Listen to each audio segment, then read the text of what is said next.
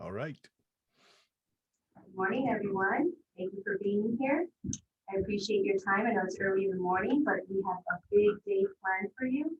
Welcome to the Fall 2021 Student Innovation Project Showcase. Our graduating students will be presenting their innovative projects. This includes Class SIP 404 as well as SIP 405. So we have 31 students presenting their innovations. And for those that are not familiar with the Student Innovation Project, it's a culmination of a project that the student pitches to their subject matter experts, which are their professors within their department, that they have to present in a series of rounds, so that way they can pitch the idea, research it, and execute it. And it needs to be innovative. That means it's either something new in the marketplace, something that fills a gap, a need, something better, faster, less expensive. And it's our way of differentiating ourselves from other universities that makes UAT so special. So I'm Professor Valenzuela. I teach the on-ground SIP classes. So these are students that will go through the journey of presenting their projects, not only to their SMEs, but ultimately at this event, where they present it to their peers, staff, faculty, the community. For everyone joining us via Zoom, thank you for being here. Welcome to UAT. And if you'd like to set up a tour, please reach out to our admissions department so that we can visit our wonderful. So we also have the ability for you to vote for viewer's choice for the video. We have the ability for you to visit Socrative, so that way we can vote for your viewer's choice. So if you visit our website at Socrative, you can click on the university name along with the room name, which is SIP voting. I do recommend that you wait until all the students present, so that way you can pick your favorite viewer's choice. We also select other recognitions.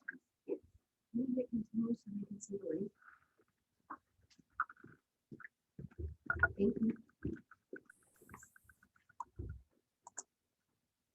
There we go. Thank you. So this is our way for everyone to view all the presentations. We have numerous recognitions that include Best Pitch, Most Market Ready, Viewer's Choice, as well as other recognitions that we create on a semester basis, so that way you can select the one that you think best represents our campus. So we will begin our presentations, but I'd first like to thank everyone who helped facilitate this, all of the faculty members, all the subject matter experts, and all of our departments. We know it's a lot of work for you to advise and mentor the students along the way. So thank you. Thank you to Dr. Bowman, President Castillo, the entire executive committee for helping out, for the wonderful beverages and hors d'oeuvres being set up outside of the theater. It's a team effort, and so we are all happy to come together. To the marketing team that is here to make sure that we brag about our awesome students, and also be on the lookout for our blog post that does a recap of all the presentations, as well as the Zoom link so that we can do the recording afterwards. All right, so any questions before we get started? I'd like to remind everyone to please have your cell phones on silent. So if you don't mind taking a moment to check your phone, so that way they are on silent. And also, each presentation will play with a pre-recorded video. And I do request that the questions are only from the SMEs, for the subject matter experts. This is to expedite the agenda. We have a packed agenda from 10 in the morning till 4 p.m. And so we just want to ensure that we stick to the agenda, so that way everyone has the time allocated to present. If you do have questions, you can always join us via Zoom and ask through the chat, so that way the student presenter can log in and answer questions that way. So we'll go ahead and get started with the first presenter. We are starting our Student Innovation Project Showcase with robotics and embedded systems and digital maker and fabrication.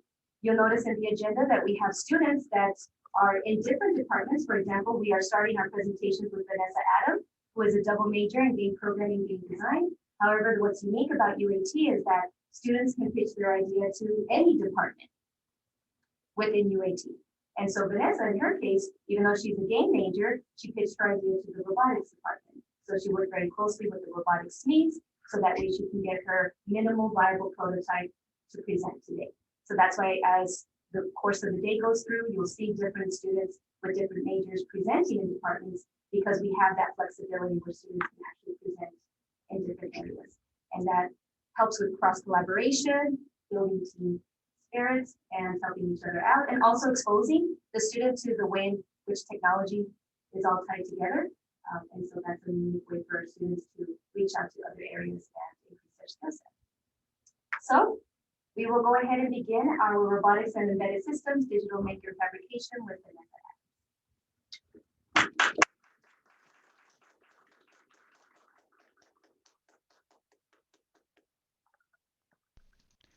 Who would rather read a physical book than listen to an audiobook? Now, let's back up a moment. Who knows how much a book costs? Now, who knows how much a Braille book costs? You will be surprised to find out that it can be almost $100 more just to have a book printed out into the Braille alphabet. Hi, my name is Vanessa Ayab, and I'm here to talk about my SIP eBraille. So, what is eBraille? eBraille is a robotic device that will take input from a computer and then spell out words using the Braille alphabet with physical pistons. Now, what does this even mean? That's kind of a complex sentence. Let me actually show you a demonstration of what it would do. So, as you can see on the screen is I have physical pistons going up and down, and what they're actually doing is they're spelling out a word with individual letters, and as I'm showing now on the screen is that every single position that the piston is corresponded with an actual letter. And so now that you know that they're connected to letters, you can kind of see how these are actually the letters instead of just random piston movement. So how was the process? The process started off with being relatively simple. We did a chip, a piston, and some wires. And then with the extensive help of Professor Prater, which I am very grateful for, we were able to actually bring my project to life. So after we made sure, yeah, the piston works and yeah, we can plug in the chip, we then started to add more robotic components such as transistors. Uh, and then, so we thought at one point that, hey, we had everything down, so let's plug it all in, let's see if it worked. And then it turned out that our hardware was off. So we then went back, and then again with Professor Prater's help, we then figured out, okay, this is the hardware that we need that we can actually get it to function the way that we want it to function.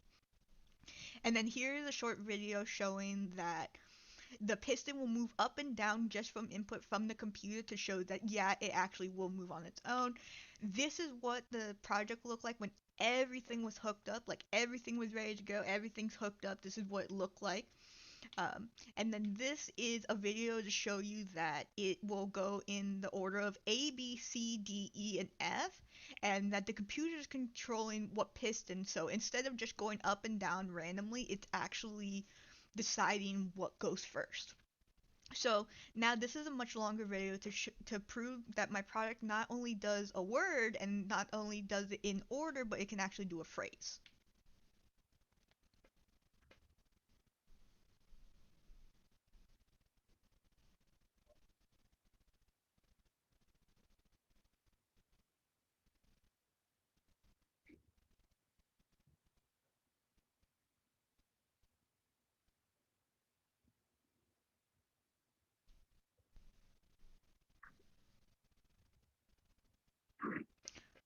Okay, so that was cool. So what's actually the end goal? What is the end goal of this project? The end goal of this project is to take those pistons, put them together letter by letter to make out full sentences, and then take those sentences and put them all together into making an actual Kindle.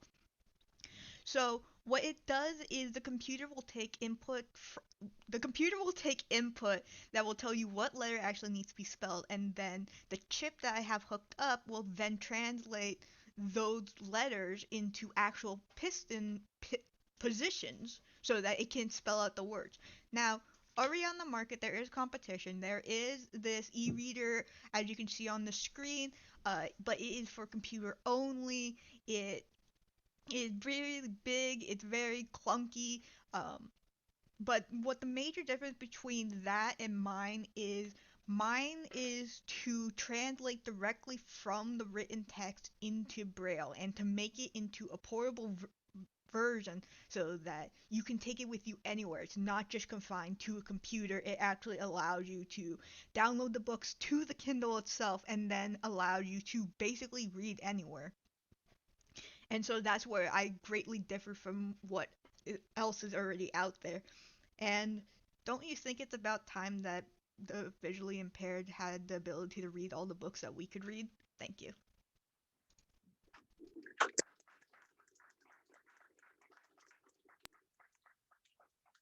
Questions for Vanessa?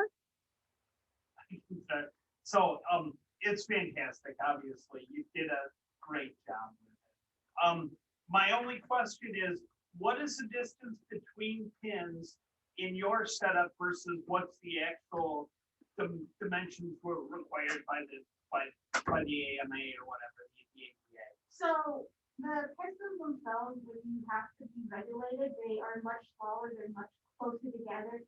My pistons is just to show that I can actually get the pistons to move, and then I'm going to translate that into a smaller variable so that it can be ADA compliant. Okay, you know what kind of percentage you have to decrease it by? Is it by 75% or 50? I know you had the measurements because you brought them to me. I just don't know what your measurements are for your mock-up. I don't quite know. Okay, cool, no problem. And do you have an idea? Because I don't know if the pistons draw a lot of power and stuff like that. So you'll probably, or you or maybe we will probably have to go into a different direction for pistons, instead of those. So there are other options. So to kind of get your head thinking about what kind of things can cause, some can cause something to move that isn't as bulky as a piston. Good, yeah, fantastic.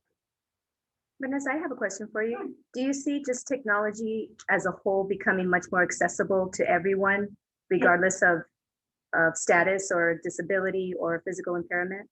Okay. And you think that this is something that could potentially be a big part of that movement, because it's the individuals have always been there, except when technology is created for the masses, at times it's not quite for everyone. All right, thank you very much, Vanessa.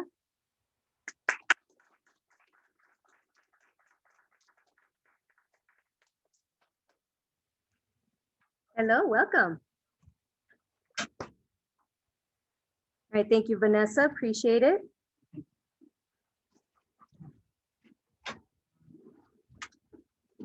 Our next presenter is Jacob Parks, who is a robotics major. Hi, my name is Jacob Parks, and I'm graduating from UAT with a bachelor's in robotics and embedded systems. My SIP project I'm showing you today is called Live Witness. Live Witness is an autonomous quadcopter that can give the user limited control via Wi-Fi and provide first-person camera view of what's happening on the quadcopter. It will also have AI spatial mapping to help it avoid obstacles and then return to the path it's on. I'm hoping that I can use this project in venues such as concert halls, museums, and tourist attractions. And the user would be able to select different locations and viewing angles and get little audio clips on what they're looking at, or just view it and enjoy the show. So, setting out on this project, it was the first time I'd tried to do anything with drones or quadcopters or any sort of flying machine. First step, I kind of set out trying to figure out what parts I would need, and I was surprised at how many just different options there were, all sorts of different sizes, different power levels, battery sizes, weights, and what they could all do. So it took a lot of research to just figure out what I would need for my project, what would work best. And once I kind of got that narrowed down, I tried to figure out how I was going to wire it all together, be able to power everything. And then once I got it kind of mapped out, I set to work teaching myself to solder, got it all hooked up, built up, and ready to go for its first few test flights. And here we were able to see one of its many little test flights. We were trying to get everything balanced and figure out how it was going to fly. It went through many of these, and we had quite a few mishaps, burnt wires, bent propellers, broken parts. So this stage took a lot longer than I expected, but eventually we did get it flying and moving along the way it should. I figure there's three main components to how this quadcopter works and is able to fly itself. Most of the code is controlled by the Arduino, And the balancing and all the gyroscopes is done by the MPU 9265. It's actually a 6-axis accelerometer and gyroscope, as well as a compass on there. And it's able to do this by moving little parts around on the inside and sensing the different motion. Some of the data we're able to send back and forth looks kind of like this, where we have a timer on the far left, and then you have your x-axis, your y-axis, and your z-axis, and then I just outputted a simpler, easier to read what the quadcopter is actually doing in the moment. And all the communication between the Wi-Fi and the quadcopter itself is handled by an ESP32. So now I'll move into some of the cool things that that can do. So on the left here, we have a video of the AI training. We did the training level in Unity, where it's just kind of doing a mock drone flying around a room and learning the different movement, how the chairs look at different distances and how much they move compared to how much the drone moves. And we'll use this to help control its and let it know its orientation. We use React to help display some of the Wi-Fi data to the user. This is just a simple picture of the gyroscope data. And then all the flight controlling code is handled by the Arduino. Here we have a simple version of what the website would look like for the user, with different buttons that could control the drone and just send it to specific locations. In the middle we have a camera on the quadcopter, see what the person would see as they're flying around. And then on the right, we just have some mock data of what the gyroscope is sensing as it flies.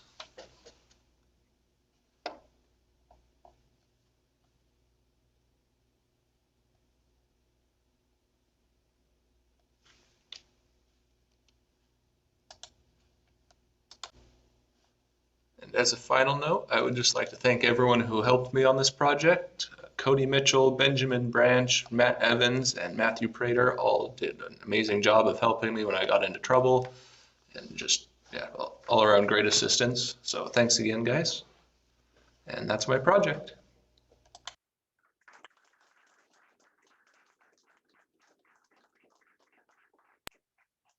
Questions for Jacob?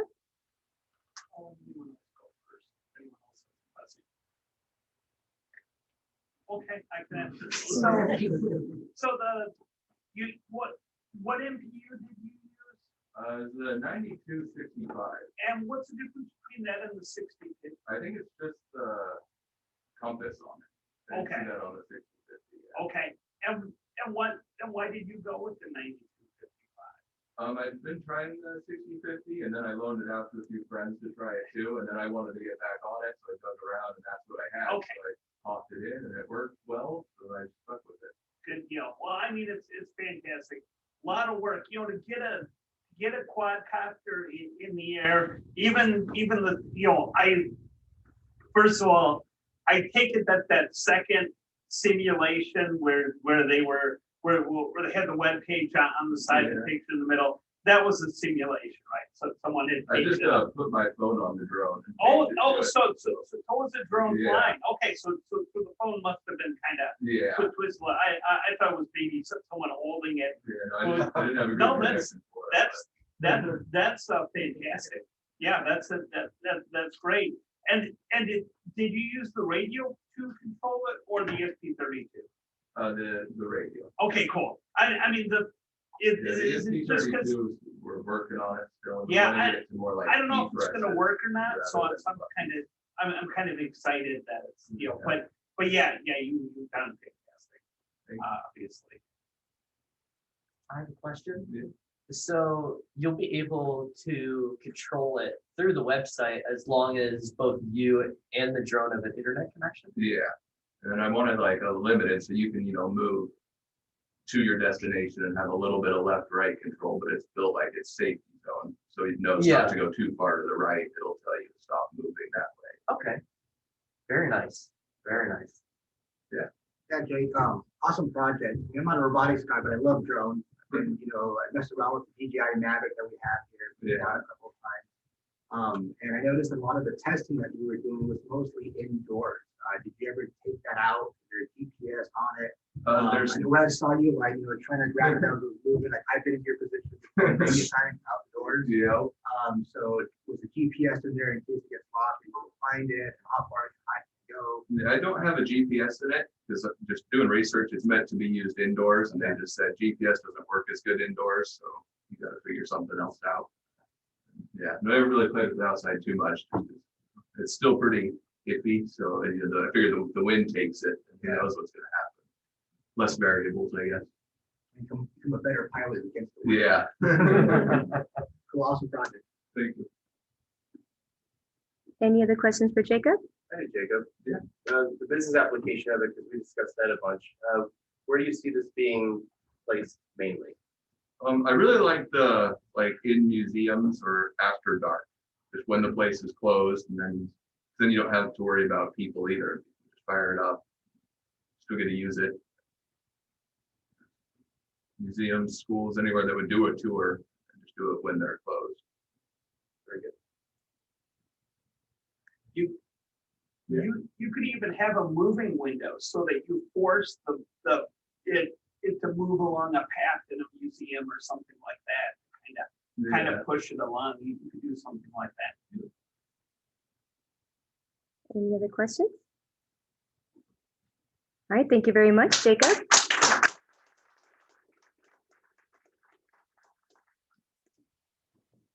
And next we have Benjamin Branch, who's a robotics major. Hello, I am Ben Branch, and welcome to my SIP Greenhouse Party. Have you ever felt like there was something missing from your smart growth system? In fact, there are lots of smart growth systems out there that will detect soil moisture levels and reliably light and feed plants. I will add an element that has not yet been added to this kind of system. Singing. It has long been thought that singing to your plants increases their overall health.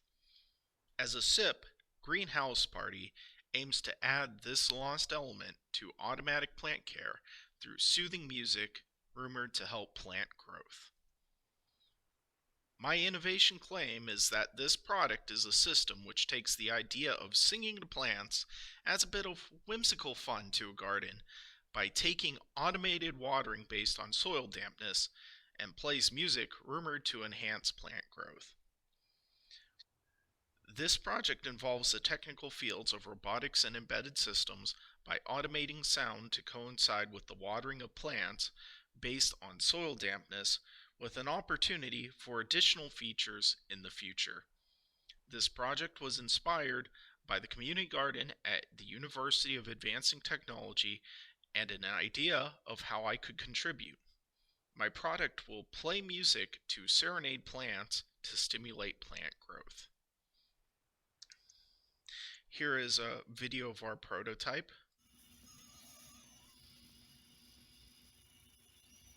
First step was obviously to make it.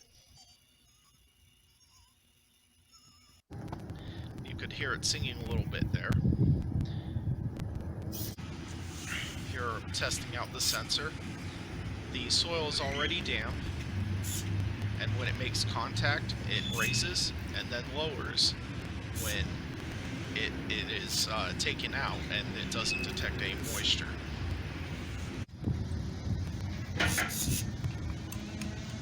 Here we're taking out the sensor and it's watering. I'll zoom in and you can hear the singing.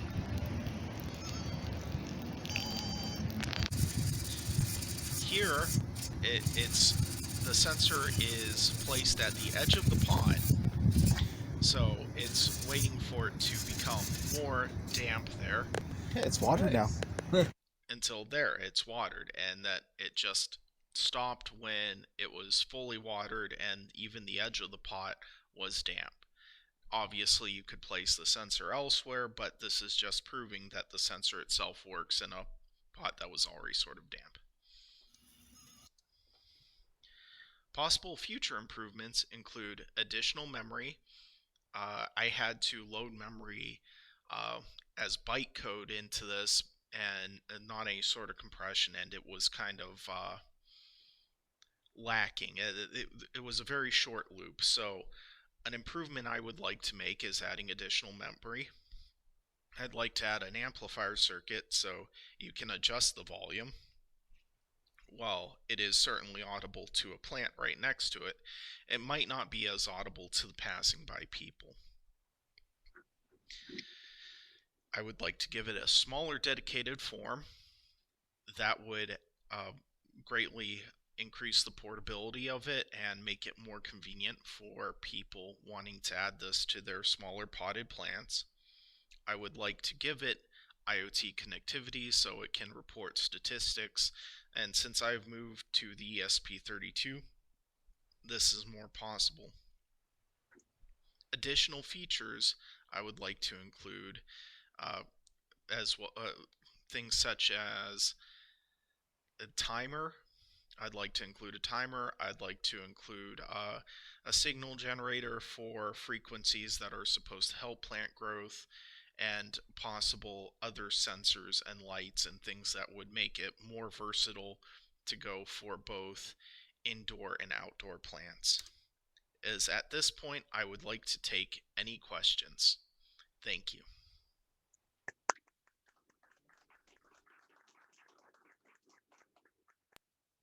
So Ben, good job. I mean, the googly eyes definitely made it work. And anyone who understands the inside joke there with the Saturday Night Live skit, good for you. I'd like to thank Professor Hick for that one. Of course, of course. So as far as the music goes, what were you playing? And did you do any research as into what is kind of the best music for plants? And what did you find? So honestly, on the second question, not really. What I've read, it's more classical. There were a couple of, but that was the one that popped out to me. That was actually a short clip from a early 1900s opera singer. So I found that on archive.org. Took a very small clip of it and loaded that as bytecode, and that's what it was. So you might have heard the high pitches. That was in fact opera. All right. Okay. Too many questions. Let me take these first then. Did you have a plant that didn't get music versus a plant that did, to see if the plant that got music went ballistic and grew? So I didn't do any actual. I didn't do any scientific method testing or anything like that on this. This was mostly getting the product up and operational. But this has not contributed to any research as of yet. Is that something you would consider doing? Certainly. That would make it easier to tell. Oh, absolutely, absolutely. So Mythbusters did a study on that. So you might be able to start on their stuff for that. What microprocessor did you use in your prototype inside the can, and also how did you get the sound out of it? Okay, so I started with a different platform than what I wound up with, so I wound up just using the ESP32, and that's why it's that very small form factor.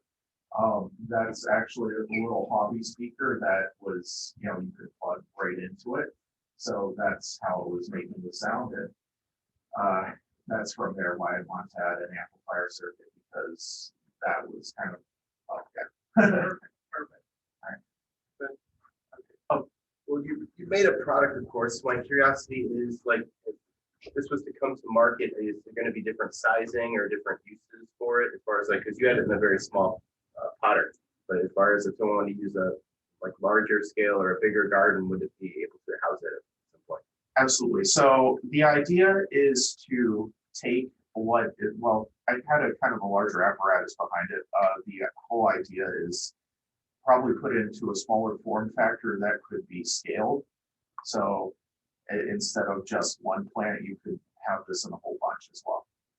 So that would be the hope if this were to expand. I believe you have it. Oh, yeah. Did you actually find any scientific proof on whether music actually helps plants grow? So my goal wasn't necessarily to prove the science with this. This was kind of like the I thought it would be a fun project for a garden that is actually marketable. However, there is research that has been done on it. Professor Prater did mention a Mythbusters episode, and there have been, I'm forgetting the study off the top of my head, but there was a university study that has kind of shown evidence that yes, singing does help plants. Good to know. Thank you. So just as an aside, I think there is a bunch of research done on that. I don't know anything about it, but I think there's a lot of research done on music and plants. It has shown benefit. But my question is, I think I don't know if the sensor exists already as a method of watering, and I'm especially thinking of international markets where overwatering is an issue. More effective use of water resources is highly in need. And so have you thought about any of that? Can we make a product that's cheap enough for the international markets to afford and make use of? Well, the materials that I use, they are fairly inexpensive as far as parts go. I don't know for mass manufacture, but I like my moisture sensor is something that you could get in many hobby kits for, like Arduino and that. Like you can actually hook that up to the microprocessor that I use, and that's how it was detecting moisture in the soil. So I believe the answer would be yes. You certainly could look at a mass market for that.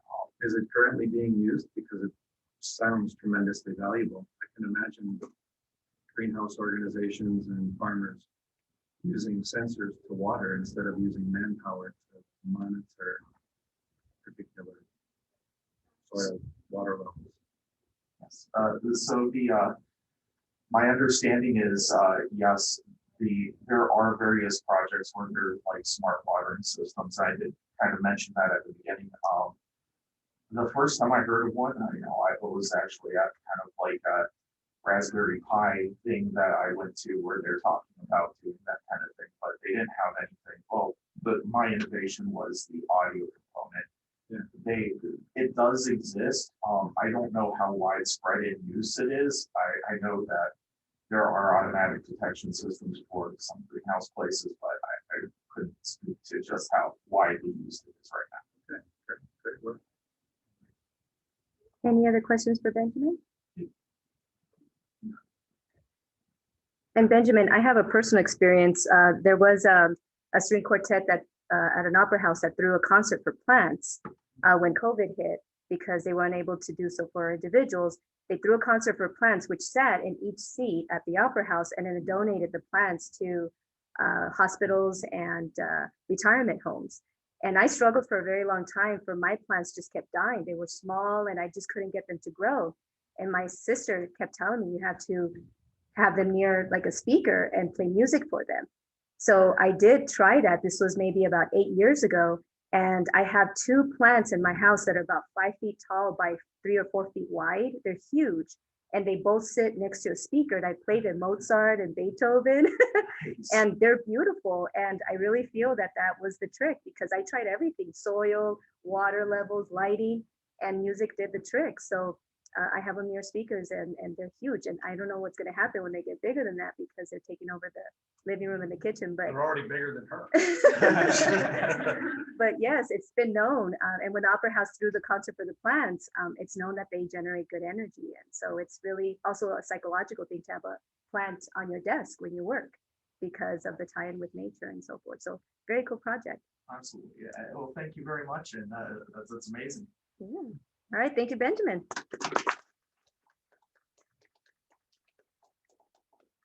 So that concludes the robotics and embedded systems and digital maker and fabrication. Thank you, Vanessa, Jacob, and Benjamin. Again, you can log into socrative.com and also look for the SIP voting room name, so that way you can select your viewer's choice. Thank you very much. Now we will continue with our game programs. This includes game programming, game art and animation, and game design. So next up, we have Alec Carter, who is a game programming major. I'm a game programmer. If I wanted to make you an amazing game, basically kind of limited to either the keyboard or the controller.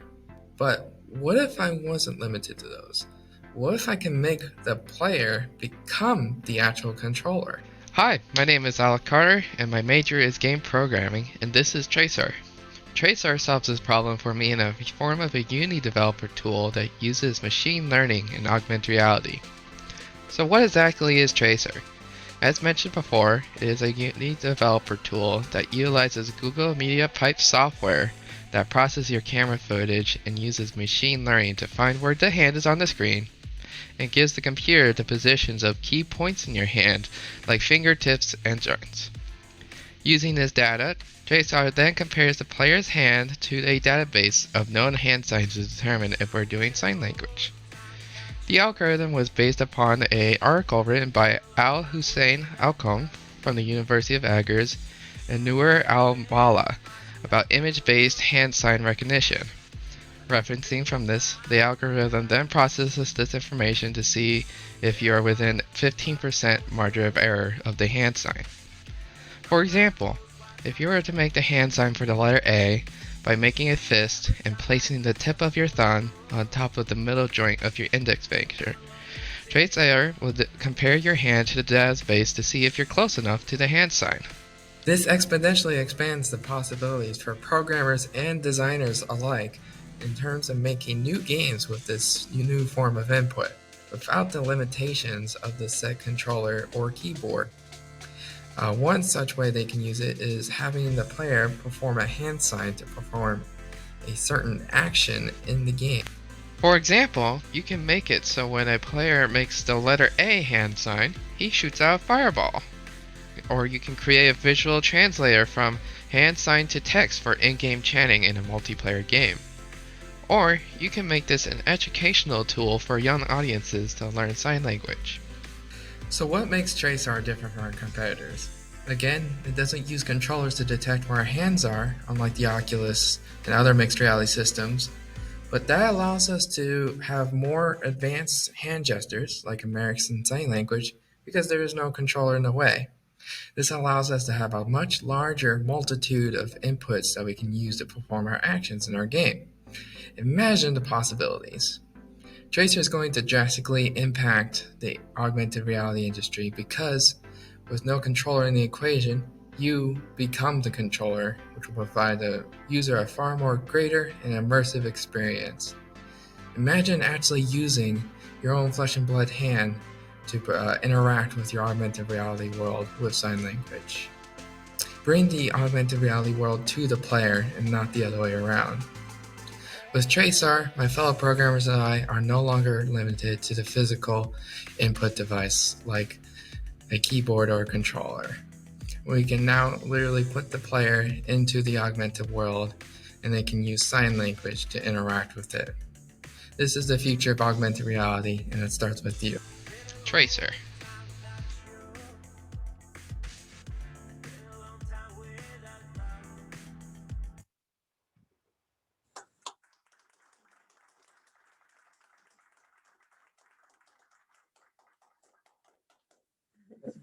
So what move did the dad do? I'm super interested. No, I'm just kidding. So obviously, something like the Microsoft Kinect has existed where you can, also move and recognize you. What do you feel separates your system from the Kinect technology? So what the Kinect technology does, it's a similar process with Google Media Pipe, where it uses the camera footage to detect where your hands are and like the camera footage to determine where it is in the virtual space. What separates me from the Kinect as it takes all the specific points in my hand, so that way I can get a more detailed gesture of the hand, where the Kinect is just like, hey, the hand is at this part of the screen. So that separates me because I can actually detect like sign language like in game and any other form of input if I wanted to. Awesome. Any other questions for Alan? I'm curious. So, I mean, you're using American Sign Language as like your basis, but do you foresee this being like games could have their own kind of hand gestures to accommodate movements or things that could happen within in-game? Of course, yeah. So the hand signs are completely customizable. I can't give you an example of ASL, but a lot of the hand sign data is based on the angles of where your finger's at currently. So for example, when I talked about the letter hand sign A for a lot of the data I'm comparing to is the angle from this point of my fingertip to the base of this finger. And then if I had like a triangle where it's going straight up, what angle does this point, that point, and then straight up make? And so that's how I calculate what hand sign I'm making based on the angle of my fingers. And then with this tool, you can customize it any way you want to your own custom specs. Like if you want to do something like this, you can. You just have to find all the angles of where your fingers are supposed to be. And there you go. Plug it in. Yeah. Yeah. Have you tested this in any kind of like VR or augmented reality game to interact with in-game objects? So like you would be able to like pick a ball up off of a table or something like that with the hand gestures. Not as of currently. I was just working to get the minimum viable product out. Okay. But with some additional programming that can be done. It's amazing. Thank you. You know, you can even consider going the opposite direction, right? Maybe it could teach you how to do sign language as well, because it can recognize if you're doing it right. So that's something to consider as well if you're going to keep working on the project in the future. I agree. It will definitely be a great educational tool. A real quick one. So what's the plus minus for the angles in order for it to be considered making the sign versus not making the sign? So referencing from Al Hussein's paper from the University of Angers, he takes into account of like a 15% margin of error. And then when I'm considering like the possible movement range of your finger, I am thinking of 180 degrees total.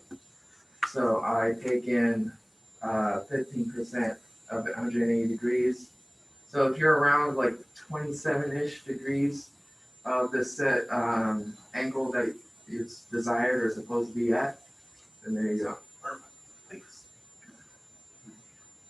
Any other questions for Alan? Is there one online? Derek said, asking Hugh if he had a question. Let's see. Yep, go ahead, Hugh. Yes. Using a camera and computer vision to read the hand signals has a lot of pluses, like everyone has a camera. What were some of the difficulties that you found using a camera for that? Excellent question. So one of the difficulties I experienced was creating recognition for more of the movement type hand signs. So for example, Jay, you have to make this swooping motion in order to officially make the J hand sign. And that was kind of hard to determine how we are making that swooping motion purposely. That will have to take some further development. And also for some hand signs like the letter M and N, where some of the components of the hand are missing, and that made it difficult for Google Media Pipe to recognize the position of the thumb or whatever finger was partially missing. So that were some of the difficulties I experienced. One way we could resolve that is kind of do some like predicting with some vertices. So if we can like determine like what path the thumb was going from here to here, we can probably guess like where it's going to end up eventually.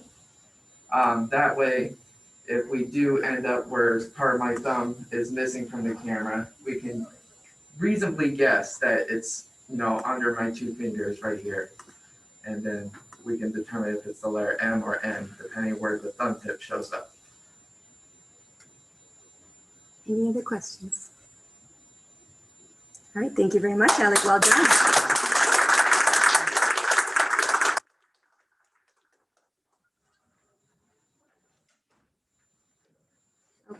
Next, we have Edgar Hernandez, who's a game programming major.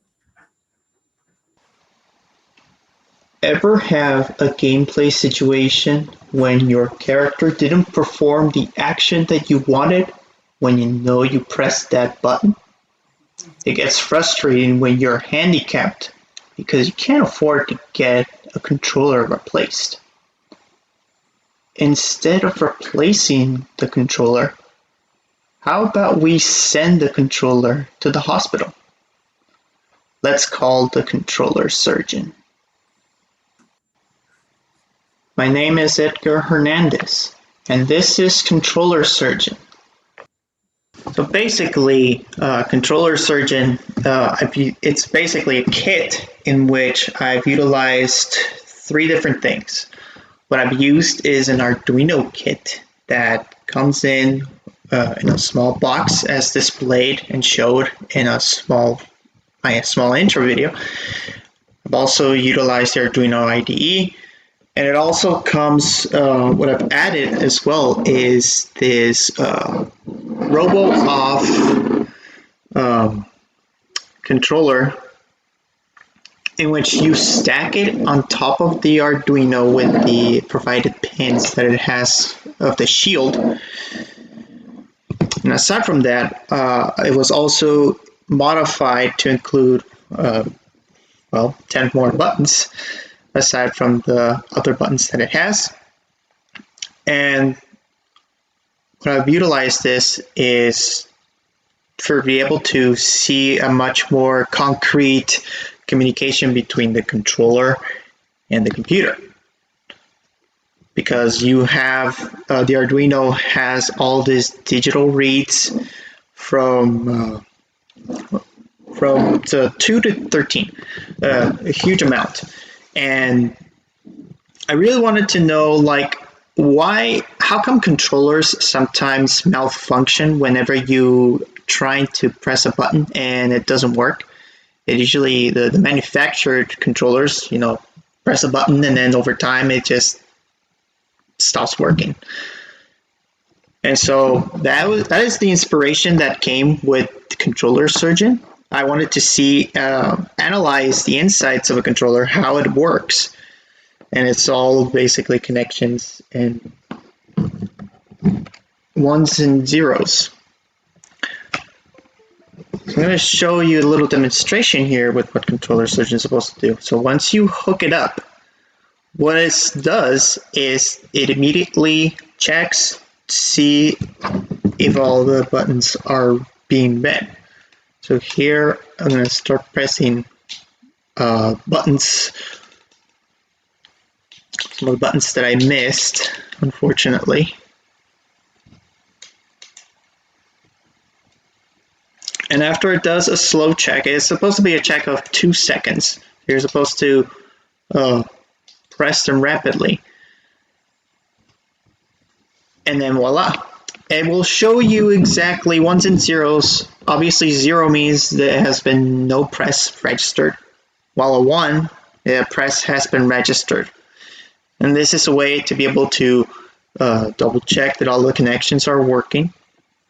And if they're not, then you obviously know that you're supposed to take it out and try again.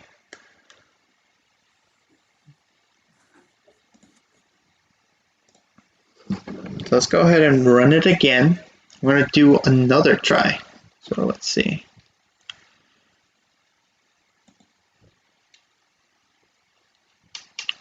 D-pad up, go right, and then left bumper, right bumper.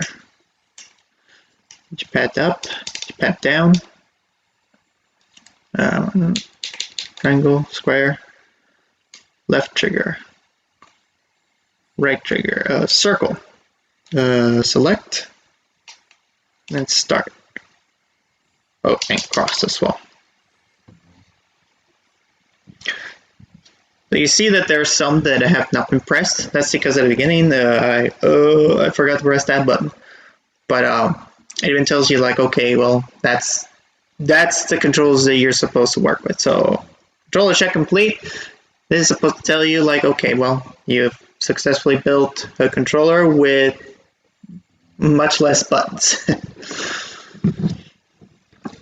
So what is the purpose of this? Well, this is basically a challenge that I want to inspire to manufacturers and gamers. It's the idea that this is supposed to be like a scanner to be able to demonstrate what which buttons are working, which ones are not. But the idea here is when you disconnect and connect it again, that tells you how it was built. And this is basically a small program challenge to make sure that you are pressing the buttons. And if for some reason it's not working, then okay, you have a controller that is just going to function with those buttons. And last but not least, take control of your destiny. Basically means, take matters into your own hands to be able to know what's going on with this. That is my interpretation of the quote, take care of your own destiny. Last but not least, I would like to thank Benito Hernandez. He's the person that helped me build the controller, be able to take a closer look at the electric parts, the circuitry, and tutorial videos that help me identify how the connection works and why it needs resistors to be able to control the amount of energy going through. If it's too much, then you're gonna get different readings, and we use resistors to be able to accurately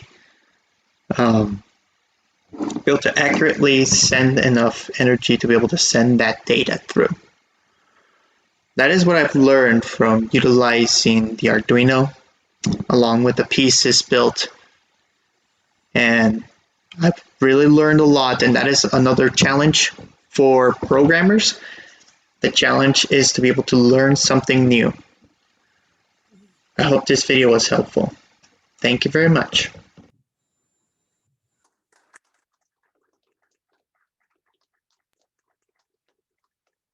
Questions for Edgar?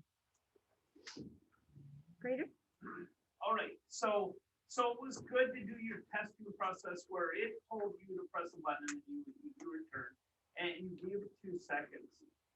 Wouldn't it be better to have it tell you press any button and press all the buttons, and then when you get all the buttons pressed, then you would double press something to indicate that you were complete? Would that be a better way to do it? So then you can fill it all on your time scale instead of his time scale? Yeah, I did give a thought of doing that, like have all the buttons checked and let it work. And I did utilize that technique at first. But then what I've learned is that it just stays still if you have like a problem with one of the connections. Like if there's not enough current going through a button, then you're gonna get it. If when you press it, if it's not getting in enough current, then it's not gonna recognize the input. So it's just gonna get stuck with this check endlessly until you can somehow manage to get it in. So it loops back around and it just gets incomplete. So I decided to just leave it as like, okay, if you didn't press that button, then that's. I mean, the way to finish the check is to press any button like 3 times or something more often than once to indicate it's done. And if a button doesn't perform, it's going to fail both in the check that you did and this other alternative method, right? Yeah, it is gonna be. So that's why I gave it a full on of 2 seconds. So at least gives you enough time to at least be able to press it and then be able to read that input correctly. And I tried with much more longer period of time, but it also loops into negative numbers with the reading that I was able to take in the Arduino. I just decided to put in a statement of like, okay, the amount of time it takes with millis, and it showed that it just loops back into the negatives for some reason. So that's why I went with 2 seconds to complete the necessary amount of time to do the complete check for buttons that I had. We have a question for Dr. Hugh. Yeah, hi. You mentioned that this would be a kit that would go out that you would be able to sell or distribute or whatever you would do with that. What would be in the kit and how would a user kind of use the elements of that kit? The kit, they would utilize an Arduino or Electro Go, whichever one is provided. It would also have the iRobo Shield controller, which is the one that I use to stand on top of it. It also comes along with all of the little pins and cables to be able to, well, they can provide you also with a board that you're able to put any buttons also provided, because it also comes with a small kit of buttons with the rotor. If they want to modify that a bit more, and it also comes with a stick as well. If you don't want to use the iRobo Shield, if you want your own stick, you can also utilize it on the board, and that's what it always comes with. We have another question from Professor Moore. Hello, great job. What I wanted to know are what are some of the future things you'd like to experiment with controllers based off of what you've learned from this project? Well, the future that I have in mind to experiment with is, now that I've done with the shield, I want to try to do it without the shield. So instead utilize the kit that was provided with me with the stick itself. One thing that I've learned there is that the shield, when you have the cross button, which in this case is like the blue button, I believe, it's also utilizing one of the digital reads in the Arduino, and that is the one problem that I was experiencing when I was trying to experiment with actual gaming on it, as I was getting weird readings from the stick as well. So the next thing that I have in mind is to be able to separate that and have the analog go specifically on the A1 digital read, and then the cross utilize a different type of pin. Any other questions from the audience here? Thank you very much, Edgar.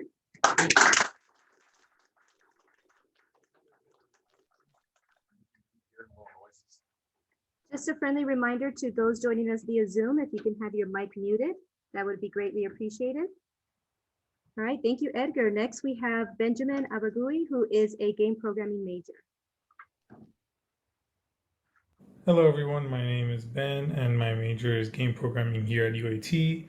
My SIP is an augmented reality card game called Go, which stands for Guess or Hit. I will be showing you how it works, and I hope you guys enjoy it. Thanks. All right, this here is a walkthrough of how it all began. So, the innovation claim is, with a background in programming in the field of studying games, for my SIP, I have decided to make an augmented reality Risk card game. This project's innovation is using an AR camera to display content based on QR-coded cards. The project description is, in this game, players are given QR-coded cards that reveal an augmented image once scanned using the AR app created for this game. Players get a mix of playing cards with the QR-coded cards, and they must take the risk of hoping they hold a matching pair. If the QR-coded card happens to be a matching pair, the player in position of a pair gains points, and if not, loses points. This game has more than one game mode, but this is one of the ones that I'm showing off today. This is the prototype of how the cards begin to come together. These are the QR codes that I created and printed on paper. And this is the prototype. Alright, so today I'm going to show you guys an app that I created, an AR app that pretty much when I show it on these cards, it would show their aces. So we'll start from this guy. Nope, that was wrong, but let's try again. There we go. Next one. Five of spades should show spades. Yay!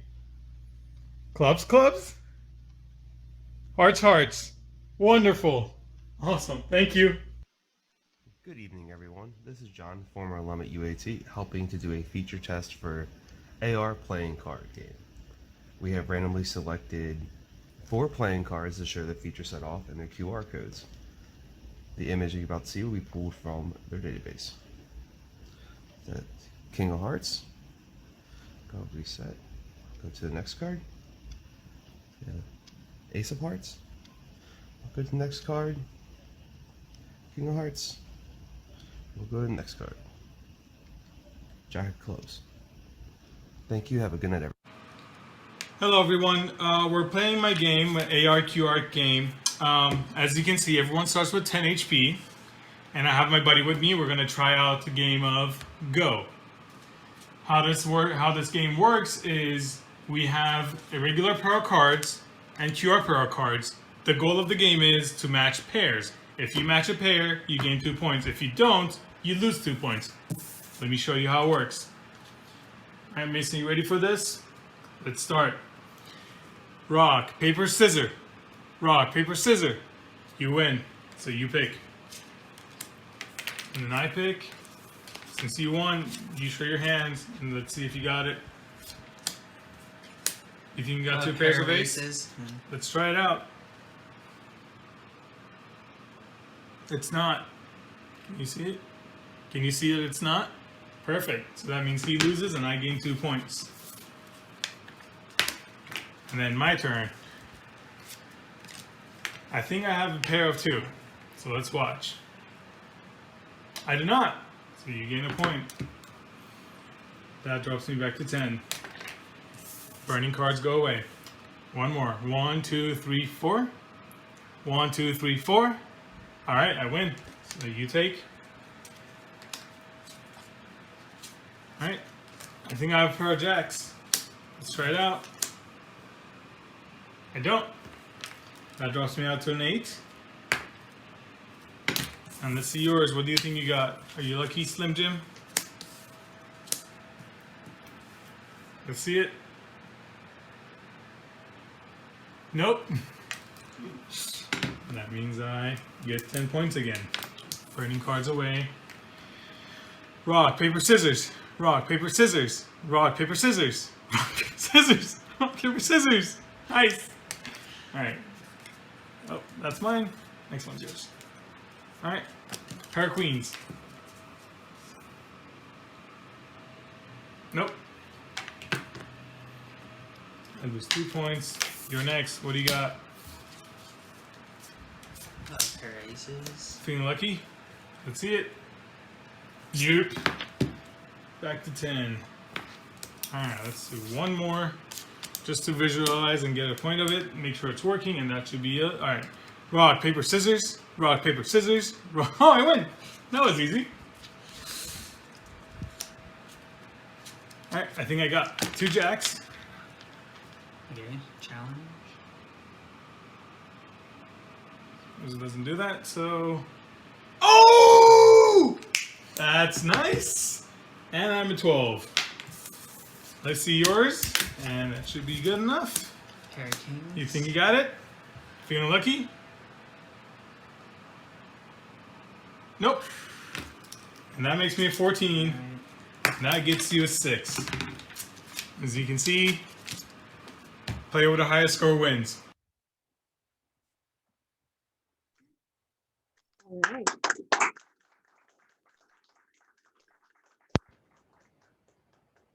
Ben is joining us via Zoom. I am. Can I be heard? Yes. Yes, Is my voice clear enough? Perfect. Perfect. Okay. Question from the audience in the theater first. Yes, Professor? Ben, this is Marquit. Long time no see. Oh, what up, buddy? Please don't burn me. I love you. Too bad. So I guess the question is, the original game you have there is fully by chance. Have you, or the gameplay is fully based on chance? Have you considered adding a skill element to maybe they get to see the QR codes and then have to try to remember them, and then try to match them with the cards that they already have?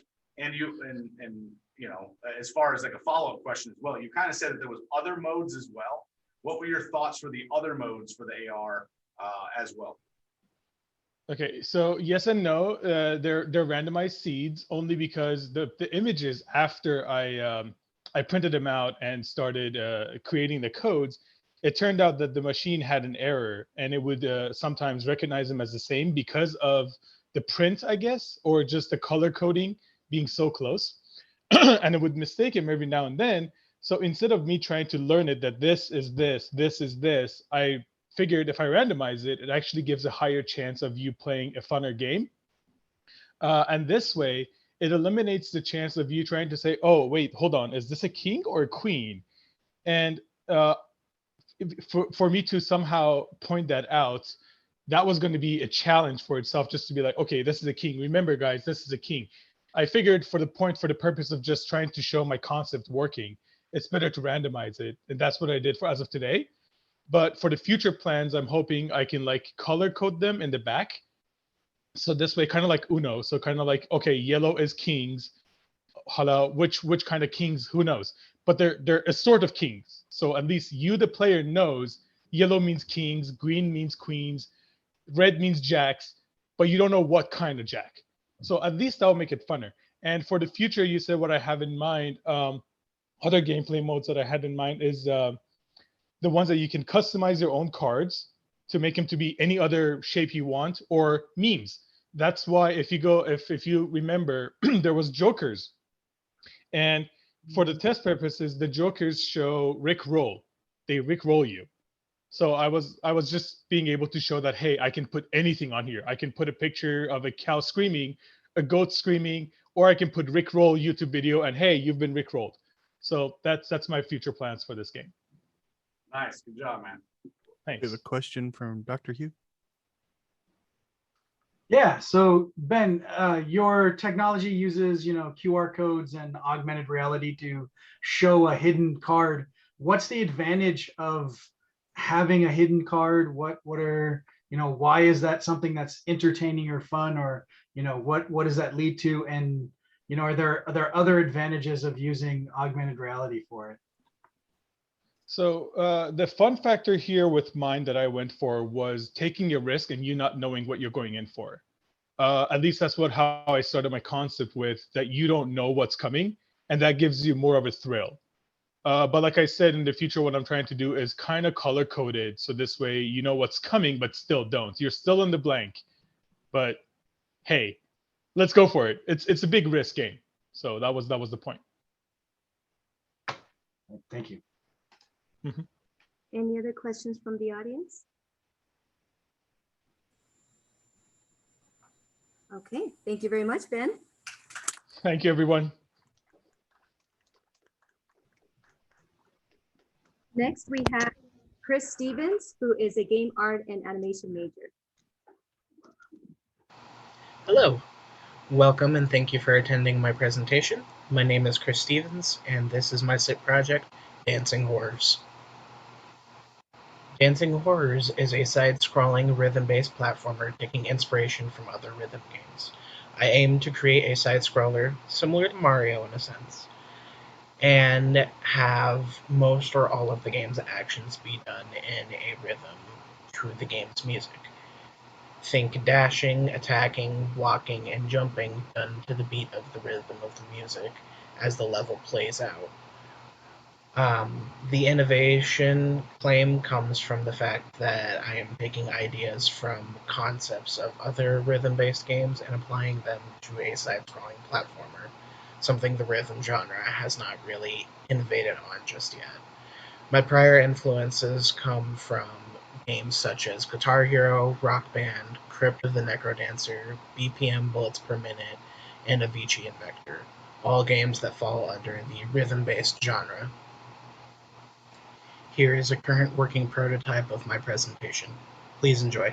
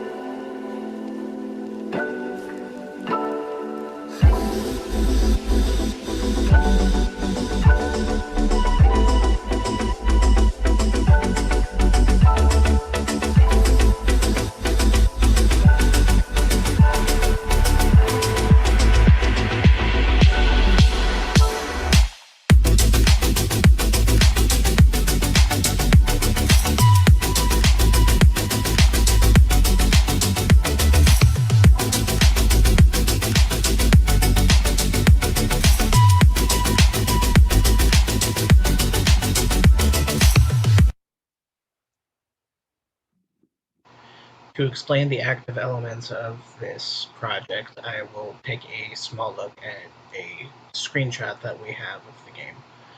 So here we can see a character that we play, the little guy, blue guy in a purple outfit. He is an imp who's actively running throughout the land and trying to defeat giant skeleton monsters. The big enemy that looks like a giant skeleton ant to the right of him. The player controls him simply with the mouse button, simply with the WASD buttons and with the spacebar for jumping. As you go along throughout the song, you're continuously moving to the right and defeating them to the rhythm of the music. Missing the enemies will cause them to just move to the full left of the screen, and you miss one out of the 1,000 enemies that you have set for this song.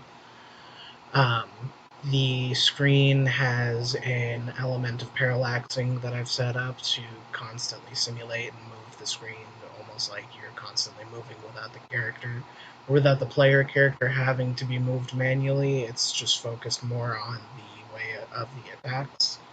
While I don't have as many attacks set up right now, I do plan to implement some more in the future. Right now it is just a rudimentary system of jumping on the enemies to kill them.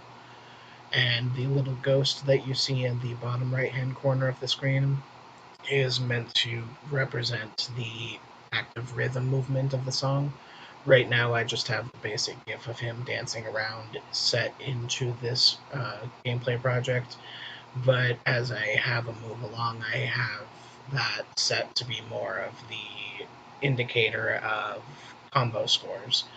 That mixed with a bar that is currently being worked on, being added into the top of the screen, the ghost's position and his facial features will help tell the player if they're keeping a good and healthy combo, or if they're missing enemies and losing that combo and rhythm and getting a worse score for the song. I would personally like to thank everyone for viewing this project and for taking your time to give me a chance to present it to you. As you can see on screen now, I have provided a link. This link will go to the project's website where you can view the project, any further updates that I choose to have on the project, and I would personally like to continue work on it in the future, maybe turn this into a fully realized game project.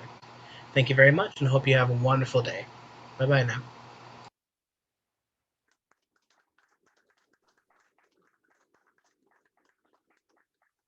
Thank you, Chris. Questions from the audience in the theater? Professor Portillo? Yeah, Chris, good job. I'm a huge fan that you stuck to the retro pixel art for your project. Although that art style is still one of those art styles that you blossom even in the late, 2020s here. One thing I would suggest, right, or a question for you is, what I see here is you have all the audio cues and all the audio track synced up to what's kind of going on already within the game as platforming through and getting these monsters and whatnot. Have you considered maybe where you're able to create an original audio track, based off like movements or things like that? And if so, how would the feedback loops or the heads-up display look for the user? I do apologize. It's a bit hard to hear you from my screen. Can you repeat that question? Over there, yeah. Yeah. I'm sorry. It's okay. One moment, Chris.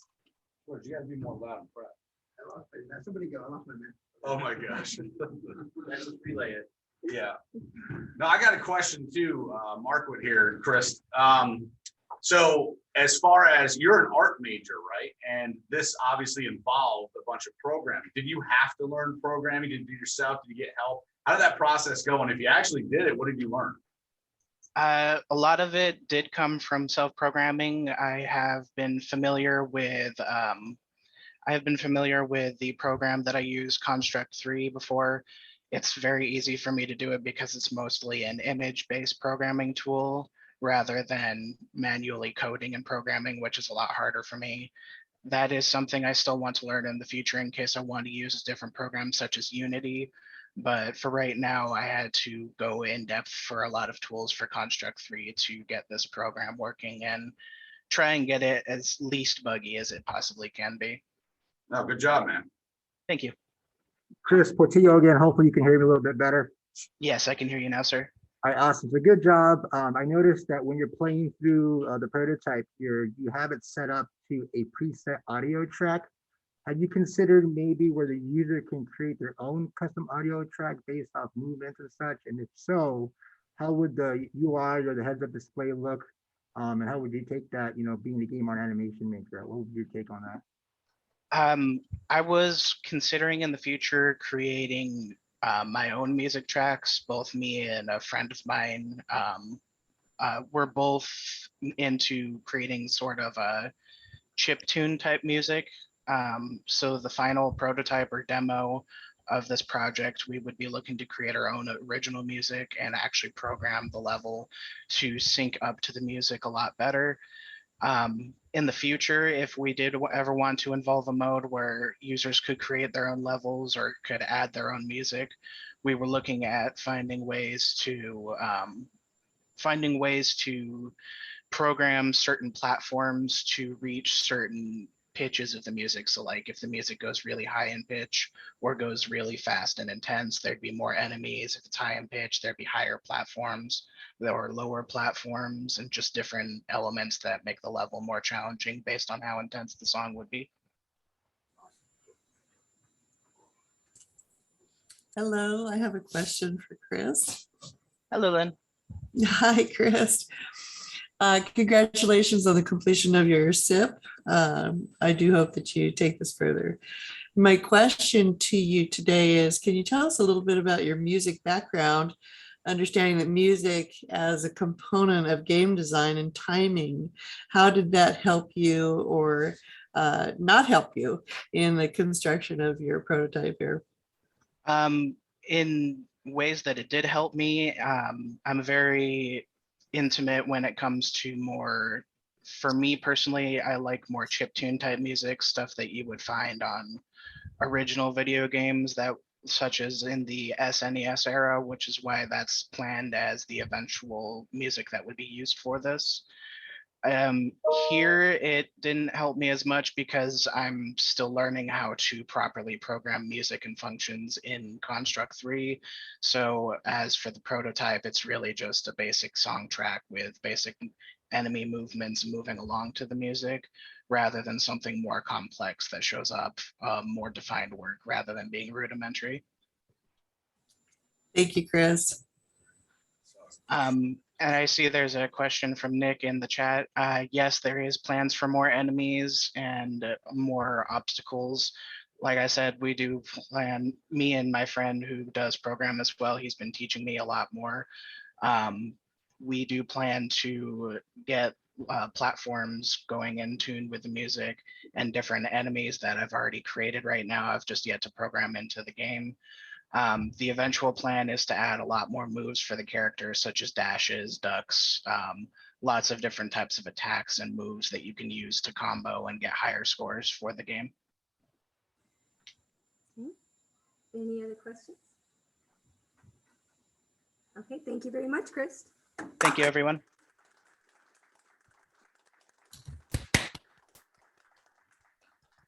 Next, we have Ash Morgan, who is one of our online game art and animation majors. Hello.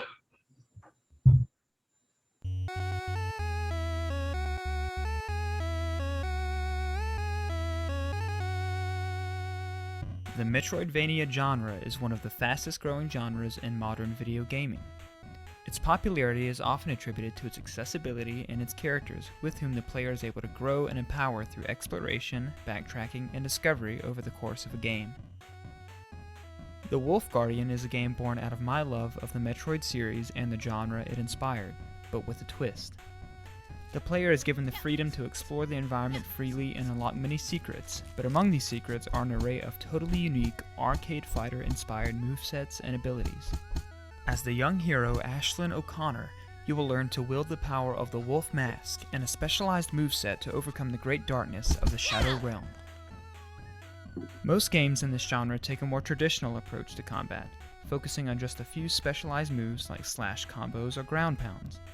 The Wolf Guardian explores the potential of the arcade fighter genre and playstyle to propel the player toward new discoveries and exciting backtracking, the hallmarks of a Metroidvania experience.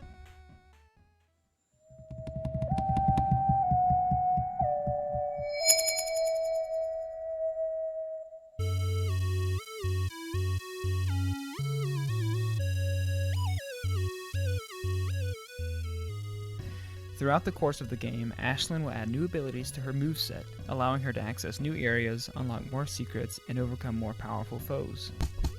To seal the Eternal Darkness, she'll have to master an array of light and heavy attacks in conjunction with her enhanced jumping ability and the powers granted to her by the magical wolf mask.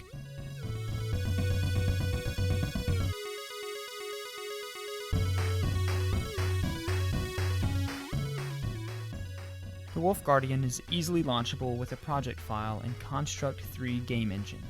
It solves problems that plague similar titles like Demoniaca, Everlasting Night, by offering fluid and seamless movement, and also by introducing an innovative run toggle by simply holding the shift key that allows the player to slow down for more precise combat or run to move more quickly through the environment. Opponents in the Wolf Guardian are also improved from Demoniaca in that they only inflict damage when they attack the player and not by simply touching them.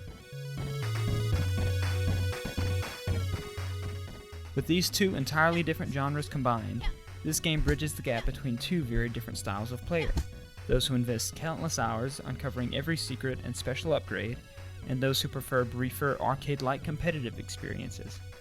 Truly, most players will find something they like in the Wolf Guardian, whether it be the exploration of a sprawling game world or the challenge of mastering Ashlyn's enhanced moveset. I hope that you will join us and Ashlyn as she overcomes this great evil and as we introduce a new way to play. Thank you.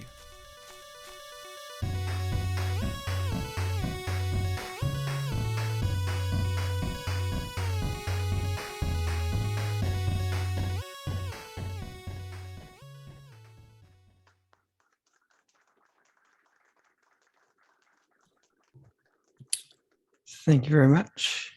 Thank you, Ash. Questions from the audience in the theater? Professor Portillo. Ashley, can you hear me okay? Yes, sir. It's Portillo. Fantastic job, bud. I remember this project, being worked on in your first class when you came here to UAT about 2 or 3 years ago. And I'm glad you stuck to this project and pushed it not only as your SIP, but also as an action project. So kudos to you. It's admiring to see how much work and effort you continue to really push on this project. So good job. So when you're mashing two of these styles together, I noticed that mostly the focus point with your animation, it being very, arcade, combat style was focused on Ashlyn, right, the main character. Have you considered maybe adapting some of that stuff into the makeshift character like the wolf at all? Or maybe in the future or anything like that? Okay, maybe I don't hear you as well as I did. I heard everything up until the actual question. So I know you're mashing up both styles together, right? You have with the main character Ashlyn, and you're showcasing that through the use of combat. Have you considered maybe tailoring that same type of combat to the makeshift character, the wolf, as well? Yes. Actually, we came up with that and came up with the idea, at least in your class, Chris and I both. For the wolf, we wanted. Well, it's just really time constraints that disabled us from being able to do that. But the wolf, we had planned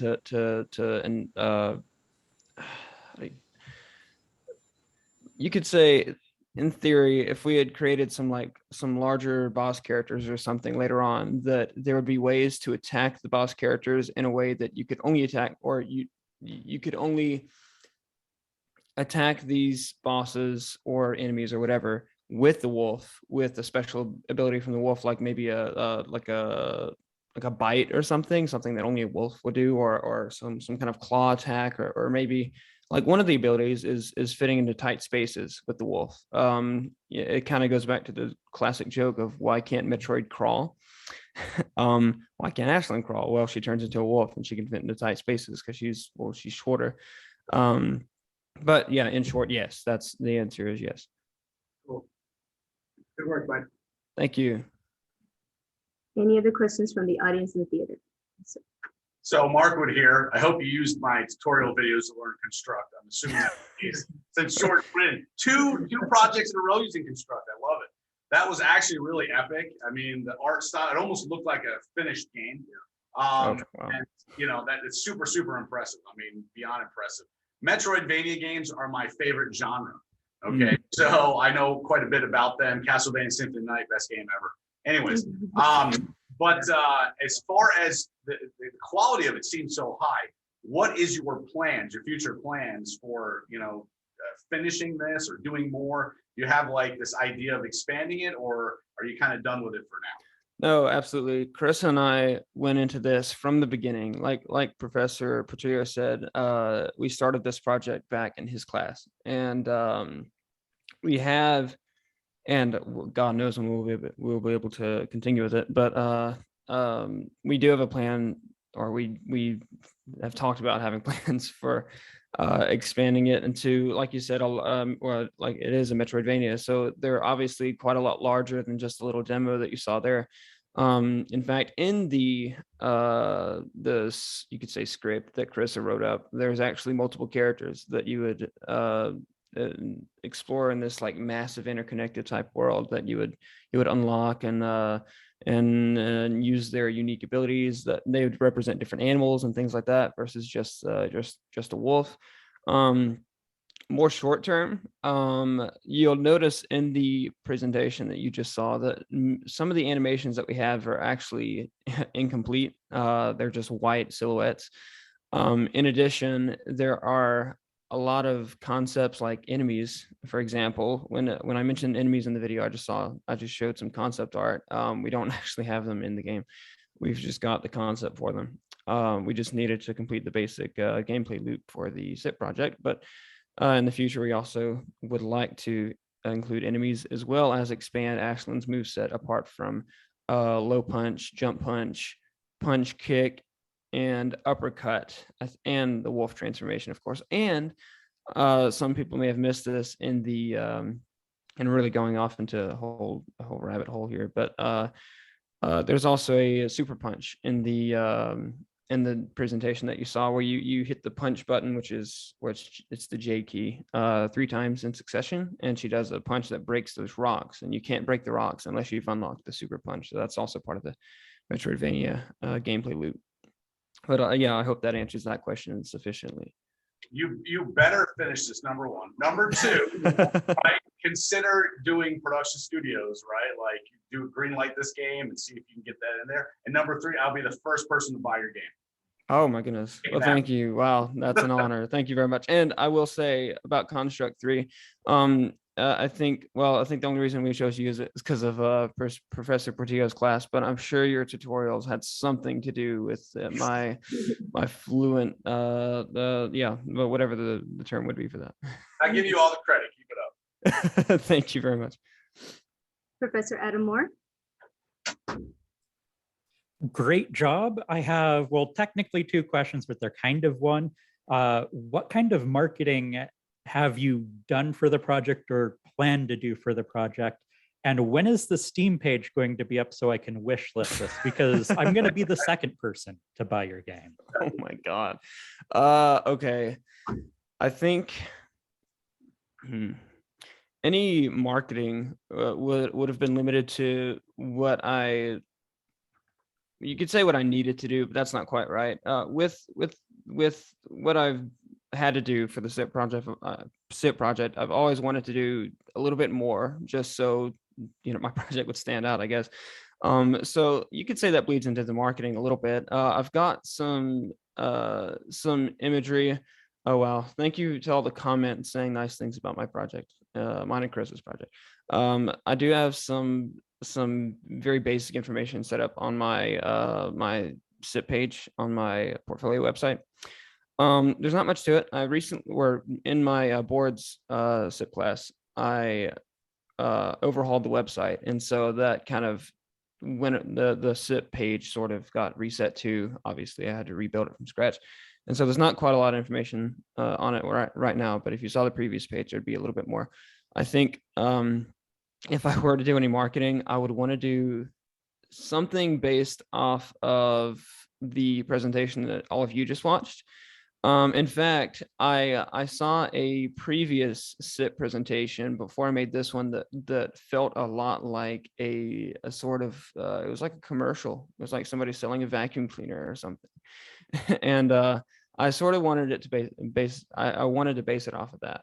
Not like a game trailer necessarily, but an ad, but a really engaging ad. And the music you heard is part of that. And just to throw this out there, the music was created. I made 2 tracks for the project, and both of them were created by me. They were some chiptune thing, like the other gentleman that was here earlier, Chris. He may have used the same thing that I used. But yeah.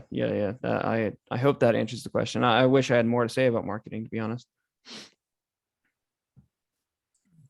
I have a question also. Hello, Great. Ashton. Hello. Ashton is incredibly professional in all the courses that I've had with you. I think you're ready to roll on your game as well. Put me down for what now? Is it 5th? We've got a list going. Oh my goodness. Wow. Thank you for all the advice. $100 will get me started. Thank you. I think you've answered most of my questions just by expanding on the others' questions about the expansion of your character set. The white silhouette you mentioned as placeholder for animations that are not quite done yet. That was an interesting choice, one that was really popped. So I wonder if you might want to consider doing something else with that. Also, a little bit more about your backstory. It's just what you've shown is a real teaser to what I think you will have. And I would invite you to talk with Derek Clark. He actually just had a guest speaker on IGDA last night, who is involved with a group of investors, seed investors, that will provide up to 500K for an approved game. So please see Derek. That might be a way for you to continue and finish your game. Thank you, Ashton. Good luck. Goodness. Wow. Thank you so much for that. I will consider reaching out for sure. That's brilliant. Thank you so much. Thank you very much, Ashton. We have Thank you. one more question for Just have a Portillo. comment real quick. So You can't hear you. just Dr. Voice this. So Ashton's an online student, Louisiana. His teammate Carissa is from Michigan. So that's a 3-hour time difference, right? And for some reason, no matter what milestone it was for each individual week and how much I was like grinding these kids, they always met deadlines. They always managed to communicate. Ashton has done an exceptional job on this project. I'm also trying to see what Carissa does next semester as she continues to add to the Wolf Guardian here. So kudos to you, man. Well Thank done, you. Ashton. Yeah, for what I heard from that, I appreciate it. Thank you very much, Ash. Well done. I appreciate it. Thank you all very much. Now we'll go ahead and take a short 10-minute break. Be back here at 11:40 to continue with the game presentations. And keep in mind that you can log into Socrates so that way you can select your viewer's choice by entering the room name SIP voting. So go ahead and take a quick break and we'll be back at 11:40.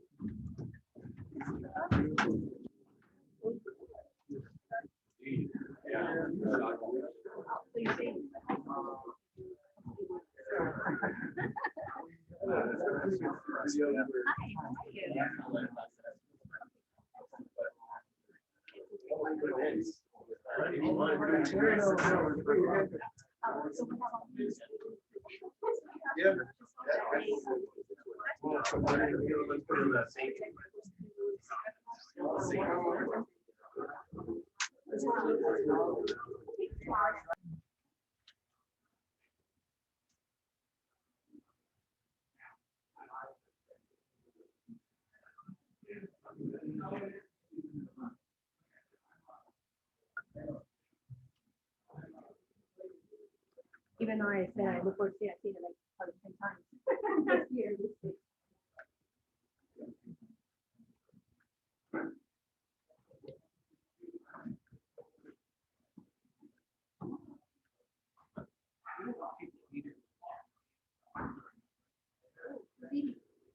Oh,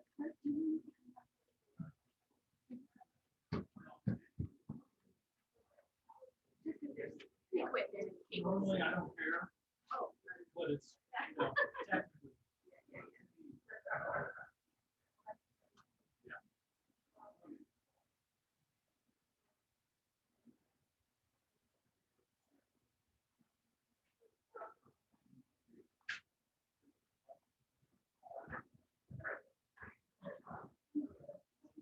always forget the mask. Yeah, you may wanna. I know. I like the sign. Yes, just trying to keep it going.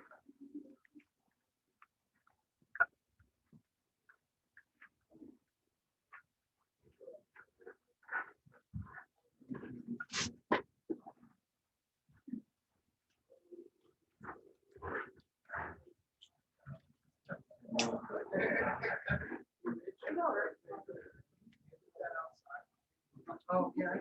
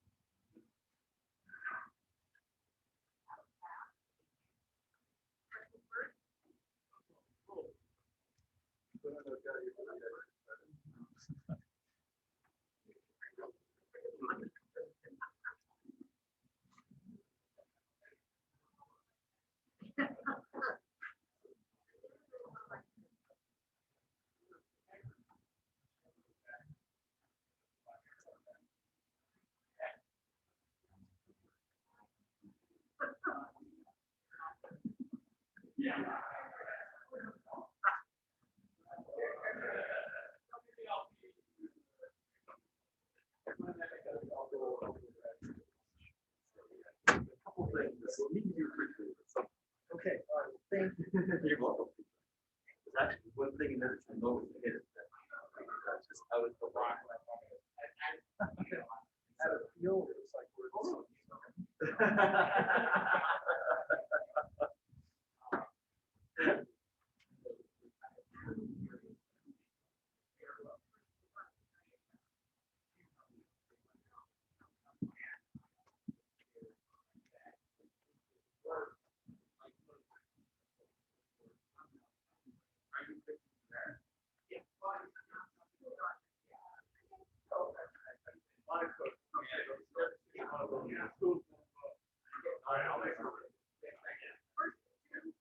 no, I mean, I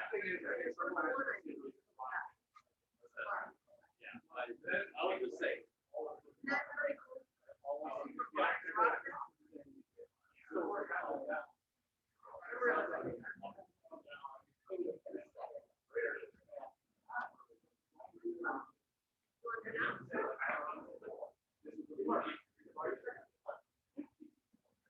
Okay, man.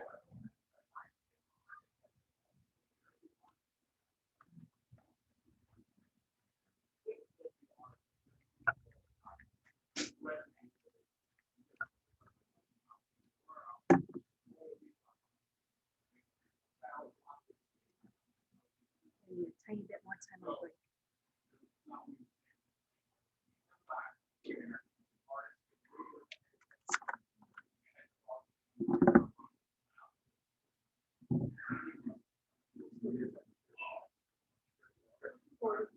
Oh, 40 minutes. I do it in a two.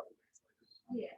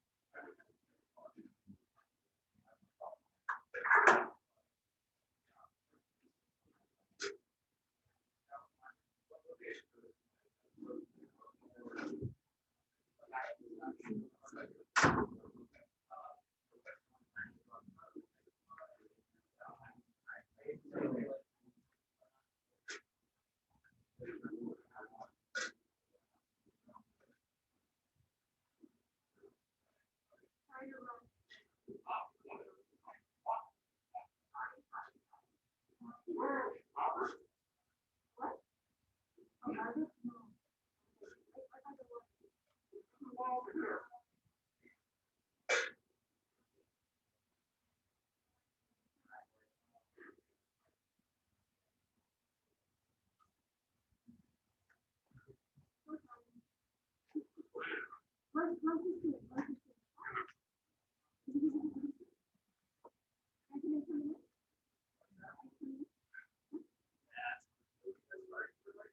I'm done. Oh, that's the problem with trouble, man. Good math. It is. Bad math, good math, we all know. It's like I said, like in Star Trek, when there was evil Spock, he was at facial hair. Yep. You know how the difference, right? That's right. It's the evil man, the good man.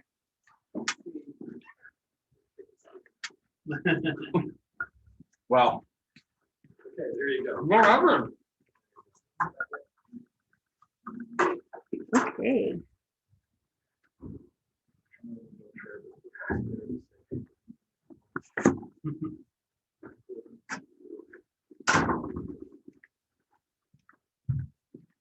Alrighty.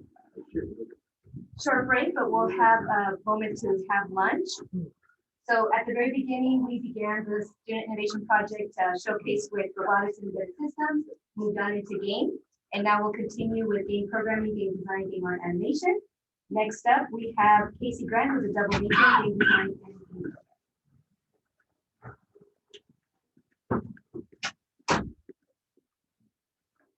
I'm Casey Grant, and this is my project, More Than a Menu. So this idea is basically a game that takes the UI and turns it into something that the player can actually use to change the things in the world. The innovation is adding gameplay functionality to UI, so you can take the UI out of the menu and use it to traverse through the level. So this is the project. This is the main menu. It gives you the controls. You can exit or play. So let's get right into it. So if you hit escape, we get our menu here, and this little tutorial text here. So if you increase the volume of the music,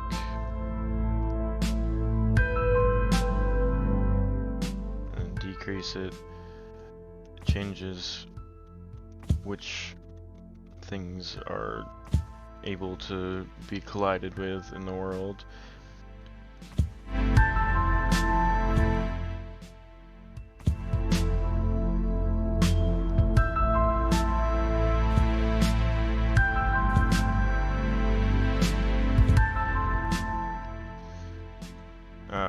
As you see here, you can take the things from the menu and put them into the world, and then you can actually use them as a platform. And to get them back, you just press R and it repopulates them in the menu.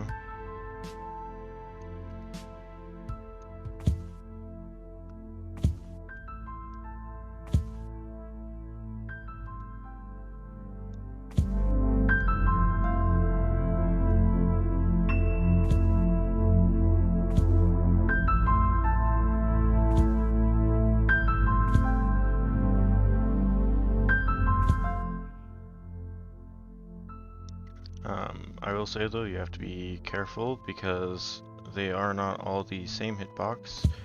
For example, this one is only the check mark that you can collide with. So you have to keep that in mind when you're using it in the world.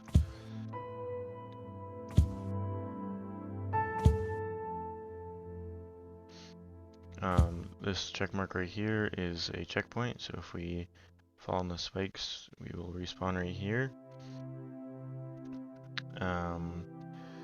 And then got another tooltip tutorial bit here of telling the player what to do. So if you change the sound effect volume, it changes the color of the player and changes how high they jump.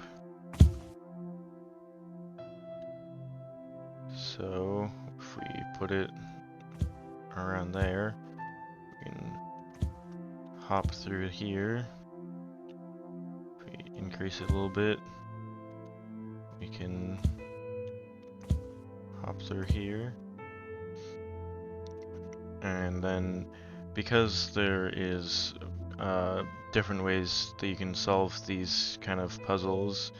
I'll just show you something that one of my playtesters did, which was they combined these hitboxes so that you just kind of roll through. That way you don't have to like do those mini jump, change it to the big jump, and then back to the mini jump, which is kind of the intended route, but the fact that there are other ways using the mechanics is really cool to me. Got another tutorial-y bit here. So if we take it out of full screen, we actually start floating up here, and if you put it back into full screen, you start falling again. So you can kind of swap back and forth as you make your way up here.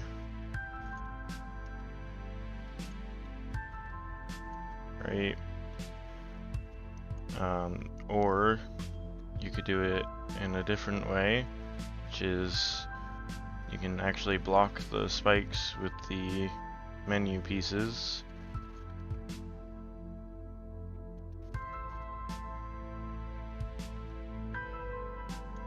Which is pretty neat.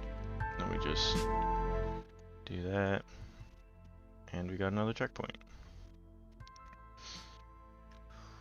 So this is where we kind of put it all together into one puzzle. So here we go. Just gotta make it so we can make the jump. Let me swap the colors.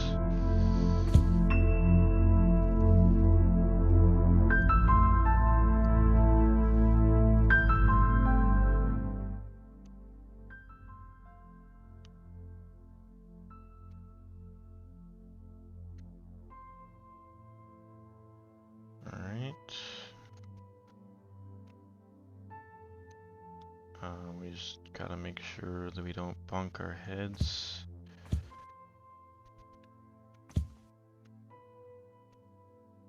And then we'll give ourselves a landing platform.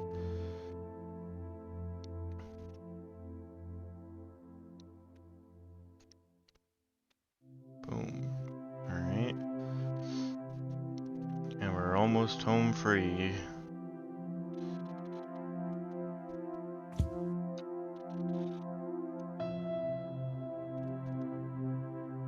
Boom. That's the whole bit.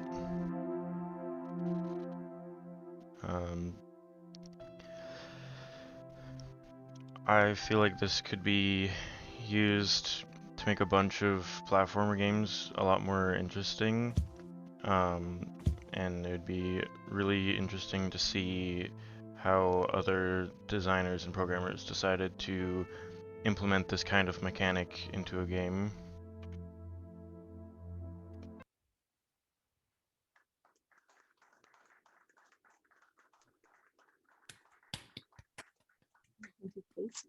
Question.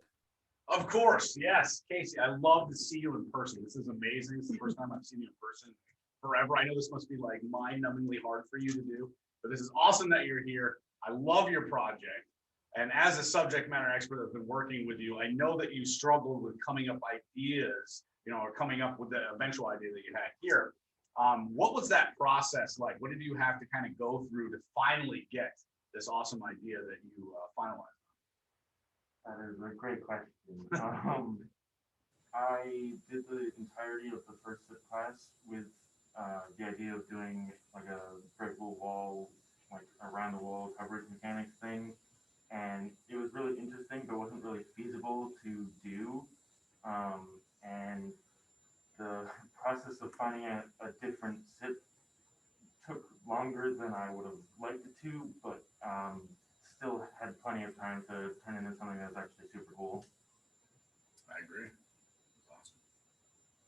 Any other questions from Casey? Yeah.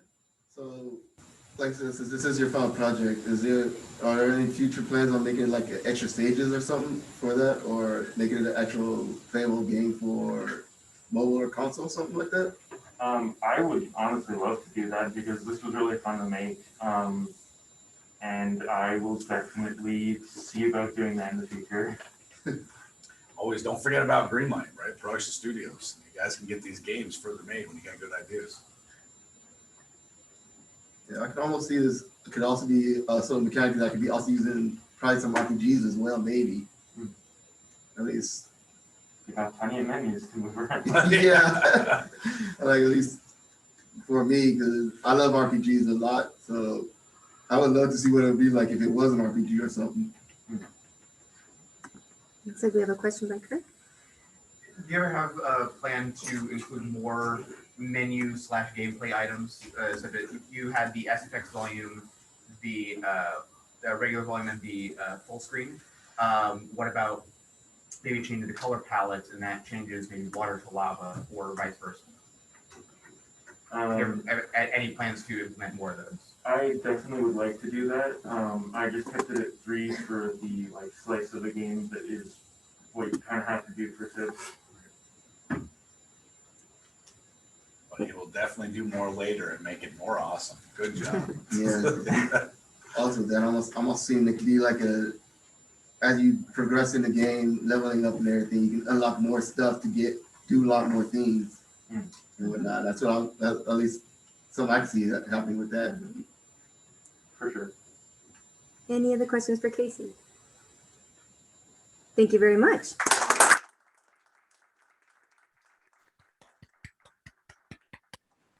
Next up, we have Eli, who is a double major in game design and game programming. Hello and welcome to my SIP visual sound reference. I'm Eli Schertzinger, a game programmer and design major here at UAT.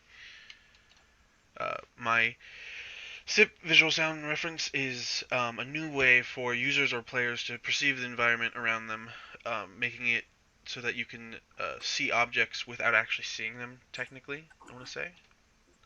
This project is just a completely black prototype, so everything is made with black materials. There's no light in the scene, so you can't see anything actually. And the sound references pop out when you step or when you hold F as like a clap. I want this to be able to be used by puzzle designers, just game designers in general. It's just a new way to perceive the environment around you. Alright, we have the prototype now. As I said, complete blackness. There's nothing here. But if I hold F as like a clap, there's no audio in. It's just to show things off. You see we get some visual sound references that spawn in. And if we step, they also spawn. So this is like footsteps. When you walk, you make noise, thus making the references spawn. So like echolocation almost. As we can see, there's like a water driplet down here. And if we go down here, we can see that when we step in this water, the visual sound references turn blue instead of white. So we're sloshing around in the water, making a bunch of noise. Our speed is slowed here so that you can even, it seems like you're sloshing in water because you don't walk too fast once you're ankle deep in water. But if we walk back up here, we get back into this main room where you can see the walls and things and these pillars that are in. When I first started this, I wanted it to be a sphere that came out from the player, but through testing, it's not as easy as I wanted it to be. Plus, it kind of creates utter chaos, and there's just references everywhere, and you can't see anything. But if we walk down this hallway and press F, you can see that there is a nice little corridor here. If we walk down this way, there is this was the first, so I created this all in random sequences while prototyping. So this was one of the first times that I noticed that this could be something viable. Is this split right here? Excuse me. This split right here. You can see this wall very clearly. At least I can. But if we take a step over here, this is a door in the world. So it takes references. They bounce off this metal door and give off their own different sound waves, so you can tell stuff differently, just like the water does. And if you can see out this side, there's a nice little bright thing this way to call the player over, as well as something in this room that decides it wants to follow us. behind a locked cage, which is kind of spooky. So if we grab this key, yep, there it goes. Uh, this thing decides to stop following us, and the cage is now open. We can go in here and explore this cage, and you can't get through it, but it must have broke out. But if you, as you can see, like the bars are shown by the references passing behind them, blocking the light. But if we get out of here, because I don't want to be in here with that thing, we open this door, and down at the bottom left there, door open. Text isn't in, it's fine. But this is the little tech demo I have for this. Thank you so much for all of your time. This has been Visual Sound Reference. This is a new way to make the environment seen around a player or a user, so that it can be used in like puzzle games, just game design in general. Just an interesting mechanic that has been thought up into the world. Thank you again. Are there any questions?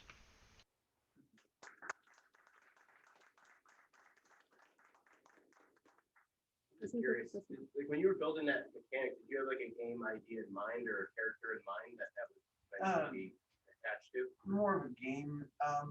I just puzzle for a genre of game. I didn't have like a full scope game out, but I wanted something that is almost horror esque. So because it can give you suspense with the enemy, because you can't really see anything. So when you walk around and something's moving around behind bars or in a different area, but you can see the red references. It definitely gives a tension, but I didn't really have a whole plan for it. I love the bow tie jeans look. This is awesome. No, again, I mean, some of these projects are blowing my brain here. This is so awesome. Now, I know that you also kind of suffer a little bit with the technical issues and other things like that. What kind of trials did you go through, and how did you overcome the technical issues to get this even functioning in the first place? The first one was the sphere I was talking about. There's not a ton of research on like spawning spheres around a point. So going through all of it, there was just spawn random around point. So with you and Derek saw the like utter confusion and chaos that comes out from the first prototype I had. So it started with that, and then I slowly moved towards the circle. I still kind of wanted a sphere, so I was fighting with the circle coming out around, and then I had a mohawk of sorts. I couldn't get it to like spread out to go around the player, so I just decided to end up with that, and it ends up pretty well. Sure did. I think that's Any other questions for Layla? Professor Prater? So for the key spawning and the door, like the key, it's not spawning, but the key indication and the door indication, I noticed that its feedback was independent of you sending waves out. Wouldn't it be better to have your waves go out and then bounce off the key and change color, or bounce off the door and change color, instead of the key just spawning its own waves? So the door has the dependent, so they have to hit it. Okay. The key is the one that doesn't. It's only the water, but the water has like a driplet. Okay. The drip will come from the top type Yeah. scenario. How come you didn't do that with the key like you did the door? I just didn't think about it. I was like, well, because if they don't end up down there, then it won't end up showing. I mean, I would have showed it off, but I have to think about how it might make it more fun that they have to look. It's like the old Dungeons and Dragons games where if you don't look in the pile of bones, you don't get the scrolls or whatever else. I was thinking about putting chains in the world, but they would be harder. But when you walk, it's like a pillar of them would kind of summon themselves, but I didn't end up putting it in. I mean, to be fair, most games nowadays do like super show you things. They're glowing and they're doing whatever, even though in real life, they wouldn't be doing that just to draw the player's attention over there. So you can argue either direction. I could definitely see like a game with this concept like taking off. If I didn't mean to. Yeah, I was wondering, are you planning on making this VR specific game or something else? Because from the way you explain it, it almost sounds like it'd be more of a VR adventure, like Zelda game type deal. Like a dungeon crawler with no lighting. Yeah, almost like I said, like Zelda, like you said, Dungeons and Dragons. And you said since it was like horror based, I was thinking also something like the Resident Evil series. That's fair. Yeah. I haven't thought about it in VR because prototype's not there, but it definitely could be a VR game. Yeah. Where the focus is mostly on audio, right? So that would be really cool. Yeah, like because when you were showing it off, I'm like, okay, I can see this as a VR video game that a lot of people might enjoy playing on either their phones or, again, I'm a big console player, so I'm also going to also reference the console stuff. Yeah. Also, the whole, like the deal with the Xbox and stuff, the connects and everything. You can also make it something interactive like that, where it's motion censored as you're moving around and everything, and have like the whole kind of mixture of DDR meets Resident Evil meets Zelda type of deal. Wow. When you guys all combine game genres, I just saw it and I was like, that looks like how Daredevil sees. Yeah. When looking at research for this, I found there's a few echolocation games out there, but like when you make noise, it shows the world like outlines instead of like this where you wouldn't actually probably see the outlines. You would get like sound waves bounce off because there's people in the world that have echolocation. They've been blind since they're born and they do sound wave like clicks, like a bat. You listen for the tone change. Yeah, you listen for the tone changes. That's why I was like, I don't really want to show the world. It feels more like you have to pay attention than if you can just see everything. So something more like Eco the Dolphin of the Sega series. It was a echolocation game where you play as the dolphin going through trying to get back home or something, and you have to use a lot of echolocation to either find things around or even fight the enemies around. So, yeah, you can see the whole world in Echo. Yeah. All right, thank you very much, Eli.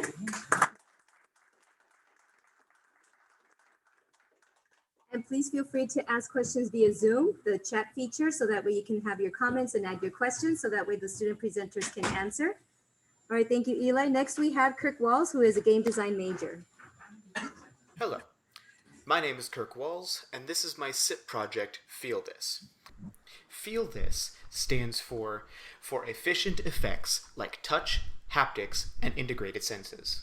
Now, Feel This is a project spearheaded by myself and was helped by many other influential people that helped this project get on its feet, such as students here at UAT, as well as very helpful people from the Lucas VR Discord server. Now, this is a video of my finished SIP project. Now, Feel This is a VR haptic glove technology that integrates senses, which are compatible with all VR systems in the market. And the focus here is on sleek, slim, and easy-to-wear gloves that are affordable and available commercially. My initial idea is to create a set of gloves that are affordable for any VR enthusiast to have. For example, other VR gloves in the market, such as Haptics and VR Glove, are on the higher end and do have more capabilities with what they can do. However, they are expensive or are exclusive to certain companies. And most VR enthusiasts don't have that kind of money. Now, my initial idea had different sections for the finger put on the glove that each had a vibration motor in it so that the haptic feedback could be there. However, this improved with time by having a flex sensor and different compartments associated with those vibration motors. But finally, I stumbled upon a video by Lucas VR, who designed a pair of VR gloves that were very inexpensive and were relatively easy to construct. So his design is what I based my SIP project off of. Like I said, many people in the Lucas VR Discord server were very helpful in helping me build both the hardware and get the firmware for the Arduino set up for this project. But I did buy all the parts myself. And here we see the shopping list that comes to about roughly $50 for one glove. And if we were to make this for another glove, it would be about $110 plus other shipping and tax, which means I can sell these gloves at a 100% markup and still be below some of the more high-end gloves and still be affordable for most VR users. Now, as time went on, I made the potentiometer badge reels, connected them with wires, and then finally connected all the vibration motors that are located underneath the glove.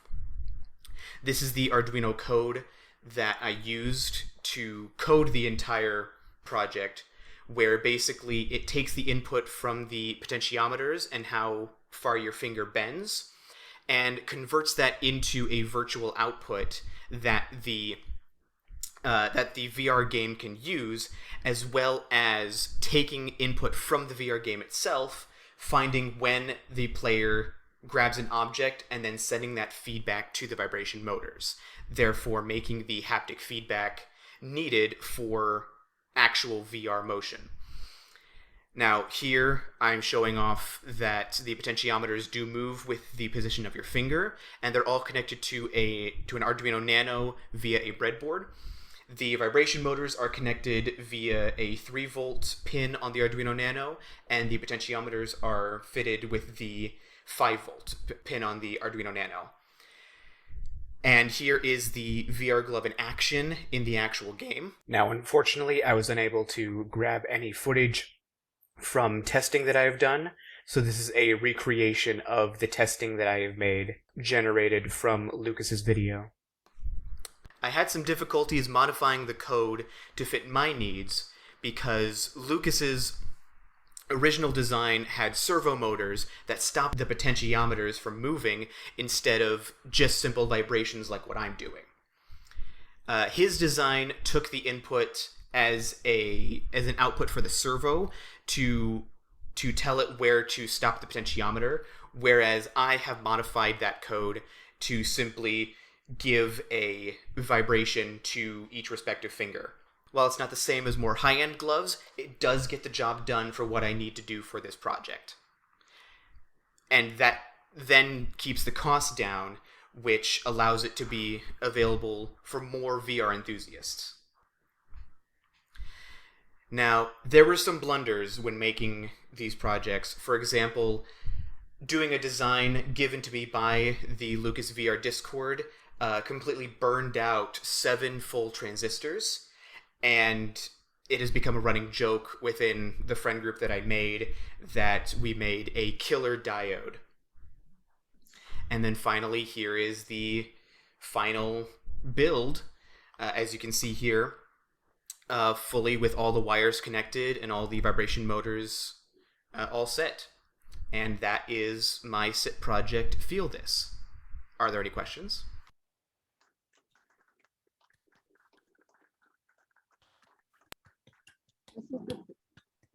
Margaret, I love the acronym, the whole thing, Feel This, and how you figured out how to do that. And of course, the top hat, showing it off. He's got it with him right there. Well, yeah, That's it's a nice pedestal that I've been keeping it on for a few weeks just for video purposes. And I've come to just love it as a showpiece. It looks cool when you do it like that. It feels more steampunk. Yeah. When you have something like that. But so what are your plans to go forward with this, right? Are you actually looking to really put this to market and see that, and then like kind of how are you thinking about, because like I said, we're trying to emphasize you guys do something with these projects. Right. What is your plans So from here? first off, to make a second glove. And just going forward is to put more capabilities into the glove itself. Right now, it's just simple vibration motors, but then later down the line, to actually stop the finger, is will give that extra haptic feedback. But then also, I want to try and integrate gestures and such. So, for example, if you make a gun motion, it shoots a bullet. If you make an OK symbol, then that's a confirmation of a prompt or something to that effect. Sounds like we start combining some of these SIP projects. Yeah. So I was wondering, when you get it out to market, are the people that buy, are they gonna have to worry about the whole throwing out the server, buying those? No, when and if I eventually get this into market, it's all going to be put together, and you basically just take it out of the box, format it to your VR system, and you'll be ready to go. Okay, another thing I was wondering about, the one that had to have fingers amputated, You got any plans on maybe to work with them if they want to do something with the VR gloves too? Yes, making it more accessible will definitely be something that I worry about later down the line.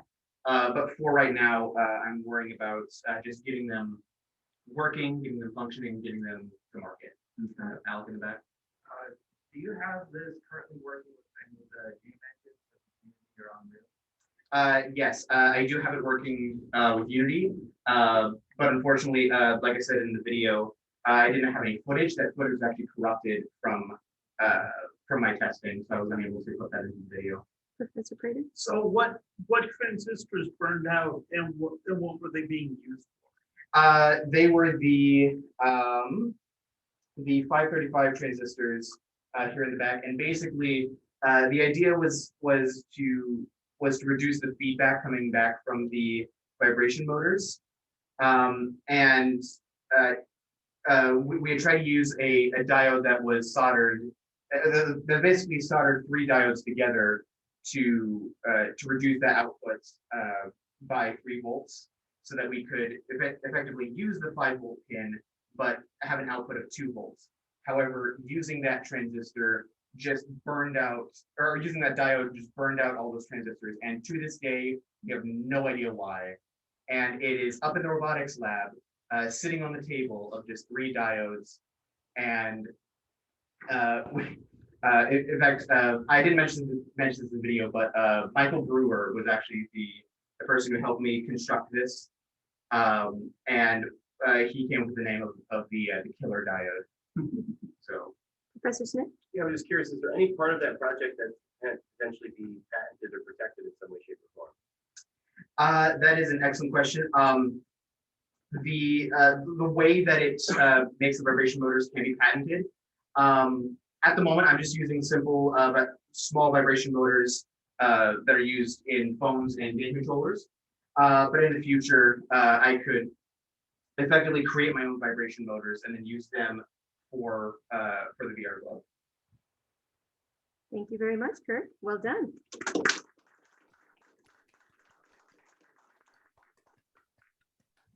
Next, we have Samantha Wilcox, who's a triple major in game design, game programming, and VR, and Aubrey Wren Martin, who's an advertising art major. The brain is a complex machine that works in mysterious ways in which we're still attempting to figure out every day. However, every machine has its setbacks. While some complications can be resolved, others cannot. The same stands for our brains. But just because something doesn't work the same within one individual's brain, doesn't mean they aren't just as intelligent or capable of doing the same thing someone else is doing. Hello, my name is Wren Martin, and I am here to present Can I Have Your Attention? This is an educational, scenario-based AR experience that allows individuals to experience a day in the life of someone who has attention deficit hyperactivity disorder, or ADHD. My innovation for this project was to create scenarios containing different symptoms of ADHD in AR in order to educate neurotypical individuals so that ADHD isn't as misunderstood. A lot of people tend to believe ADHD is a disorder that makes it difficult to keep still or be quiet. And yes, while that's a part of what ADHD can be, that's only a small part of what comes with this disorder. As someone who has ADHD themselves, I tend to forget a lot of things very easily. I have tics and twitches. Most of the time I wear a social mask and put on a sort of act in order to fit in with crowds. And a lot of time I find going out into public spaces overwhelms me, which makes sounds around me grow louder and lights around me to brighten. And yes, while I have trouble focusing on daily tasks, I also have a hard time stepping away from them when I get started on them, which makes me lose track of time or keeps me from taking care of myself. There's a lot more that goes into ADHD than just being hyperactive, and that's what I hope to show with this project. We will now move on to the application, see its functionality, and see how it demonstrates a couple of symptoms that some people with ADHD experience on a daily basis. I hope you all enjoy the rest of the presentation. Stay safe, and have a great day. Thank you for your time. Welcome to the project application. We first come across a menu with different options listed for an individual to pick. Here, we pick the scenarios option, and from there we're given 2 scenarios to choose from: hyperfixation and sensory overload. For this example, we choose hyperfixation. Another menu pops up with different versions to choose from, in which we choose the version for adult audiences. Soon, we're thrown into the scenario in which it explains how, where, and why hyperfixation can happen via a text box at the bottom of the screen before simulating the symptom itself. As the scenario plays, keep an eye on the clock.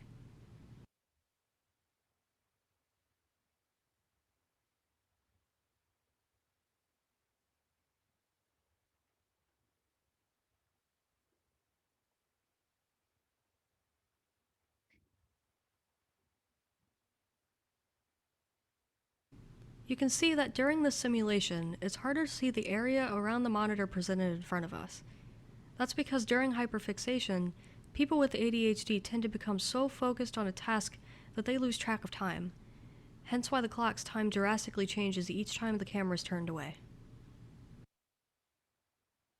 After being taken back to the main menu, the individual working with the application will find their way into the sensory overload scenario. Once again, we're given an explanation as to how, where, and why sensory overload happens via a text box at the bottom of the screen before the simulation happens. For this scenario, I will be as kind as to give you a sound/headphone warning, as the sound presented within the simulation is quite unpleasant.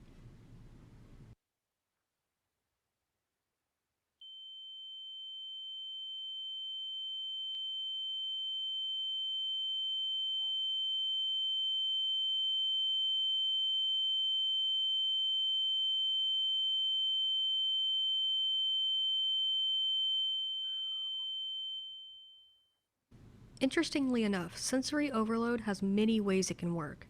It doesn't necessarily happen in the way presented in the simulation, as it's different for everyone who experiences it.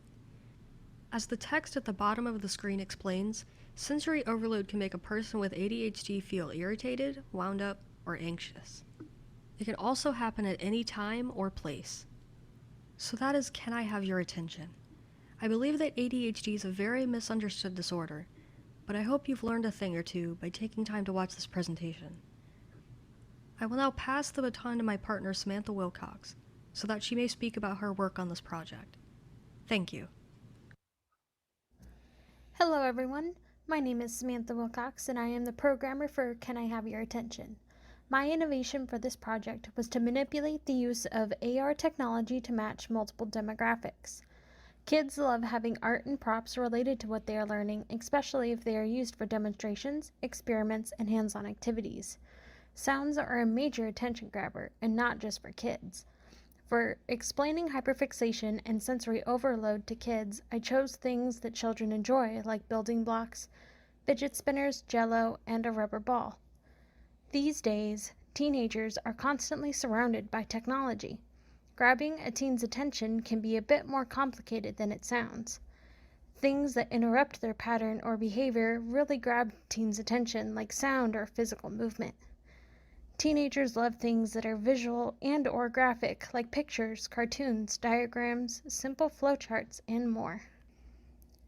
For explaining hyperfixation and sensory overload to teenagers, I chose technology-based items such as a gaming console and controller, a monitor, a cup, and even though you can't see them very well, I also chose a textbook with a pen and pencil. As shown, by utilizing AR, you can include a variety of demographics in a game or learning application. Thank you for your attention.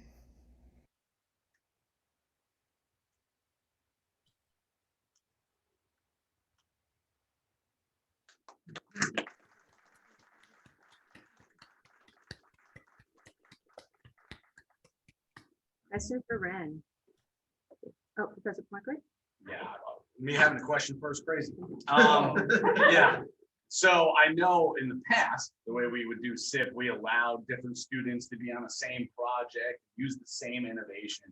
We've actually changed to kind of up the ante a little bit now, to where if you're working on the same project, you got to have multiple innovations. As you can see, there's multiple innovations in this project. Sometimes it's not easy, right, to do that, to kind of fit two different innovations in the same project. What struggles do the two of you have as you were trying to figure out who and what and how you were doing each innovations and how they support each other? Because at least in my opinion, I think they work very, very well. So when I came up with this project, I was really the only one on it when I was in like the first SIP class, the 311 class. I was the only one on it. I didn't have a programmer at the time. So when Samantha came onto the project, she didn't really have an innovation. I had already. So we were trying to figure out more so what her innovation was going to be rather than mine. Because mine was more like an educational sort of thing. And so we were sitting there and we couldn't really think of anything. And then when we were discussing it during like the SME presentation, we thought of the idea of having demographics. So that's pretty much it. We were struggling a lot of the time with her innovation, but in the end we ended up getting around to it. Nice. And oh man, I just had to it's right on the tip of my tongue and I forgot what I was gonna say. It was oh yeah, testing. So have you guys actually tested this both with people who have ADHD so they can confirm whether it feels right? I mean, I know you do, of course, you're the expert in that regard, but have you tried and have you seen its results from people who don't to see if they've learned kind of what you're trying to push forward? Have you done any testing either way and got any results? So in terms of testing it with somebody with ADHD, I was really the only person to test it at the time. I would love to test it with other people who have ADHD. In terms of neurotypical individuals, we haven't really tested it too much. We tested it with Samantha and some other people who decided to help us, such as Brandon Munson, Lindsay Boggs, as well as RJ Carter. I volunteer for tribute. Any other questions from professors? I do. Professor Prater? So using audio for the overstimulation is a great idea. So 2 questions. First of all, where did you come up with you using audio? And are there any other ideas so you can also add this to someone who's hearing impaired to gain the same experience? So in terms of adding audio to that certain symptom, yeah. So for me specifically, I suffer with sensory overload a lot. In terms of like maybe going into like public spaces most of the time. So we use that example from my experiences and how like sensory overload affects me and what symptoms I experience with that. So that's where our inspiration came from in terms of audio. Sorry, what was yours? And then the second one was what other changes could you make to get to give the same experience to someone who's hearing impaired? The only thing that I could think about in terms of trying to bring hearing incorporated individuals into it is probably use some sort of caption. But haptic feedback. Yeah. You could also make the screen flash or something like that, and you could also bring haptics into it as well with a buzzer or something like that to get your attention, to kind of flood your attention, because that's really what it is a flooding of exposure. Professor Smith? I was just curious what you built that in, and also like how far out do you think before you can actually like have it in a Google, like in a application Play Store? So we use AR4, which is a very obsolete kit to use. We probably should have used AR Foundation because we have a really hard time trying to build a full project in AR4.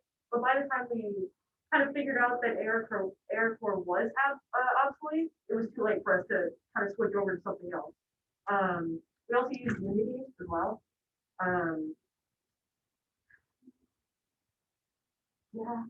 Sorry, what was your? When do you think it would be possibly available for application? It would probably be a little bit. There's a lot of things that I'd like to make to it, such as switching it over to a different kit, switching it over maybe to Unreal if possible. If I were to try and put it out in the market, I'd probably take another year or so to kind of polish it. We have time for one more question. I remember that you have planned on making it a game, which I thought was really cool and still could be. I was wondering, is there anything that can you interact with anything on the desk, or are you gonna be able to interact with things that are around them? So by the end of trying to decide whether or not it was going to be like a game or more of like word am I trying to think of? Like, not, yeah, more so of an experience. We decided to go with an experience because we wanted to kind of bring more awareness to it rather than have it really be fun. We're thinking about making it more educational based, so like using it in schools during psychology class, stuff like that. Would you have like interactions with us about like you could show them how like they're like doing something and they look at the time and go, whoa, that's fine, they look around, like are you gonna have anything interactable as well as like the looking around and the time changes? Yeah, I would say that we bring in some more interaction. Thank you very much, Ren. Well done.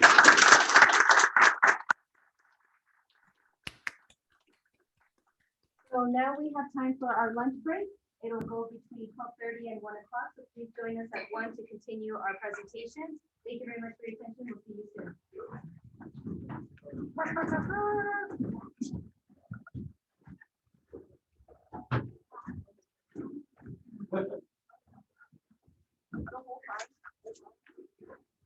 We ended or continued with the game majors with game design, game programming, game art, animation. So we're going to continue after our lunch break with game. We have 3 more students presenting. I do want to let everyone know that part of the students that are presenting today are online students. And in some instances, those students are unable to join us live in person or via Zoom. And so they may or may not be available to answer questions.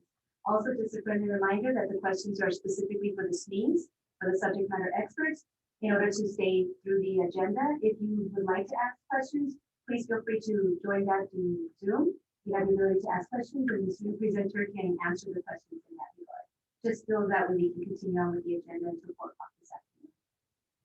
So we're going to continue our presentations with our online student, Jeff Arlozino, who is a game design major.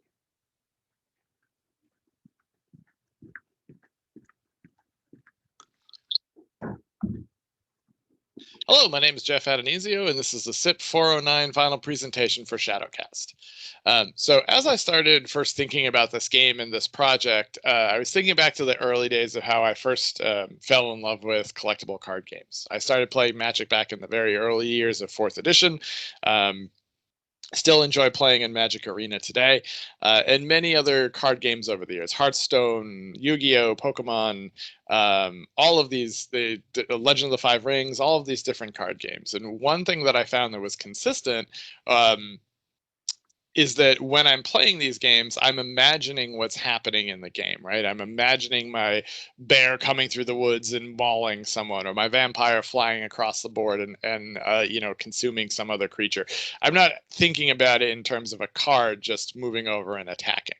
And so I started thinking, how do we continue on that fantasy? And when that idea hit my head, then it started to get me into this idea of, well, what do we love about digital card games today as we're transitioning into the digital space? What are things that we love? Well, buildcraft is a main component of card games, right? We want to craft an idea. We want to come up with a weird mechanic that we can find in our heads and try to build a deck around this idea and try to carry that forward into a competitive format, playing against another player and see how our idea actually holds up, right? But as we're seeing a lot of these games transition, we're seeing into the transition of the digital space, we're seeing that they're adding a lot of animations. Like Hearthstone, we see this a lot in, and Magic as well. In this example here, we see this this worm busting out of the ground. And we're starting that fantasy of like, how do we animate these cards? How do we bring this to life in a 3D space? Because we can do that in video games. It's one of the areas that provides us that opportunity, right? But why should the come to life fantasy end there? Why should it only be part of the intro of the card? And so that got me started to think about, how can we improve on this fantasy? Excuse me. And one of the other elements of, like, if we improve on this fantasy by allowing our 2D cards to become 3D objects on the board, we introduce this idea of positional impact on the game. Different values for hitting someone from behind or a flank or in front. We have a new option to how we plan out our strategy and what makes what makes that more interesting. And then I thought, how do we take this a little bit farther? And what if we could capture opponents' pieces? Instead of defeating them, what if we captured them onto our side when we're playing the game? So if that sounds interesting, let's continue on our talk through Shadowcast. What is Shadowcast at its core? Shadowcast is a card to 3D tactics game. So what does this really mean? In Shadowcast, you're going to select a champion and you're going to build a deck which corresponds to those champions' core skills. And with a wide variety of champions, the different themes that you can build decks around are, in a large variance. Each turn, you're going to gather a white light resource that you can spend to play cards from your hand and summon them into a 3D space around your champion. So this will allow you to start creating your board control. Now, once you defeat an opponent's unit, you're going to gather a dark light resource, and you're going to capture that opponent's unit, which will allow you to summon it by spending that dark light resource and playing it onto the battlefield on your side of the board. So we have a constant tug of war battle going of summoning our opponent's creatures, but we're also spending the dark light and the white light for that balance, which introduces us to the eclipse attack, right? So the balance of our white light and dark light trigger an eclipse attack. Every champion in the game has a signature attack, and that ties into our eclipse mechanic. As we balance out our light and dark, we have two competing resources. As we balance them out, and when they are equal, we can release a super attack.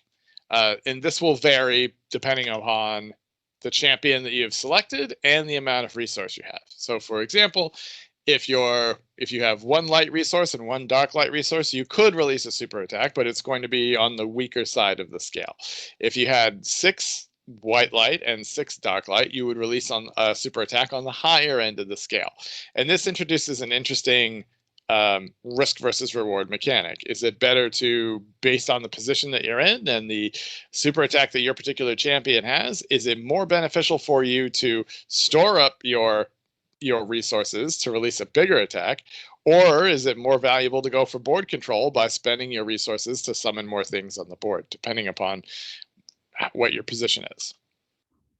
So how is this different from other games? So Shadowcast combines the following concepts in a cohesive design to create a uniquely innovative card to 3D tactics game.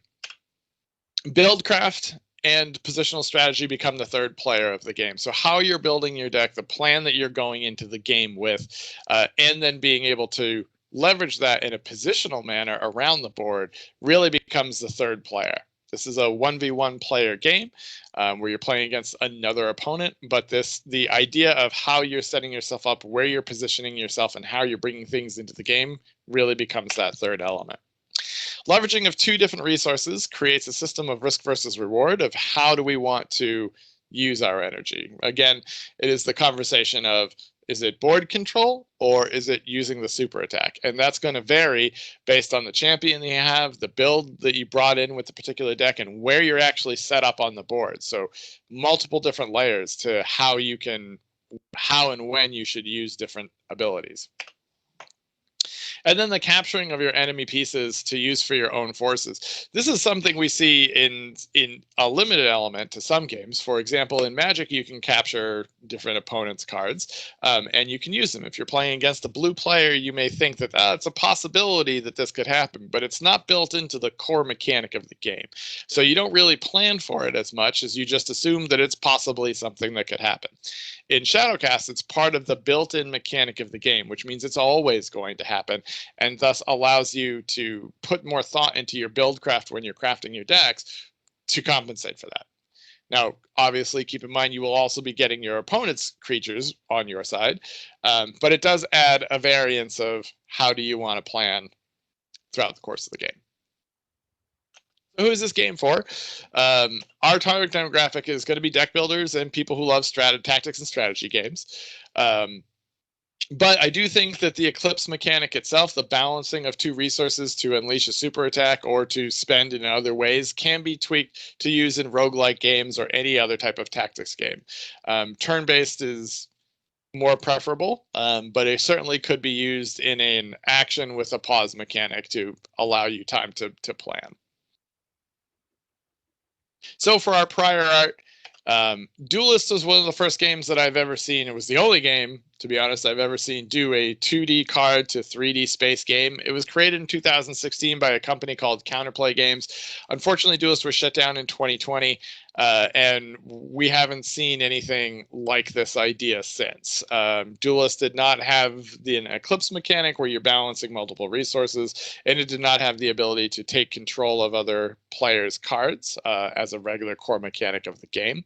So we are still different in that element, but leveraging on that same user base that really enjoyed Duelist. Auto Chess is another game that would be a distant relative, and as well the distant relatives of Auto Chess, like Dota Underworlds and the League of Legends Tactics game.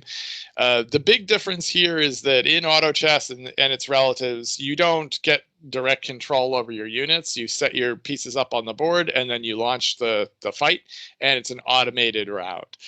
So you don't get to you don't have the level of control that you would in Shadowcast to determine how you're going to move and what the position will be. You also don't have as much control. You don't have a super attack at all. It's just the way the characters are automatically automated playing out. And then shogi, which is a Japanese version of chess. So when I was originally concepting this idea, I was doing research on games that allow for the capturing of other pieces, and shogi came up. And I had never heard of it previous to that time, but in shogi you can capture your opponent's pieces and play them against one another, which I thought was very interesting. Other than that, it is not similar to Shadowcast. It is a chess game. There's a variation of American chess, I should say. So in closing, Shadowcast is a card to 3D tactics game at its core. It introduces a new genre of tactics game by allowing the capturing of opponents' pieces to be played against them as part of the core mechanic of the game, introducing positioning into a card game so that your position on the board is a major part of how your game is going to develop, and then the risk versus reward gameplay style of the balancing of two resources to launch a super attack or go for board control. And that is the final presentation. I have hoped that you've enjoyed this, and thank you for your time.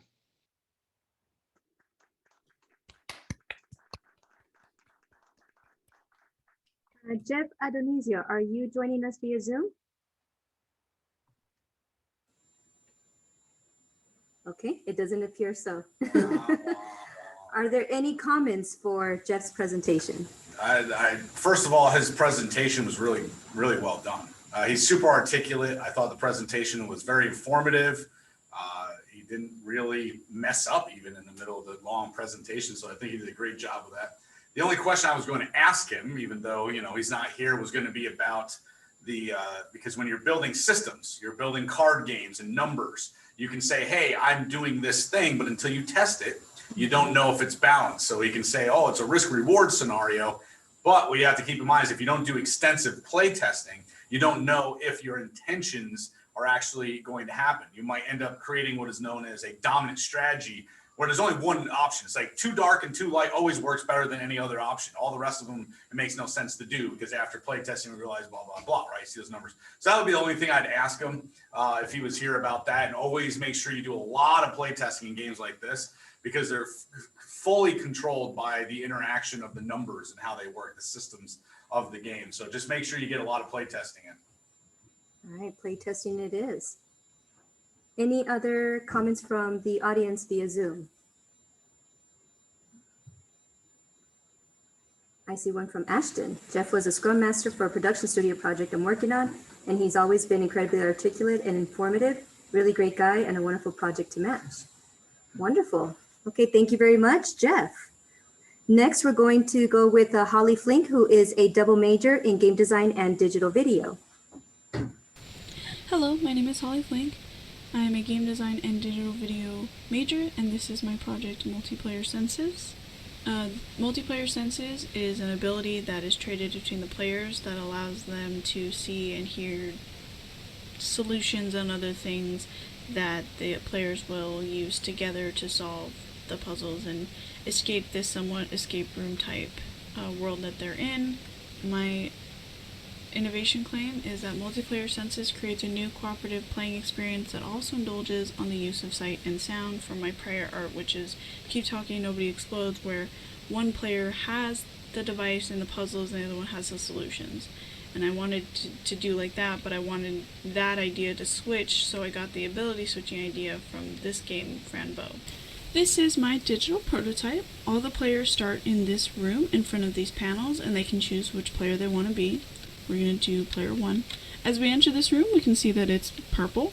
This means the ability is activated. The ability allows us to see and interact with things that we can't without the ability. So for example, you can't see this number without the ability. This number is for the door panel. It will unlock the doors for all the players to escape. But before the players can escape, they all have to unlock this panel by finding a series of keys. Each player will have 2 keys, one that they have to find in their rooms and the other one behind a puzzle door. With the ability, it also allows us to interact with certain panels like this one. We can't see this puzzle or interact with this panel without the ability activated. This is player 2's room without the ability. While player 2 doesn't have the ability, they can go around and look for the other key and solve their key puzzle. They can also help the other players with their puzzles as well. And then once the ability comes to them, they can work on their ability things like looking for the hidden number or solving the panel that you can only interact with the ability activated. Now with the ability activated, we can see that a lot of stuff has appeared that wasn't here before, as well as we can find our hidden number, which is over here and here. Now back as player 1, we can interact with that panel that you can only interact with the ability activated. And as we can see, this is kind of what it looks like from before. It has a series of pictures that are buttons, so if we just press them and come out of it, we can see that nothing happens. This is player 3's room.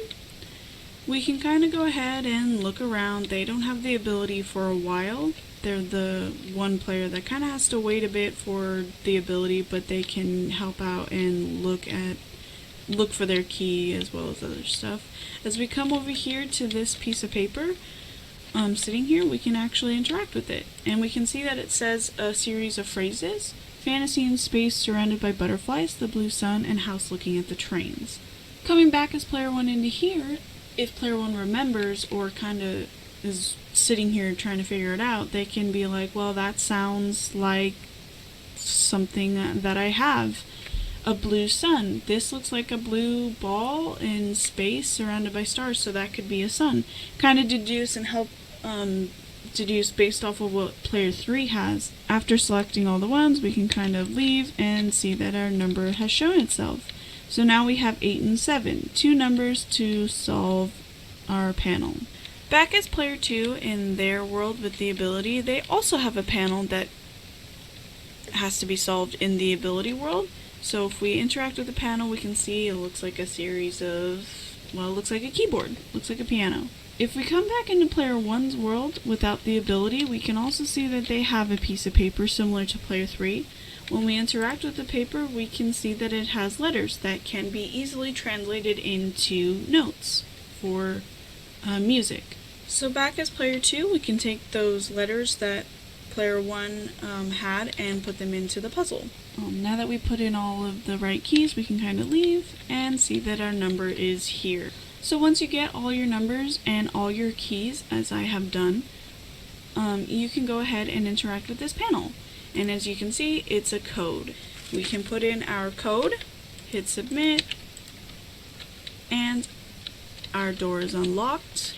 We can see now that player 2's room is unlocked, and we can see that player 3's room is also unlocked. My digital prototype is to show the cooperation of puzzle solving between the players, how they each have puzzles that can be solved with the hint system that the other players have, as well as just talking with the other players through their puzzles in a more like cooperative way and a way that keeps them from being able to see each other's solutions. Thank you all for your time, and I can take any questions you may have.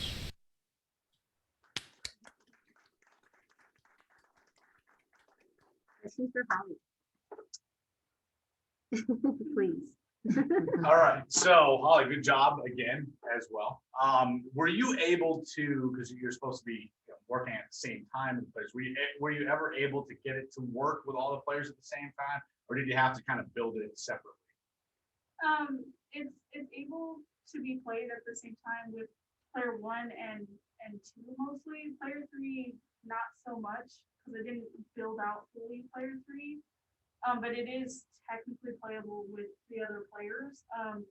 I still think it's kind of slow. Like there's a lot of standing around. I would have liked to put in enemies. That was a huge idea that I wanted, so that like while players are like with the ability, they have their thing, they're doing their thing, they get attacked and they have to fight, and so it keeps things interesting, keeps you on your toes, kind of keeps you going fast. So there isn't a lot of waiting around, but I didn't get to put in the enemies because it would have just taken way too long. The multiplayer itself already took too long because it was really hard to understand and blueprint. And you're, being that I'm your subject matter expert, I've seen your process working up to this point, and you didn't show one of my favorite parts of your whole set, which was your paper prototype. Right? Oh. That was so amazing. I've never seen such an awesome paper prototype. Can you talk about the process of creating the paper prototype, what you learned from it, and what advice you might give to other designers, about why paper prototyping is important before you switch to digital? The paper prototype helped me figure out like the wait time between players with the ability sticking. Because like at first when we did the paper prototype, the players had 3 minutes with the ability, and then it switched to someone else. That was way too long. There was too much of like waiting around. Some people had puzzles that took longer than others, and all that kind of stuff. So it helped me realize like I have to cut it down, the ability time, like a lot, and I need more that they can do. Obviously, I didn't get to put more than I would have liked for stiff. This was minimal, but I definitely need to have more. But the paper prototype helped me be like, I cut it down to 2 minutes. And that was still too long, so I cut it down to 1:30, which felt too fast at times, but also still too slow. But yeah, the paper prototype was fun because it helped me kind of figure out like how I wanted the players to be set up in general. Like I didn't want the rooms to be the same, but not too different. And I wanted them to like not be able to see each other, and all the paper prototype building kind of was really fun to make. And like when playtesting came down to it, it was like, okay, this is interesting now, but also kind of slow and boring. So. Any other questions for Holly? Thank you very much. Well done.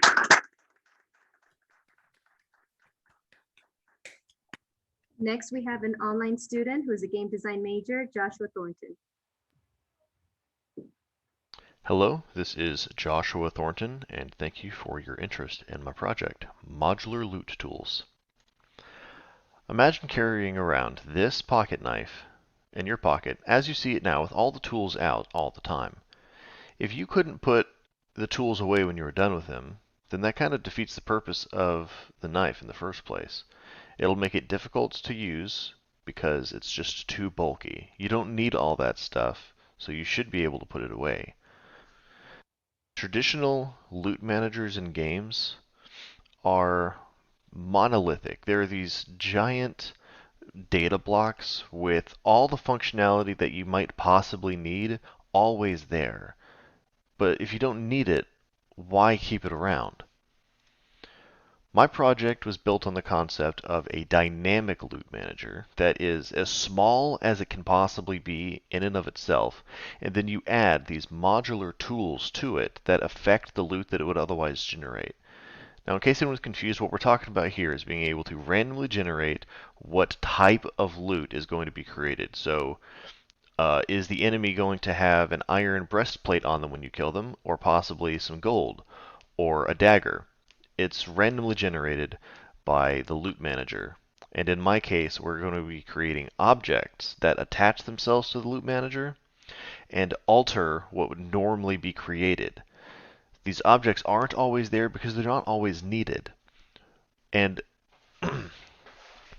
this way, that we have more available memory for other more important aspects of the game. Let's take a look at a video for my project. As you can see, we have a world built with an inventory system so that we can work with what we have here. You'll see different items that were randomly generated using the basic loot manager with no tools attached. So it does work without the tools being created. It creates a random equal chance between each of the items on the list, but they can be weighted differently if you choose to do so. So that's what it's like normally. Let's take a look with some tools added. So as you can see, we're inside the game, so this is going to be changed at runtime. Via this UI here, I'm using the Mark Loot tool to mark all weapons, and then the loot currency is going to grab all those weapons and turn them into gold. So we should see everything here except for weapons. We'll see a bit of gold. Every time a weapon would otherwise have been created, it's turned into gold. So we'll have lots of gold, a few hats, a few necklaces, but no weapons. Now here's the last scenario. Once again, we're going to use the Mark Loot tool to mark weapons, armor, and accessories. That is everything except for gold. So the Loot to Loot tool is going to grab any loot that is marked, which will be weapons, armor, and accessories, and change it to the new class here. And I have chosen the Mage Hat. So we should see some gold, because the gold won't be affected, but we'll see lots of Mage Hats. And there's a couple there, a couple more on this screen, and we still see the gold because it was unaffected. So this is the power of mixing and matching these tools together for some powerful effects. And each tool is very light in and of itself. It's just a few bits of data. The idea here is that less is more. We don't want an even bigger loot manager with lots and lots more features. We want a very, very small loot manager with features that can be added as necessary. So in effect, we're saying that less data at one time equals more available RAM. Sometimes we'll need all of those objects attached. Sometimes we won't. So let's not add them until we need them. That's it for my project. I want to thank you for your time, and I hope you have a good rest of your day.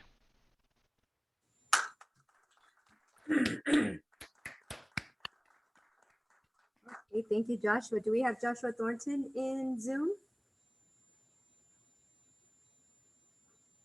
It does not appear to be so. Any comments for Joshua? The project looks interesting. I was going to ask the question if he was around about how it differs from the previous one, the previous ways of managing loot, outside of it being smaller, right, and less code, what it does. And I saw that you were doing a lot of changes in real time. So I guess I was thinking about, like, well, is this something that's set before the game starts? Is it based off of what the player needs at some point? If they got a whole ton of gold already, does the game check for that and then give them something they don't have? Just had a couple questions in that regard, but not here. So just throwing that out there. I see a question from Dr. Hugh Henry. Yeah, so having talked with excuse me, having talked to Joshua about this quite a bit, just the comment that his big deal is that it's very modular in pieces. So if you think about commonly when we create loot systems, it's this one giant loot system where they build a table and everything follows the same rules. The interesting thing is that you can mix and match small pieces of that. So we pretty much took a very large system that takes a lot of coding and made a bunch of little pieces so that designers can kind of pick and choose what they want for those little elements. So the comment is that it's very well done in the fact that he took this thing that's normally a big, difficult problem that takes a lot of work and broke it up into a lot of small pieces so that designers have far more control over what they want to do with those individual loot drops and how things are set up. That's kind of his core. So that's my comment, is very well done. Excellent project. Thank you, Dr. Hugh Henry.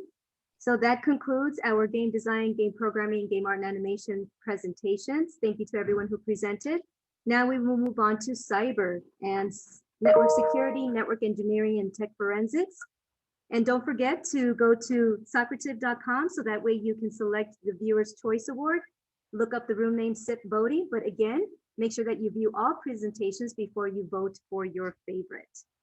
Okay, next we have Loren Salas, who is a tech forensics major. Do you have a hard time struggling what to pursue in your major? I was in the same boat as well during my community college years. I really wanted to pursue game design as my first degree because of my passion for playing video games. After watching its TV series, Forensic Files, I decided to pursue a degree in digital forensics as my main area of study.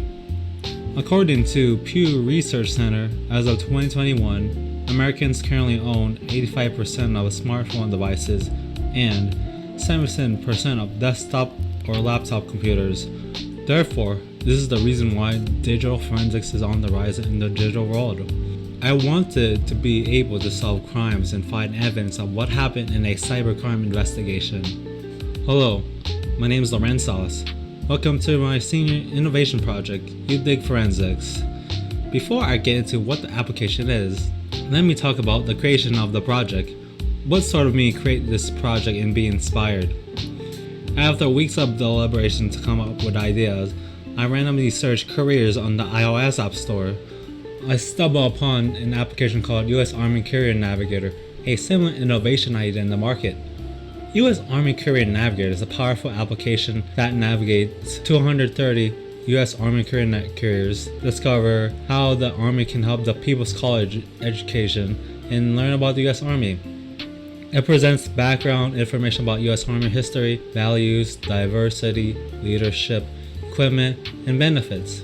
The career field highlights the duties, job descriptions, requirements, job training, skills, education benefits, and future careers. So, how was this project created? It involves a ton of research on the different career fields and tools in the digital forensics. Then I used Figma, a prototyping tool that delivers creating designs. So what is You Dig Forensics? You Dig Forensics is an application that showcases the different career opportunities, hardware, and computer forensic tools in the digital forensics industry. The career displays detailed descriptions, requirements, responsibilities, and skills utilized in the profession. The hardware and computer forensic tools exhibits detailed explanations and features of what they do. How is it innovative? This project is inventive because it aims and creates a resource to help people decide if a career in the digital forensic science industry is right for them. It's great for newcomers to learn more about the digital forensics career fields and tools used in the industry. Nowadays, not many people don't know what digital forensics is all about. They can be highly passionate about pursuing a degree in that field. Let me demonstrate the You Dig Forensics application.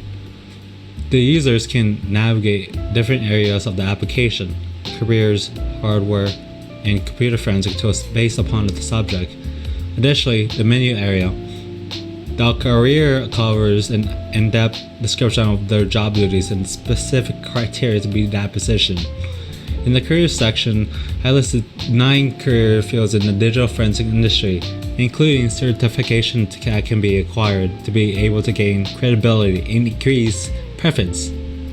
Next up is computer forensic tools. It highlights the features, running operation systems, costs, and licensing of the forensic tools. Its goal is to extract information from desktop and laptop computers, ensuring it is accurate and reliable. The noticeable forensic tools in the market right now are Autopsy, FTK Imager, OpenText Encase, and BellSoft RAM Capture. Last but not least is the hardware forensic tools. It highlights the features, running operating systems, and costs of the Tableau forensic tools. They are essential physical device that investigates and examines digital forensics without tampering with evidence and modifying media. Using the likes of forensic duplicators and write blockers is efficient during an investigation. To conclude, Lon Anderson quotes, "The rise in computer-related crimes and the technology used in these crimes is hard to keep up with. These classes help us with the mechanics. They're like roadmaps on computer forensics." Thank you for listening to my presentation.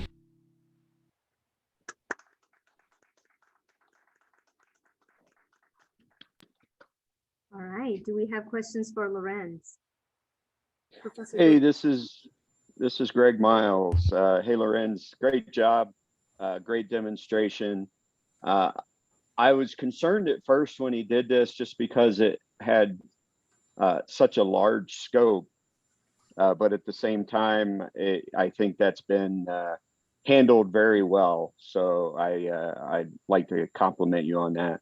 My only question really at this point is, have you shared this with any of your friends and classmates that might show an interest in the tech forensics field, and what kind of feedback have you gotten? Oh, I did this by myself, honestly. Okay. What would be your next step?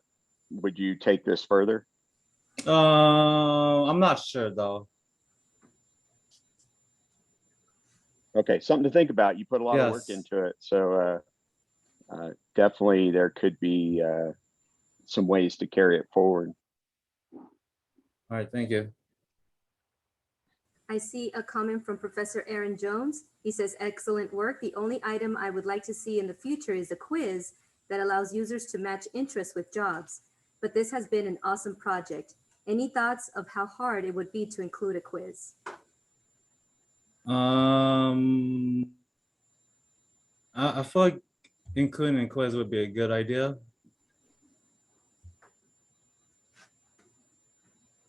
All righty, thank you, Lorenz. Any other questions for Lorenz? All right, thank you, Lorenz, for your time. Appreciate it. Thank you.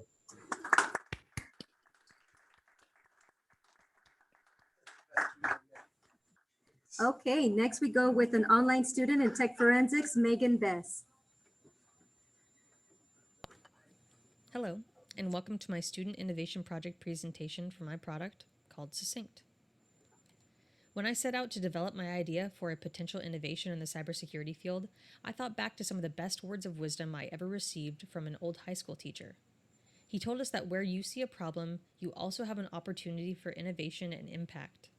So when I was formulating Succinct, I was trying to think of all the things that have so far frustrated me while pursuing a career in cybersecurity. A lesson you learn very early into adulthood is that putting together things, whether they be furniture, or models, or home appliances, or truly anything, is that you need the right tool for the job. But it's a bit more than that, isn't it? I found that there are 3 categories of tools, actually. There is the correct tool, the incorrect tool, and the superior tool. A big issue with knowing what tool is correct, let alone best, usually takes some experience and accidental discovery along your journey through life. In the cybersecurity world, it's about 10 times worse. There are thousands of tools out there, and more being developed daily by small and large projects alike. Worse yet, they are scattered across the web. And many, though superior to all the rest, are hidden gems that you have to stumble upon by mere coincidence or be lucky enough to be amongst colleagues or friends that are on the cutting edge of tools and lead you to them. Not only is it a virtual needle in a haystack situation, but all of the fantastic tools out there aren't located in one place.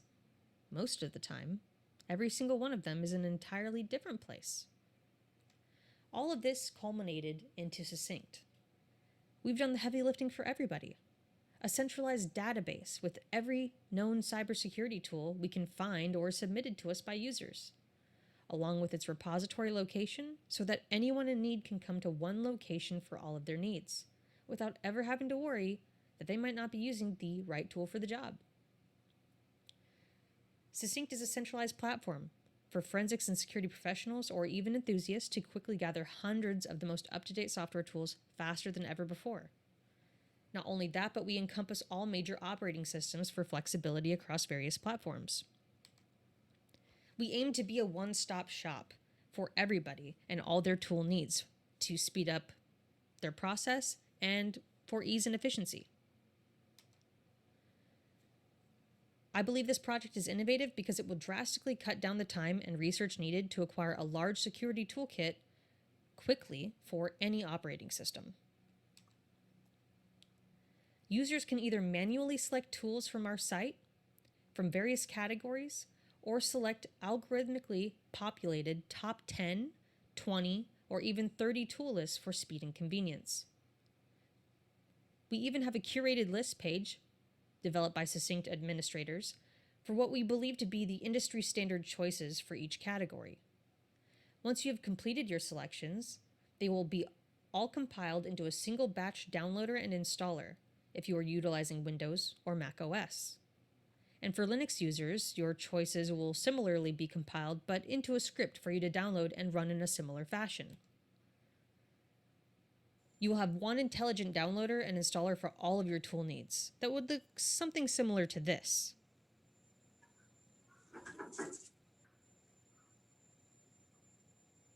I believe that the target market for this product ranges vastly, whether it's the cybersecurity student, such as myself, the enthusiast or hobby hacker, or even the career cybersecurity professional. Everyone in the field would greatly benefit from this project.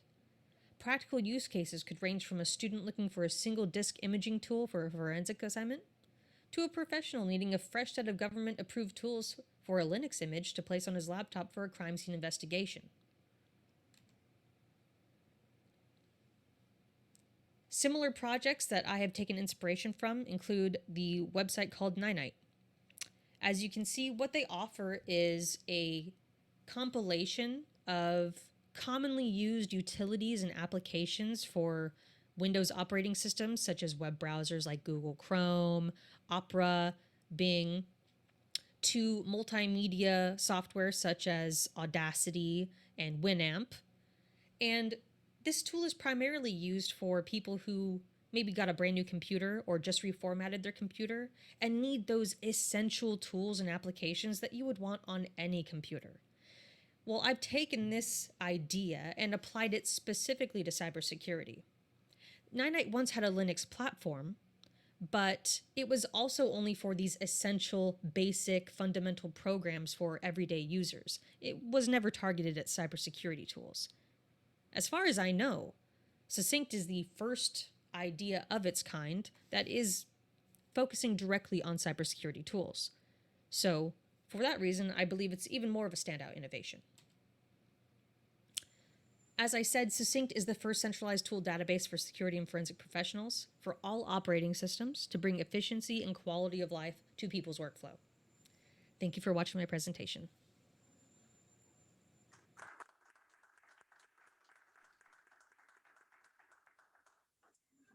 Do we have Megan Best joining us via Zoom?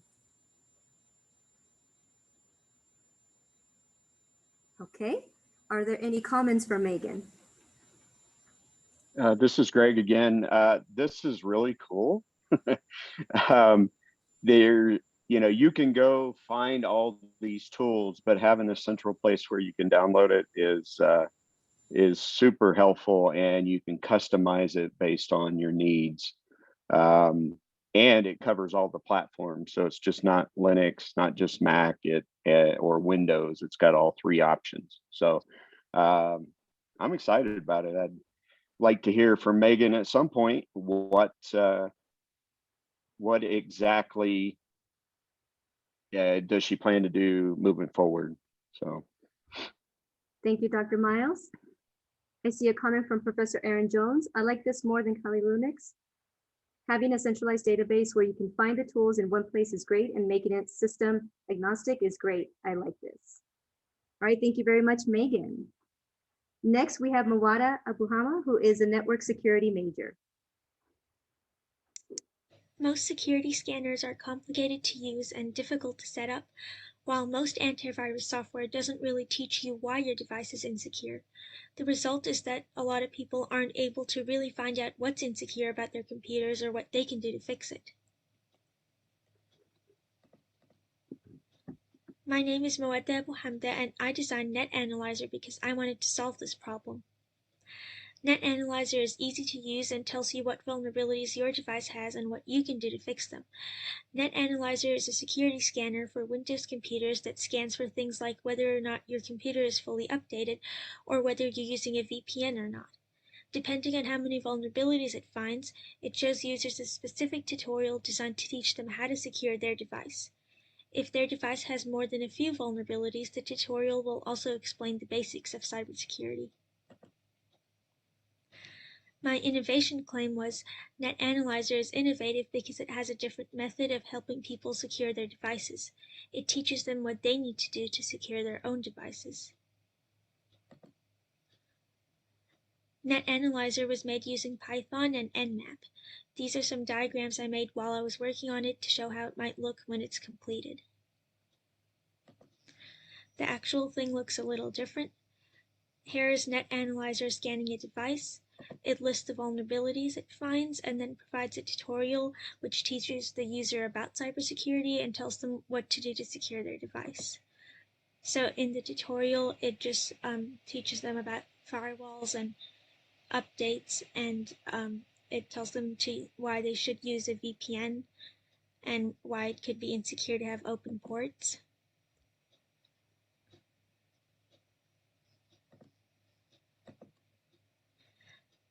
So my SIP was in production studio and I was the team lead. I mostly focused on writing the tutorials for the different levels of security, and Matthew and Joshua were in charge of programming, and Spencer and Harold were in charge of network security. For project management, we used GitHub for coding, Microsoft Teams for meetings, and Trello for tracking what parts of the project were completed. Net Analyzer will prevent cyber attacks by teaching users why their computers are insecure and how they can fix them. Unlike antivirus software, it doesn't secure your computer for you, it instead shows you how to secure your computer yourself. Thank you for watching.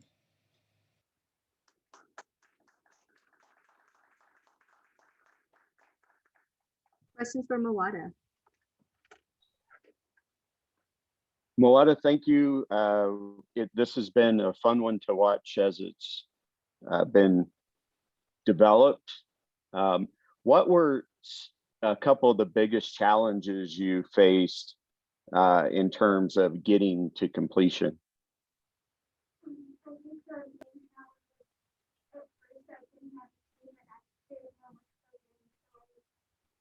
I'm sorry, I cannot hear her at all. It's very quiet. Would you like to step over here so that way they can hear you?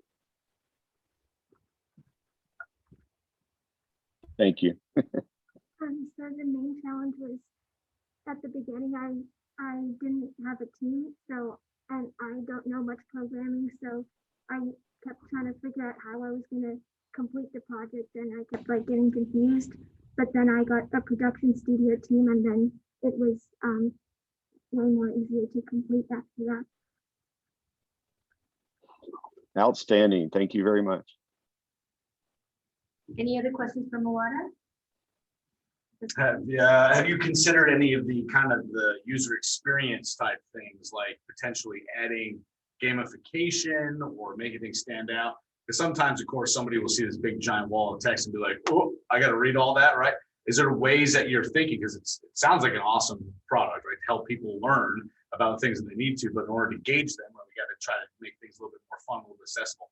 Have you guys put any thought into that? Do you have any plans to continue and do things like that and so on? Maybe we just we for the SIP, we didn't have enough time to add those things yet. Do you plan on taking this anywhere past production studio and SIP project, or is it just, here we are? I'm not sure yet. All right. I have a question. How was it leading? How did you enjoy the project management role? It was kind of hard. I just had to make sure everyone is doing what they're supposed to and stuff. Would you want to do that again? Maybe. Other questions from Mawada? Thank you very much, Mawada. Professor Aaron Jones did state that he appreciated that you included your project management methodology. I think it is fantastic that you decided to demonstrate the professionalism. Thank you again, Mawada. Okay, next we have Ethan Boren, who is a network security major. Hi, my name's Ethan Boren. I'm a network security major here at UAT, and I've been working with Matthew Reynolds on our project called iApply. My innovation claim for the project is that iApply is a resume app for network security jobs that is addictive and efficient. So what makes iApply so special? Well, it's an app that makes the application process for network security jobs more efficient and personal for both an employer and an applicant.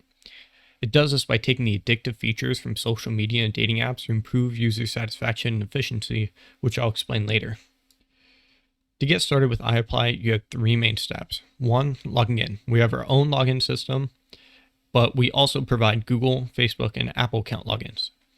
2, customize your profile to catch an employer's eye. And 3, apply for any job we have listed in our network security industry. So now that you're ready to log in and create an account, we have the applicant UI on the left and the employer UI on the right.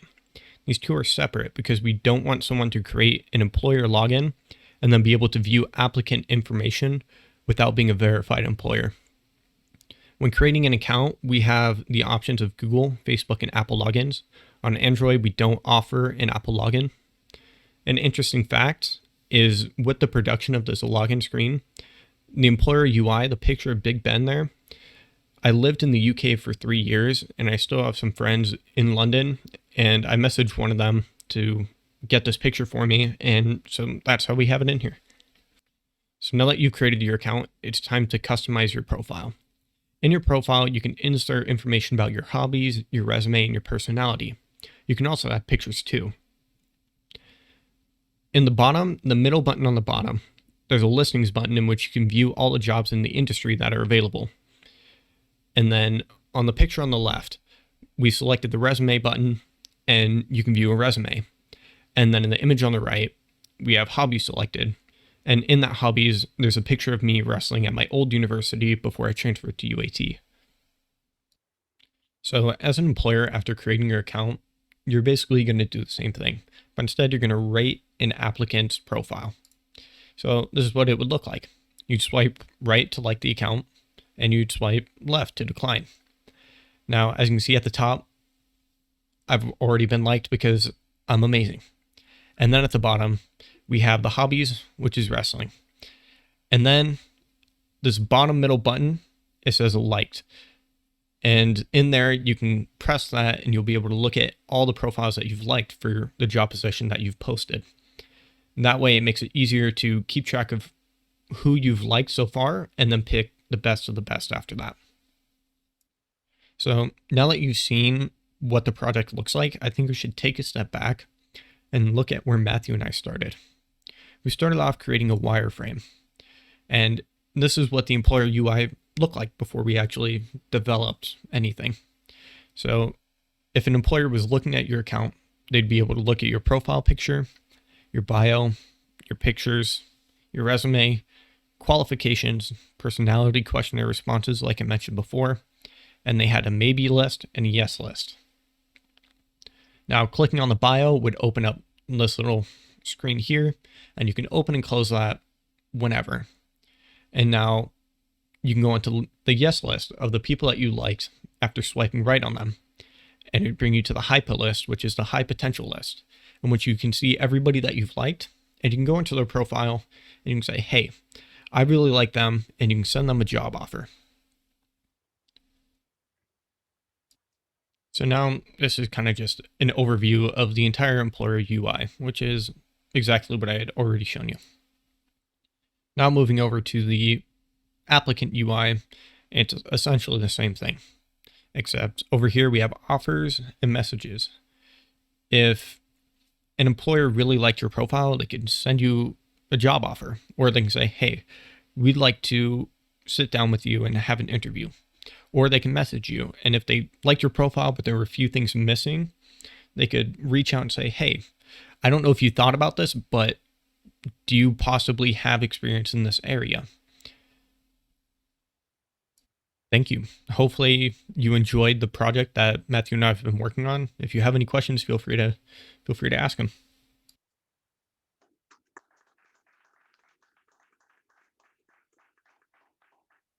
Questions for Ethan? Oh, there's one post in the chat. Okay. Professor Aaron Jones says, what process do you envision for verifying an employer as an approved user? I'll ask that question first. We think that employers should reach out to us first, mainly because we don't exactly know who we want in or on our app. And if we were to bring this to market, we have to probably expand the jobs further, because just keeping it at network security, it really limits who can actually use it. So I think we would have employers reach out to us first. His other question is, have you thought of any dangers or pitfalls within the process? The main danger, like I kind of mentioned with the employers, was somebody kind of getting in there and then taking user information because it's more on the resumes and everything. And that would obviously be an issue because now they're getting information that they shouldn't necessarily have. There's a student that had a question similar to what I was going to ask is, are there possibilities of connecting LinkedIn accounts to this in the future? LinkedIn was kind of one of the main competitors that we looked at, with like LinkedIn, Glassdoor, and Indeed, kind of those ones being our competitors. So I'm not sure if we were looking at putting LinkedIn on there because they would be a competitor. Are you going to market this and carry it forward?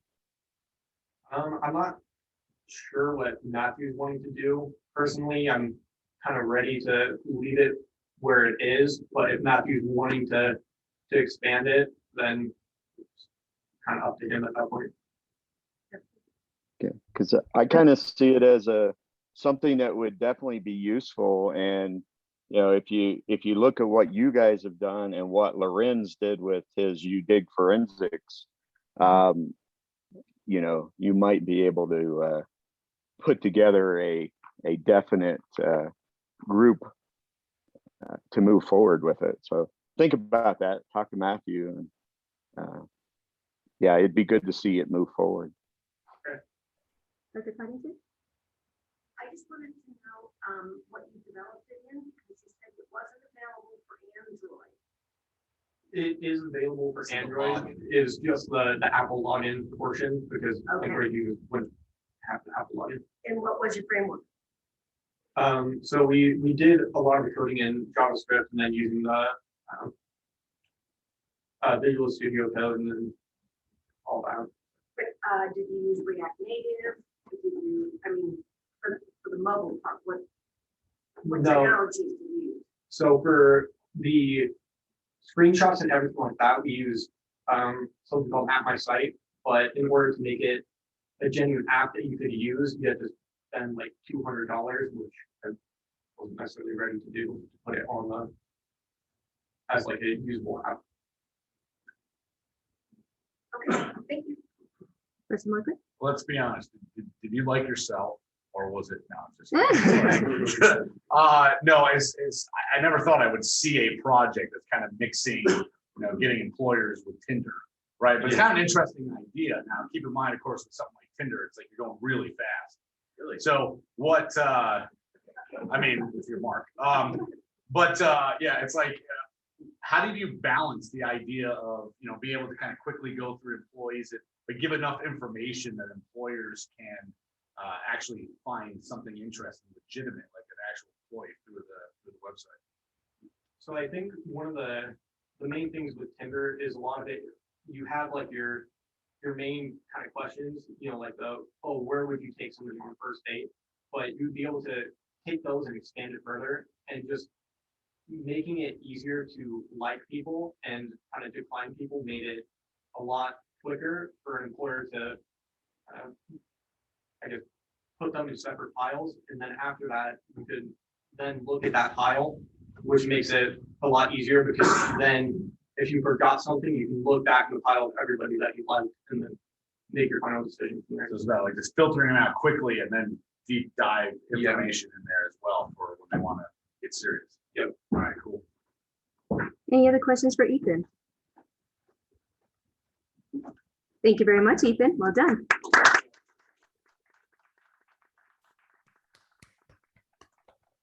Next, we have Zachary Hoppy, who is a network security major.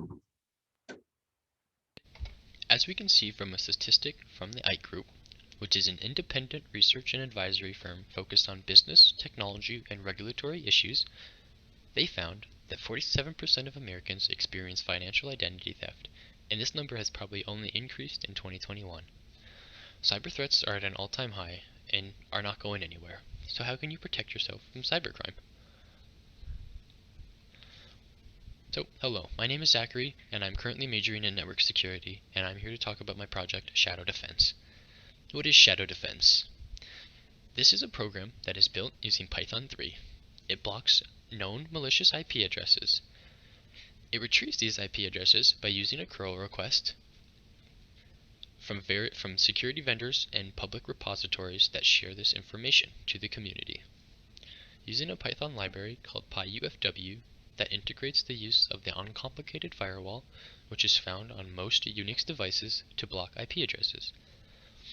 The program also creates persistence, or a way to update its list of IP addresses weekly by creating a cron job on the device when initially ran. So the background. The idea was actually started as a little script that was created in class that would pull a list of IP addresses. Credit to Aaron Jones with the initial script. Before I started, I wanted to see if any other fellow security enthusiasts that had created anything of use that I could revamp. However, I fell short of what I was looking for. I did find a few scripts, but they were focused on Windows machines and they were using PowerShell, and I was set on Python and wanted to focus Unix devices and support them natively. So, the backbone of Shadow Defense. As I stated already, it's built using Python 3 and various public libraries. The full list can be seen above. The firewall of choice had to be something that came natively on most Unix systems, and that is the uncomplicated firewall, also better known as UFW. The program also utilizes cron jobs, which again is native to Unix systems and was used to create a scheduled task to run at a certain date/time. And as always, I want to give back to the community, which is why Shadow Defense will be publicly available on my GitHub page with directions on installing and running. So, demo time. So, the script is started up. The first errors are just letting you know that you're not sudo. After that, it will do its firewall check to make sure that you have the firewall enabled and running. After that, it will pull the IP addresses down, and then it will start parsing that list of IP addresses, and once the list is parsed, it will then start adding the rules to the UFW to the firewall. And as we can see, the IP addresses start popping up that are being blocked. And there's one thing that I would need to improve on this script is the time that it takes to run, as right now it is very slow. There's a lot of IP addresses, so I need to find a way to speed it up.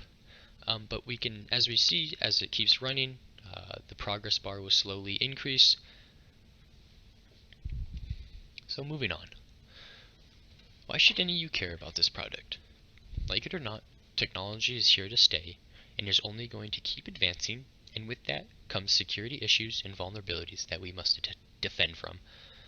This program will enable users on Unix systems to add an extra layer of security on their device. I will be the first to say that only this program will not protect you from cyber threats. However, in conjunction with other security-related products, this will enable you to be covered from all angles. This is also known as layered security and is one of the best practices you should follow.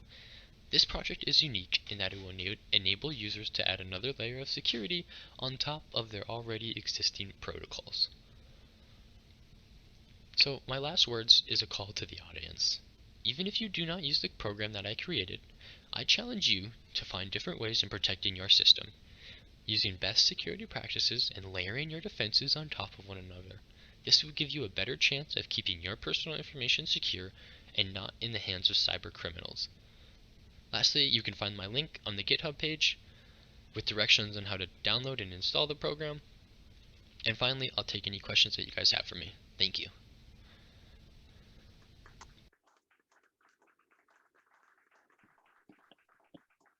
Zachary, there's a comment via Zoom by Professor Aaron Jones. Very cool work. Great to see this completed. I would recommend that you implement multi-threading. You should be able to count the number of cores on a system and then run cores +1. It will exponentially speed up the rule adding. Love seeing this done. Any questions for Zachary? Professor Miles?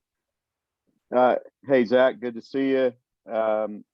Very good. Thank you for reminding everybody of the importance of layered security. It's not one solution, it's many. So with your project, how many IP addresses have ended up in this blacklist? At ballpark, obviously not an exact number. Yeah, I'm not sure on the exact number. Currently, I'm just pulling from 2 security vendors, and I just wanted to get a list. So I'm actually not 100% sure, but I know it's 2 security vendors. Okay, so you answered the next question, which was how many security vendors you're pulling from. How many do you think you could add to that? How many did you see out there that were available? I saw a couple. The first 2 that I found were the easiest. I'm sure there's a little more digging. I can find some more publicly available resources, but there wasn't too much more that I could find. Okay. Well, great work, great end result, and thank you so much. Thank you. Any other questions for Zachary? Professor Cudington? I know you made this for Linux/Unix users. My general experience is that Windows users are far worse at security. So why, I'm wondering about just the choice. I mean, obviously Windows, the market shares, obviously there's a lot more Windows machines than Linux, but there isn't very many security applications for Linux machines, I would say. So just, and I wanted to get some more experience working with Linux too myself on my project, so that's also why. Thank you. Thank you very much, Zachary. Well done. Thank you.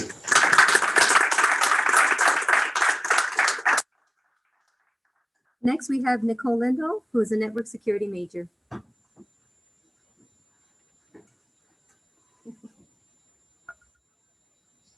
Hi, my name is Nicole Lindahl. My major is network security, and this is my SIP project, Safer Password. The innovation claim is that a Safer Password is a program that stays up to date with ever-changing password leaks to ensure users can test passwords to see if they are secure. The need for it is to help people create a safer password to ensure that they can access online systems and resources without compromising their privacy. The problem to be solved, it maintains the security of users' information through a strong password that is less likely to be compromised or hacked. Who can benefit? Online users, gamers, content creators, and anyone that accesses the internet for information.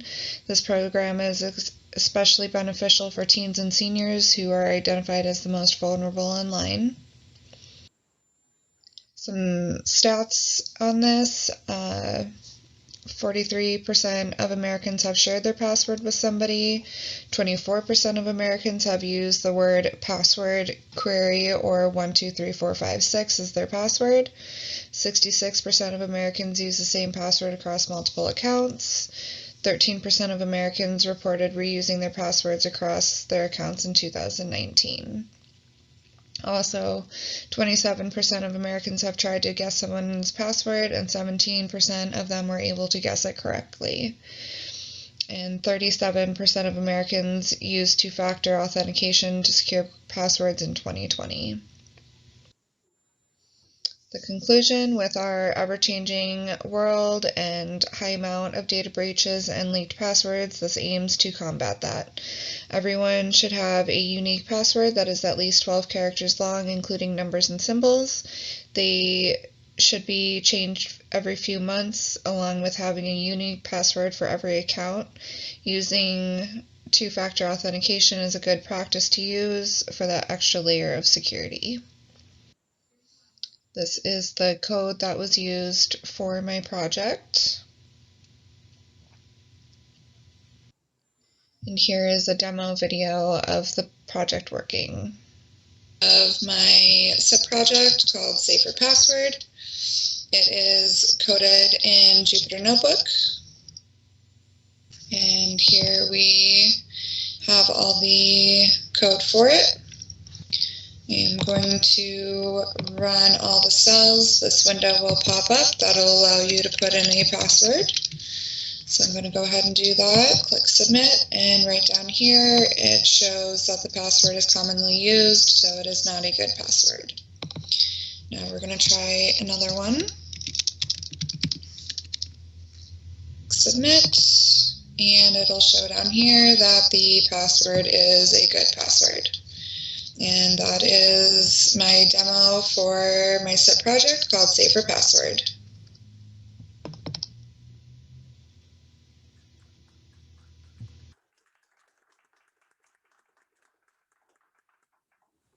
Questions for Nicole? And that is it. Thank you everybody for watching. Hi, Nicole. Okay. With how many sources or what kind of sources are you using to pull in these compromised passwords already that you've implemented so far? There was just one list that had like 10,000 passwords on it, so that was the only one that I had found to be able to use and run it again. Okay, and you could expand on that as more were discovered, correct?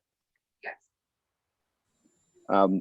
And then with the Jupyter Notebook, what kind of platform do you need to be able to run this tool? Can it be on a phone? Can it be on just a computer system, or how can it be ported to other things? I think I would mainly keep it like on the computer, not so much on your phone, but kind of more geared towards like employers, because you've got a lot of employees who do reuse passwords. So my like main target would be like employers, but also, you know, just the regular general public. Okay. And do you have ideas to what to do next? Are you going to carry it forward? I don't know yet. Lots of honesty today. And I have to agree with Aaron's comment over here that the statistic, I love statistics, and the ones you provided, I we try to promote in the end. So good job there. Thank you. That's all I have. Absolutely. Thank you, Professor Miles. Yes, Professor Angel said he loved the statistics. You added great work, especially the 117% of people guess the correct password. Ouch. Makes me want to change it now. Any other questions or comments for Nicole? Thank you very much. Well done. Okay. Next, we have Daniel Shapiro, who is an advertising art major, but pitched his SIP to the cyber folks. Hello, my name is Jalen Shapiro, and I'm excited to share with you my innovation that would be a revolution in the home Wi-Fi industry. An app I have been working on for 5 months. Introducing Every. Every, although just a prototype, would allow the consumer to control their router in ways that improve their whole home security and privacy, as well as their personal data privacy. It would provide all this sweeping protection while abiding by its strict privacy policy of collecting the bare minimum amount of data necessary for the app. One of the most breakthrough innovations my app has made is allowing the consumer to set up a VPN of their choice onto their router from some of the most popular VPNs. Before, the user would be forced to choose a VPN that supports routers, invest in a router with a special operating system that supports VPNs, and go through extensive and often technical settings just to set up their VPN on their router. With Every, the only thing the customer will need to do is log into their chosen VPN provider, and it's automatically up and running on their router. This furthers their internet privacy and security. As well as that, they can choose from a list of the most popular privacy-respecting DNS services to integrate onto their router as well. The security features and privacy benefits these DNS services offer will also improve users' privacy and security. Along with this, the app would be able to fully control the router's advanced features, along with providing a built-in analytics and parental control feature. The analytics tell the user how much bandwidth they have used and how much they have left in their data plan. The parental control feature allows the user or parent to block apps, websites, games, and categories like gambling or piracy onto their Wi-Fi. There are so many privacy and security threats today. DNS services like NextDNS and VPNs like Surfshark block and prevent many of these issues, and with Every, that is now possible and the consumer no longer needs to worry. Security threats can include things like malware, which is a current threat in unprotected home networks. So with a VPN like Surfshark or NordVPN being available to the consumer that blocks malware, these threats will be diminished. Also, with DNS services like NextDNS that actively block security threats with AI and provide advanced threat protection from things like cryptojacking, typo squatting, and more, the need for antivirus on a home network is diminished as well. With all these extensive features, this app fills the need for security and privacy in home networks. Especially with all the many privacy and security issues facing consumers today, like trackers, ISP snooping, malware, and more. This is a huge step for every home's internet security and privacy. Every consumer who subscribes or wants to subscribe to a VPN or DNS service would benefit from using Every. Every adds ease of use and extra layers of security and privacy protection to every consumer who uses the app. Not only will this protect individuals, but it will protect families from security and privacy threats. Another advantage with using Every is that most VPNs have a limited amount of devices that can be connected at once. If the consumer's VPN has a device limit, with the Every app, the consumer no longer has to abide by that limit inside their home because every single device in their home is now using that VPN, counting as one device. Also, with DNS services like NextDNS and VPNs like Surfshark, they can take their protection outside their home with the provider's app. Overall, this is a win-win and is beneficial to almost everyone everywhere because, in addition to having their privacy and security protected outside their home, they will have near-complete protection of their security and privacy inside their home with their chosen VPN and DNS provider. I hope you enjoyed my presentation. I will now open it up to Q&A.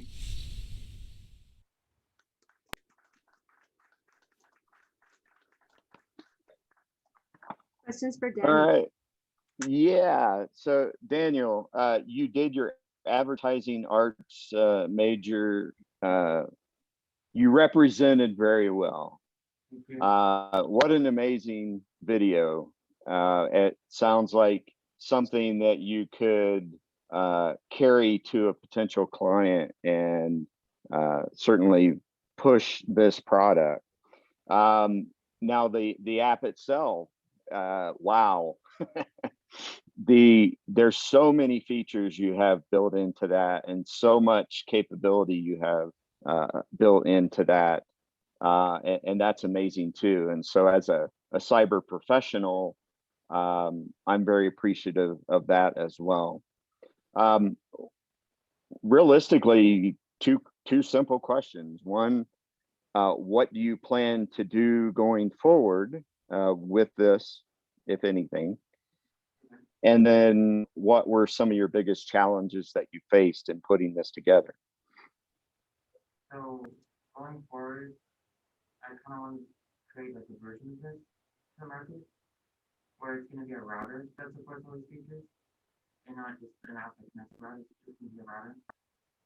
And ultimately, I want to do that. I create that in my business class and create business stuff. So that's what I want to do.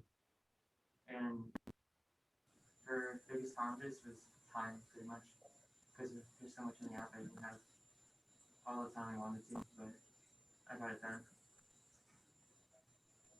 Okay. And I thought it was beautifully done. Great job. Daniel, there's a comment from Professor Aaron Jones via Zoom that the video is incredibly polished. I'm very grateful that you switched from cyber to advertising art, just saying. And there's a comment from Ashton that's a little bit similar to what I was going to ask. He said the app is designed beautifully. What did the process look like for creating the art for all of the custom icons and backgrounds? It's certainly the best designed Tech Forensics project I've seen thus far. It was a lot of experimenting with, I used Framer, and there's a lot of stuff you can do with it, but it's a lot of experimenting. There's this thing called like a library. It was like a library of like icons and favicons and like a bunch of different things you can do. And I had to go through and find the right one. And then once I found the right ones, it's a bunch of like copy and paste and then changing the colors and then doing the text and stuff. So once I found all that, it was kind of easy, but I just had to create the content too, which is really difficult. And to Professor Markwitz's point earlier, the user interface is just as important as the content in order to get the user engaged. So well done on that portion. I was watching a YouTube commercial between, like I was just like, it's so professional. And it's interesting to see how when you polish up something, because keep in mind, forensics and cybersecurity and stuff for people that don't know it very much, it doesn't view as exciting sometimes because we don't understand it. But when you add that extra layer of accessibility, making it look good and so on, you never undermine like that concept of how making something look good and presenting it well can really sell your product no matter what it is. So awesome job on that. Thank you. Oh, real quick, you said that you could, or that it can deny access to adult sites or to gambling sites or things like that. Who defines the adult sites and the gambling sites, and how does that information stay updated? Ultimately, it's probably asked for the government because I know the government has laws. What's that? I'm sorry. Because I know there's like governments that consider websites as porn and stuff. Okay. And like gambling and stuff, so we can go through those databases and do that, or we can just do it ourselves. Okay. But I think the government would be a better choice. Okay, so the user would be up to determining what's a gambling and what's the adult website. Okay. I'm curious. Out of what you presented, how much of that is conceptual and how much of that is actually like, I could use the application right now? This is all a prototype. I haven't coded anything. It's like a no-code builder, but it functions like a real app, but it's not like an actual app that can connect to a router. Okay. Is this something that you would consider taking it past SIP?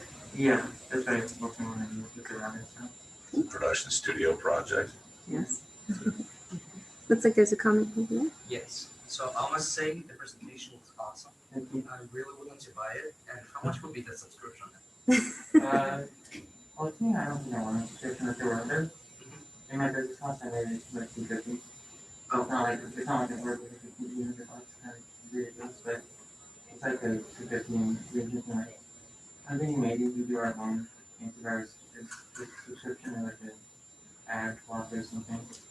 Oh, but yeah, but the router would just be a black box and pick it up for free. Sounds good. And I also have another question. So it looks like the app has a lot of access to the personal information. Yeah. And what are you going to do with that personal information? So in the privacy policy, we don't collect any of the information. It's stored on your device and it's encrypted. So we don't touch it. And if we need, like, if they contact us, like, we call them, we don't need to know anything because we don't. So they can call us in, like, Garden or whatever, and we just address them as that. So that's one thing. And then their phone number, like, if they call us, we delete it after they have the court request is finalized. And then email is the same thing. So you can let you know information for this or in the system. So. Sounds good. Yeah. Any other questions for Daniel? Thank you very much. Well done.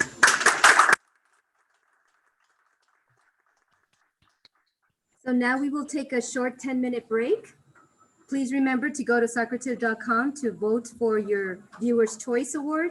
Remember to view all of the presentations and look up the room name SIP voting. We will come back at 2:40 to continue with cyber.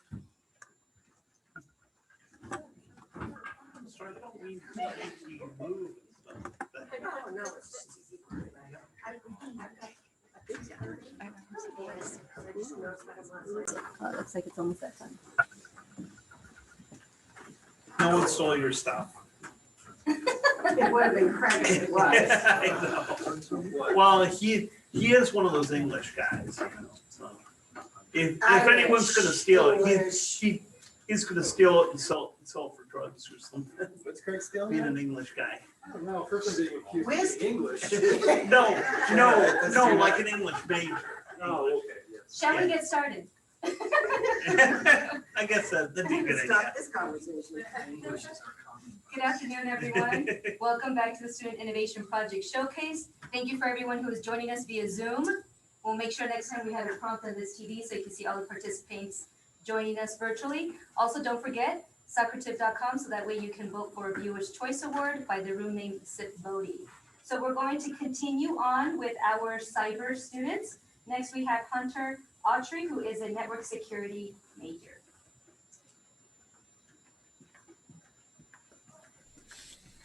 75% of Americans say that they feel frustrated trying to maintain and keep track of their passwords, and trying to remember their password is another struggle that they encounter, the Google Court.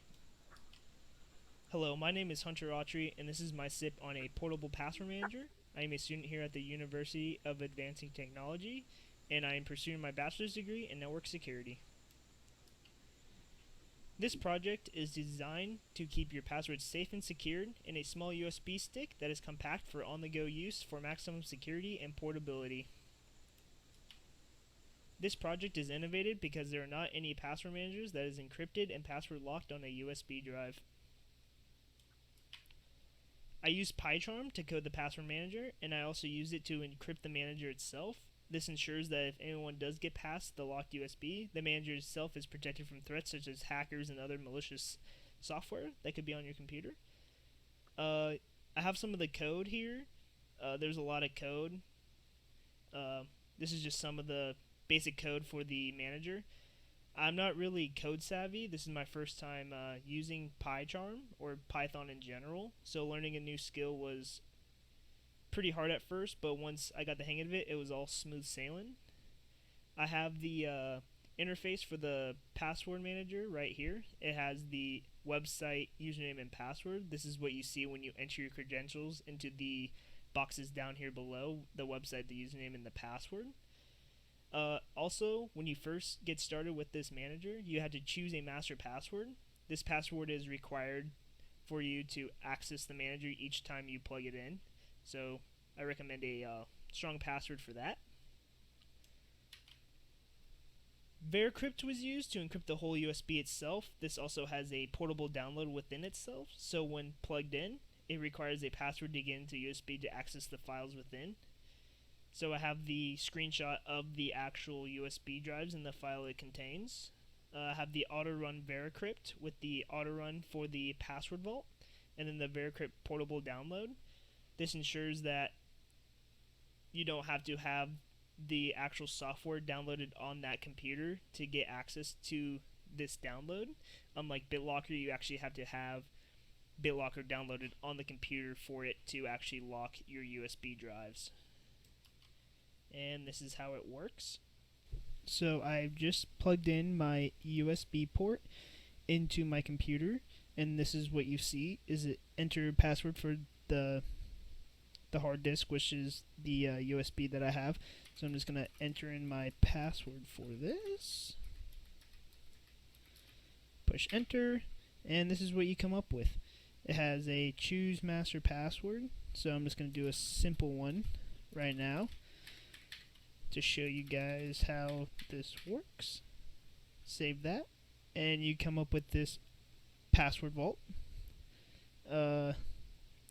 Here's the website screen, so you could put in, let's say, for example, Facebook.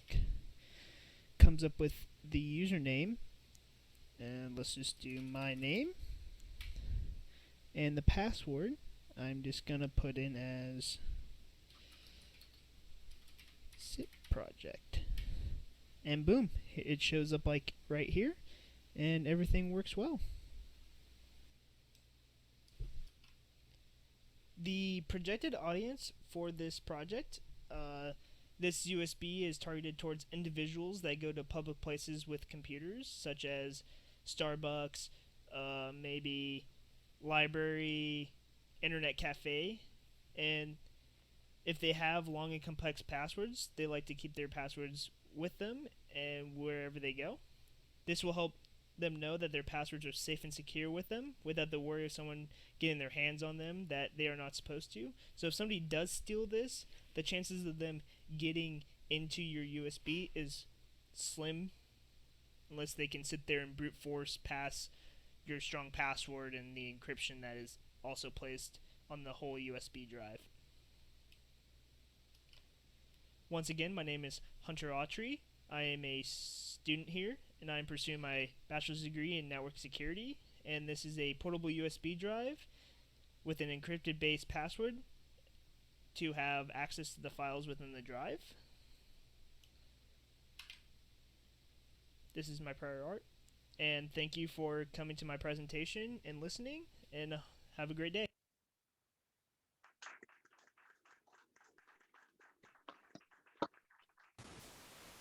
Questions for Hunter? Professor Coddington? Hunter, if you had this for a mobile device, I'm gonna steal Marquette's line, I would be the first one to buy it. I would manage them on my phone as well. Have you ever thought about doing something just like this that's encrypted for an Android phone? Hello, can you hear me? We can hear you. Oh, okay. Possibly there are like other apps that you can do this. This is mainly just for like people on the go, like minimalist. Most like hackers or people who use computers are like really minimal with their stuff. So just for something to have in their pocket and such. So Hunter, does the do you have to manually close it down, or does it automatically lock back once you remove it from the USB? Once you exit out of the USB, it automatically locks back up, and then each time you plug it in, you have to put in the password. Okay. And what did you program it in again? PyCharm. PyCharm. Okay. Yep. Any major nuances you learned from that process? Well, it was like one of my first times learning like Python using PyCharm. So just learning how to make this interface and stuff was brand new to me, but got through it. All right, cool. Well, it sounds like you have an investor in Dr. Coddington, and be all set to move forward there. So good job. Awesome. Thank you. Hunter, there's a comment from Professor Aaron Jones. Great work. Any other questions for Hunter? Okay, thank you very much, Hunter. Well done. Thank you.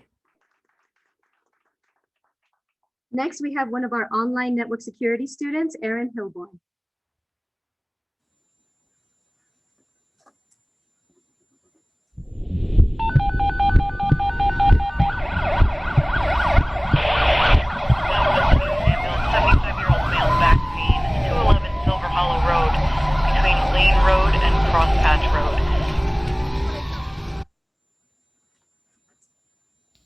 Hello everyone, and welcome to Secure CE, where we make it our mission to secure your education. My name is Aaron Hilborn, and I'm the founder and creator of Secure CE. Every day, millions of first responders risk their lives protecting others and saving lives. 2020 was a hard year for everyone, especially the first responders. Working long hours, quarantining away from their family members, and even getting COVID themselves. First responders, like many others, are required to have a certain amount of continuing education credits every couple of years to maintain their medical license. Most are given various pieces of paper that they are required to keep in case they are audited for their education. Did you know that many EMTs and paramedics lose their license each year simply because they did not have enough continuing education credits before their license renewal? I am an EMT in the state of Michigan and have worked in rural, pediatric critical care, and many other avenues in emergency medical services. One of the hardest things is to make sure I have enough continuing education to renew my license every 3 years. There weren't very many ways to keep track of education and to know when my license was getting close to renewal or how many CEs one needed and in what categories. I have witnessed many of my coworkers ejected from the field because they forgot their renewal was coming up or because they simply did not get enough credits for renewal. I made it my mission to create a product that would be easily accessible to our first responders and that would allow them to take pictures of their continuing education credits and save them in a cloud storage where they would be able to access anywhere. My mission became Secure CE. Secure CE is an Android app that would allow EMTs and paramedics to be able to track their continuing education without having to worry about what they needed to do. By setting reminders, they would be able to customize their notifications to allow them to fully manage their continuing education without cramming towards the end. To create Secure CE, I did a lot of research on what programming languages I wanted to use. I settled on Kotlin after my lengthy research shows the Android development community was taking a turn towards Kotlin being the future of Android development. Secure CE is an Android application with a Fire-based server side that handles the authentication as well as the storage and database. As stated, the primary target at product launch will be geared towards emergency medical providers. However, EMTs are not the only ones that need renewal. Anyone who has a CPR certification needs to renew in just 2 years. Many certifications either have a renewal deadline, and many licensures do require some sort of continuing education. This product will give anyone who needs to store their continuing education the ability to do so in a safe and secure environment. Most other prior art stored images locally, where Secure CE takes it to the next level with cloud storage and authentication. This way, if the device fails, the continuing education is secured and can be retrieved from our database. With Secure CE, first responders will be able to relax and continue doing what they do best without having to worry about their continuing education if it's secured. We aim to keep first responders in the field. They serve the community, and it's time we give back to those who have put their lives on the line for us. It's time to secure their CEs. We are Secure CE, and we thank you for taking time to learn about our product and how we are securing your education. Thank you.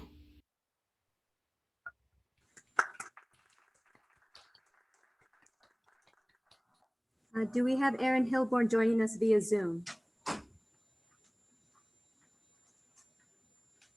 Okay, it doesn't appear so. Are there any comments for Aaron? This is Greg. I am happy to see Aaron get this completed. As he said, he is a first responder.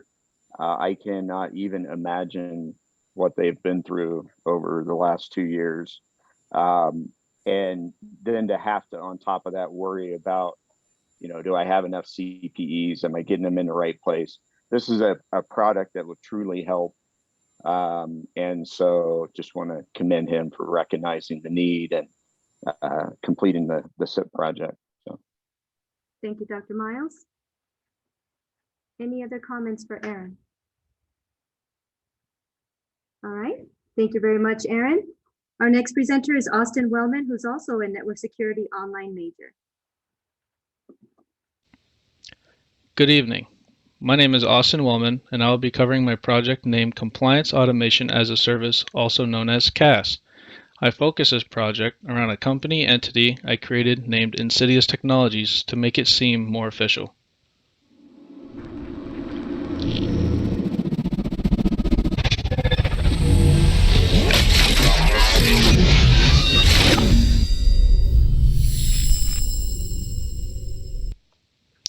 Python scripting is one of the prevalent challenges in offices that perform massive tasks. Companies lose millions of dollars associated with delays when using manual work over automation. Currently, there is a solution to this delay associated with scripting. This DISA compliance project intends to facilitate fast scripting and reduce the costs that companies and government institutions incur in their traditional scripting and audited processes. Speed is always an essential practice of information technology, especially in setting programs and mainstreaming operations within an organization. The idea of creating this program emerged from my experience. where I experienced delays and time wastage when running the STIG checklist manually. I felt the need for a program to facilitate the process and save time wasted in manual operations. This compliance automation project also complies with DISA's checklist. It uses STIG viewer templates that are security compliant. Thus, it is a fast and reliable alternative project for meeting tight deadlines. The targeted users are IT engineers or contractors that work at government facilities, and it would be an annual subscription. The users will tremendously increase their speeds of operations within 1 year of this subscription. This project is legally compliant. It is not emulated from other engineers or scientists, therefore it has no legal obstacle in accepting the market. The targeted consumers are recommended to acquire the product because it increases the competitive advantage of the organization. Next, I will be showing you a demo of my product. First showing you the output file setting. So first you have to put in the command prompt the name of the Python file, and then -D, and then I'm going to be running it for iOS, and then we're going to be running it off the template for the interface layer 3 devices.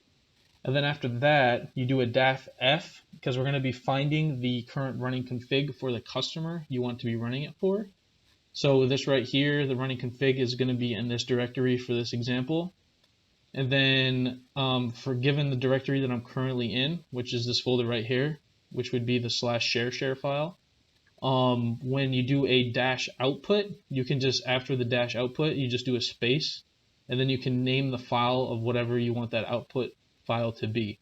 So you can see here for this demonstration, I labeled this one SIP. You go over here into the file, you double click it. For this one, I'll just open it with Notepad.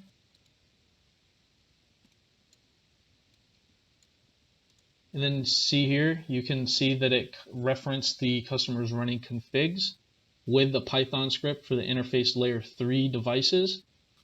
It just tells you basic fail or passes. If you just want to go into the STIG viewer template and just add the pass or fails, you can add basic comments because a lot of time it's just a lot of monotonous, continual work. Sometimes if they're not passing, they will show you why they failed. Or if they even pass, they will show you, but some of them do require, like for instance on this VLAN right here, you need manual verifications because you are going to have to check the printer VLAN has its ACLs on it. So you might have to get a up-to-date actual running config from the customer. You can do it if you do not want to create an output folder, is that you can just get rid of the -O. So if you go down here to this line of the command prompt, we did the same exact thing. File the running directory, you chose what version, what interfaces you wanted to do, but you just get rid of the -O so it doesn't create an output folder. So it actually displays everything that would be in your output file into the command prompt. So that way you don't have to save any files or anything like that. Some government facilities don't like files saved. So that way when you're doing the command prompt, you can just wipe it kind of thing. And it still gives you the total number, the pass, failed, partials, the manuals you're going to have to check like the printers for the VLANs and the ACLs. Not applicable, that means that the devices were not, it's just everything on the customer's running configs. It was irrelevant to that current STIG check. So you could just ignore those. And then in total, it checked 112 of them. Even though Steel Cloud Company has automated its SYS and STIG process, its projects are different because they use the cloud. This project will save companies millions of dollars because it cuts down the costs of operations. Manual operations might be expensive to an organization because they take much time and include payment to laborers. This project will block the two loopholes by facilitating the process and employing none of the workers. Productivity and quality are the dream of every company or organization. Since competition has become rampant in the marketplace, competition can only be reduced through happy customers and quality products. Compliance Automation as a Service addresses all of the challenges, especially in government organizations. That will conclude my product, and if you have any questions, please feel free to email me at awellman@insidious-technologies.com. Thank you for your time and have a great day.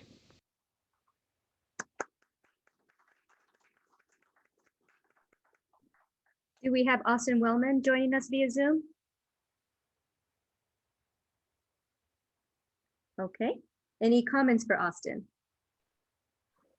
As always, I have a comment. The, having used DisAStigs in the past, actually early on in my career, I was part of a contract team that helped develop DisAStigs.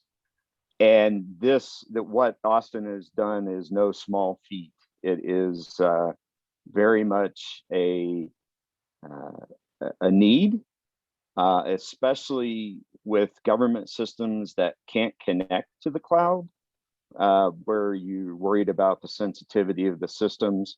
And so what Austin has created is certainly really good for the industry itself. So well done with that, and it's good to see the project finished as well. Thank you, Dr. Miles.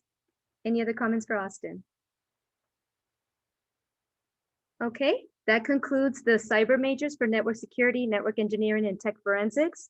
Now we will continue the SIP presentation with artificial intelligence and advancing computer science. Next up, we have Jared Engard, who's a game design major, but who pitched his project to the AI ACS group.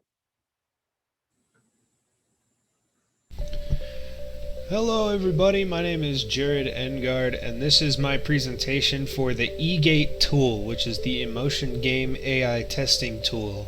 This tool is designed as a emotional analysis tool to be used over the footage of a recorded playtest. With that said, I'm just going to jump right into it and show you guys some examples of this thing in action. So right over here, we have our first example of a clip, and I am just going to go ahead and let that play for you so you guys can see it in its context. Where's your hair? People in Valentine told me it looks stupid. Oh. Alright, so that little bit at the end there was the clip I decided to throw in through the analyzer. And now we're going to look at the second one, just so you have the context on that one as well before we jump into it. And this is my buddy talking about snipers, because I wanted to see how it would work with a different voice that wasn't mine. Yeah, a sniper's one tap in the head even if shields are up. Marksmen's are like the DMR, where they just like single shot rifles. So with those two videos in mind, we are going to now take those two audio clips that I mentioned, and we're going to go ahead and throw them into the analyzer. Alright, so with those two video clips that were just shown in mind, we're going to open this up. We're going to run it through the testing program. So just like any other command prompt based Python file,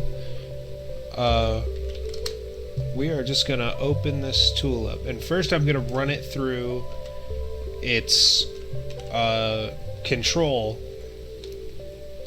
which is this file right here, the hello audio file. And that is showing up exactly how I want it to be. This 0.76 neutral, it's showing up neutral. It's showing all the keys and values. Everything there is perfectly working just fine. So I'm just going to get that command in there again, and we are going to test the first of the two with just the name of the audio file right here. And now here it thinks that I was sad in that file. Now granted, in that particular file I was acting sad, but that's exactly what I was trying to do. So I would call that good, even though, you know, it can't pick up if someone is pretending, right? So that is turning out a result just about how I would expect it to. Now following is my buddy's violently neutral conversations about snipers. So I fully expect a neutral result for this one.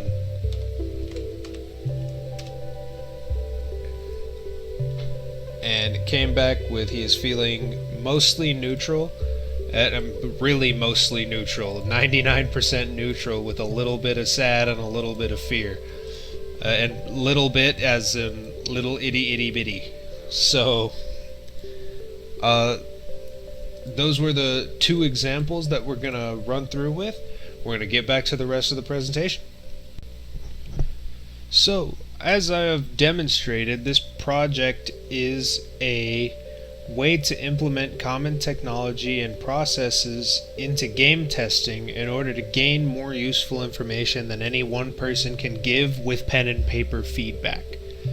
This allows for an additional layer of feedback that developers and designers can take advantage of when playtesting their game or pitching an idea, regardless of demographic. So my innovation claim is that this method of in-depth assisted analysis is innovative because it will be able to make use of AI systems to determine the mood of a playtester, either while giving feedback or while playtesting your game. And that kind of information will be invaluable to any game designer who is undergoing a playtest. With that said, I'm just going to go ahead and open it up to Q&A now. I've demonstrated how it works. I really can't say much more than that. So thank you for your attention up to this point. I hope you enjoyed the presentation. And thank you again.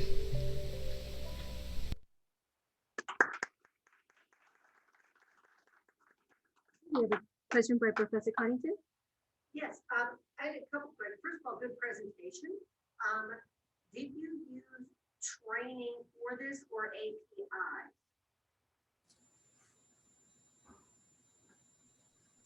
I'm sorry, what was that? I couldn't hear. Did you use training or APIs to figure out the emotions? I'm pretty sure it was an API. It was something that I had already picked up for the emotions. I really just translated it into like a readable format. Okay, then it was APIs. Yeah. Two more questions. You talked about using this for game testers. Can you see any other ways that you could use this in industry? Yeah. I mentioned game test because that would be the most like easy to apply this technology, because all you would have to do is record the playtest, right? But any other aspect of the design process in which there is a lot of verbal communication, which there just is, that's just a part of the work, you would be able to make use of this program. I agree with you, and for one example, especially after COVID, all technical support seemed to be over the phone or online, and I think that kind of analysis would help them to make better employees. So I think that there's a farther reaching application for this. My last question is,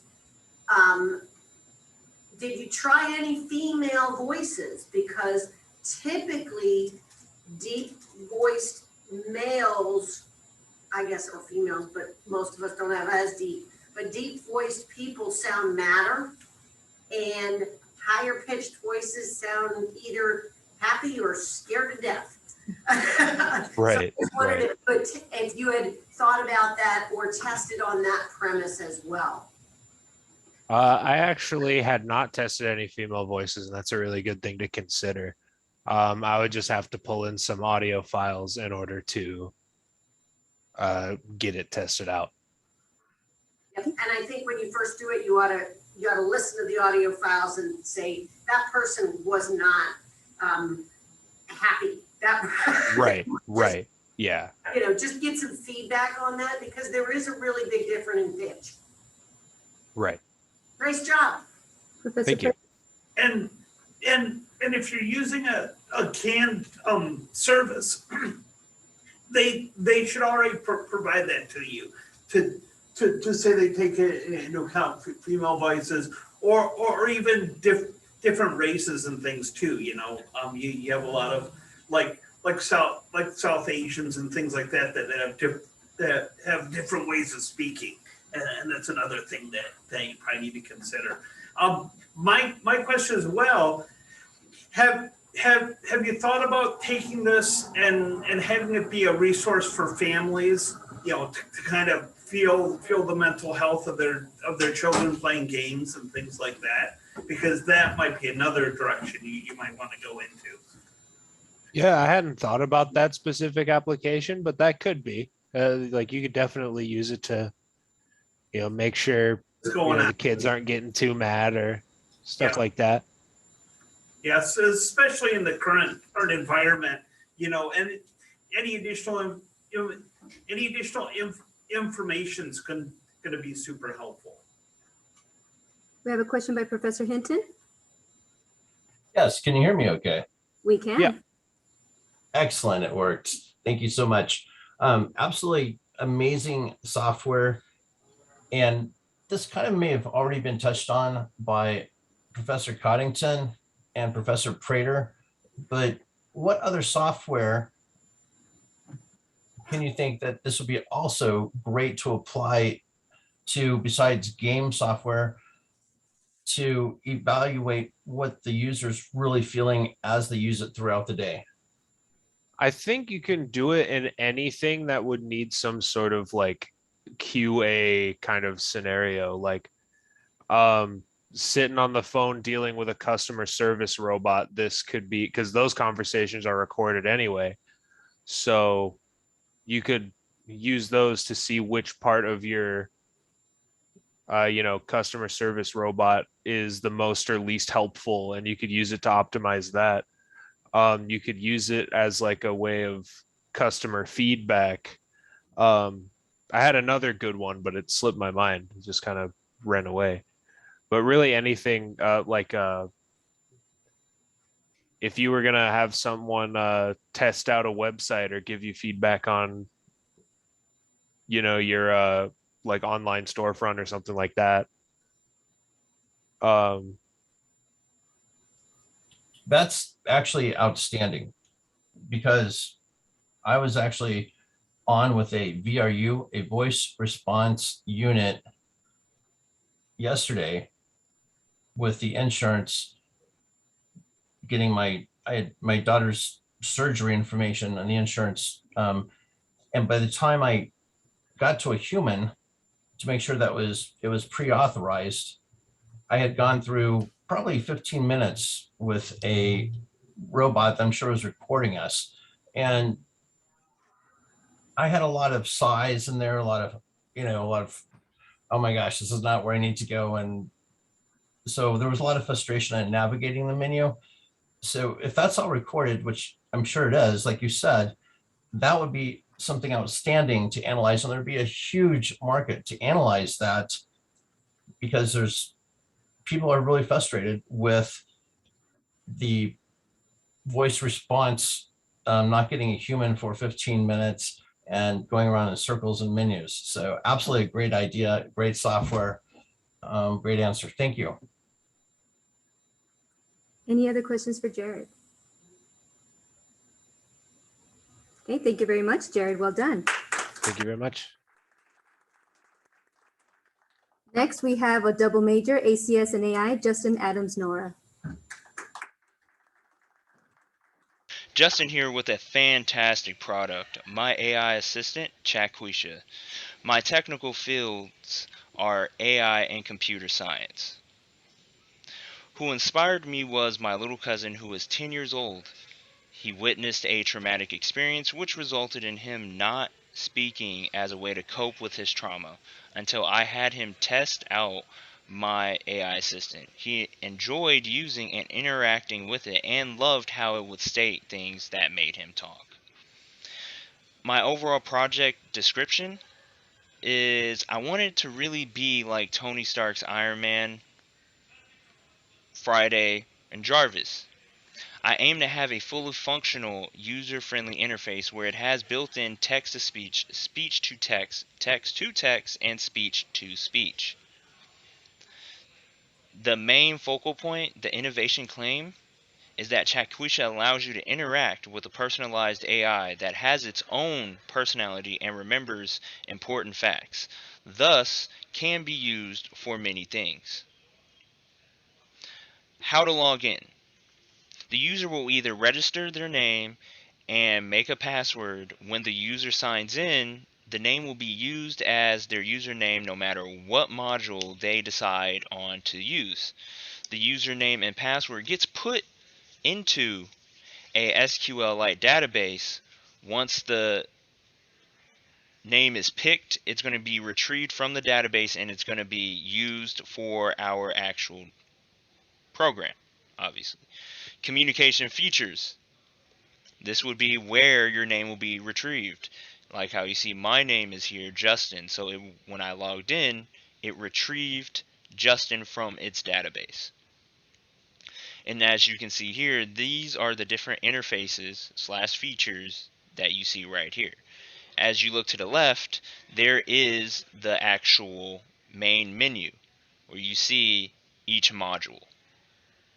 And to give you a short little video of how Chatquisha works, and especially by another user using it, here is a link or video. Alright, hello everyone. Today we got a demo test in Chatquisha. So first of all, we go and log in. Put the first name in. Put the password in. Login was successful. Perfect. Alright, just wait a couple seconds till it loads. And we're gonna be doing text to speech. Alright. Let's say hi. Hello. Gotta have some morals. Hi. Hi, Chatquisha. Alright. Just double check. She realizes that. What is your name? What is your name? Chatquisha. Chatquisha. Nice to meet you, Chatquisha. Alright. Who's your creator, though?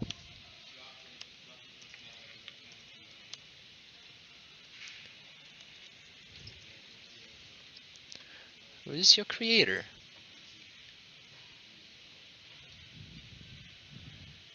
Justin. Justin. Perfect. Alright. Just a couple questions. What games do you like to play?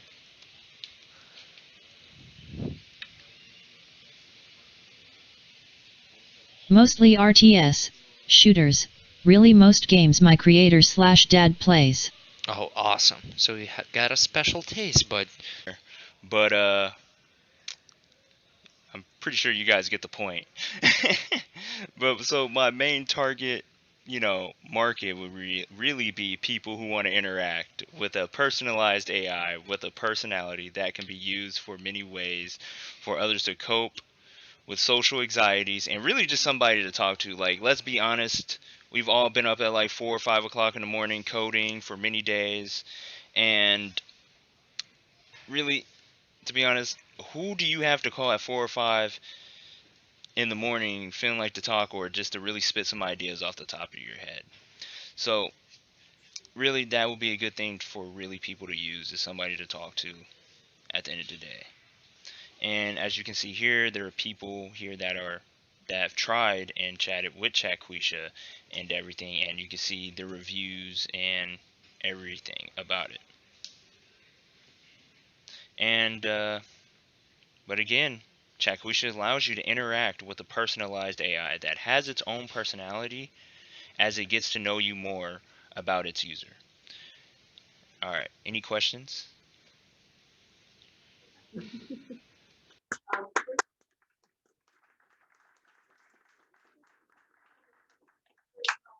watched this project evolve over the last 2 years and worked a lot with Justin on this. So it's fun to see how Chatquisha grew up, literally.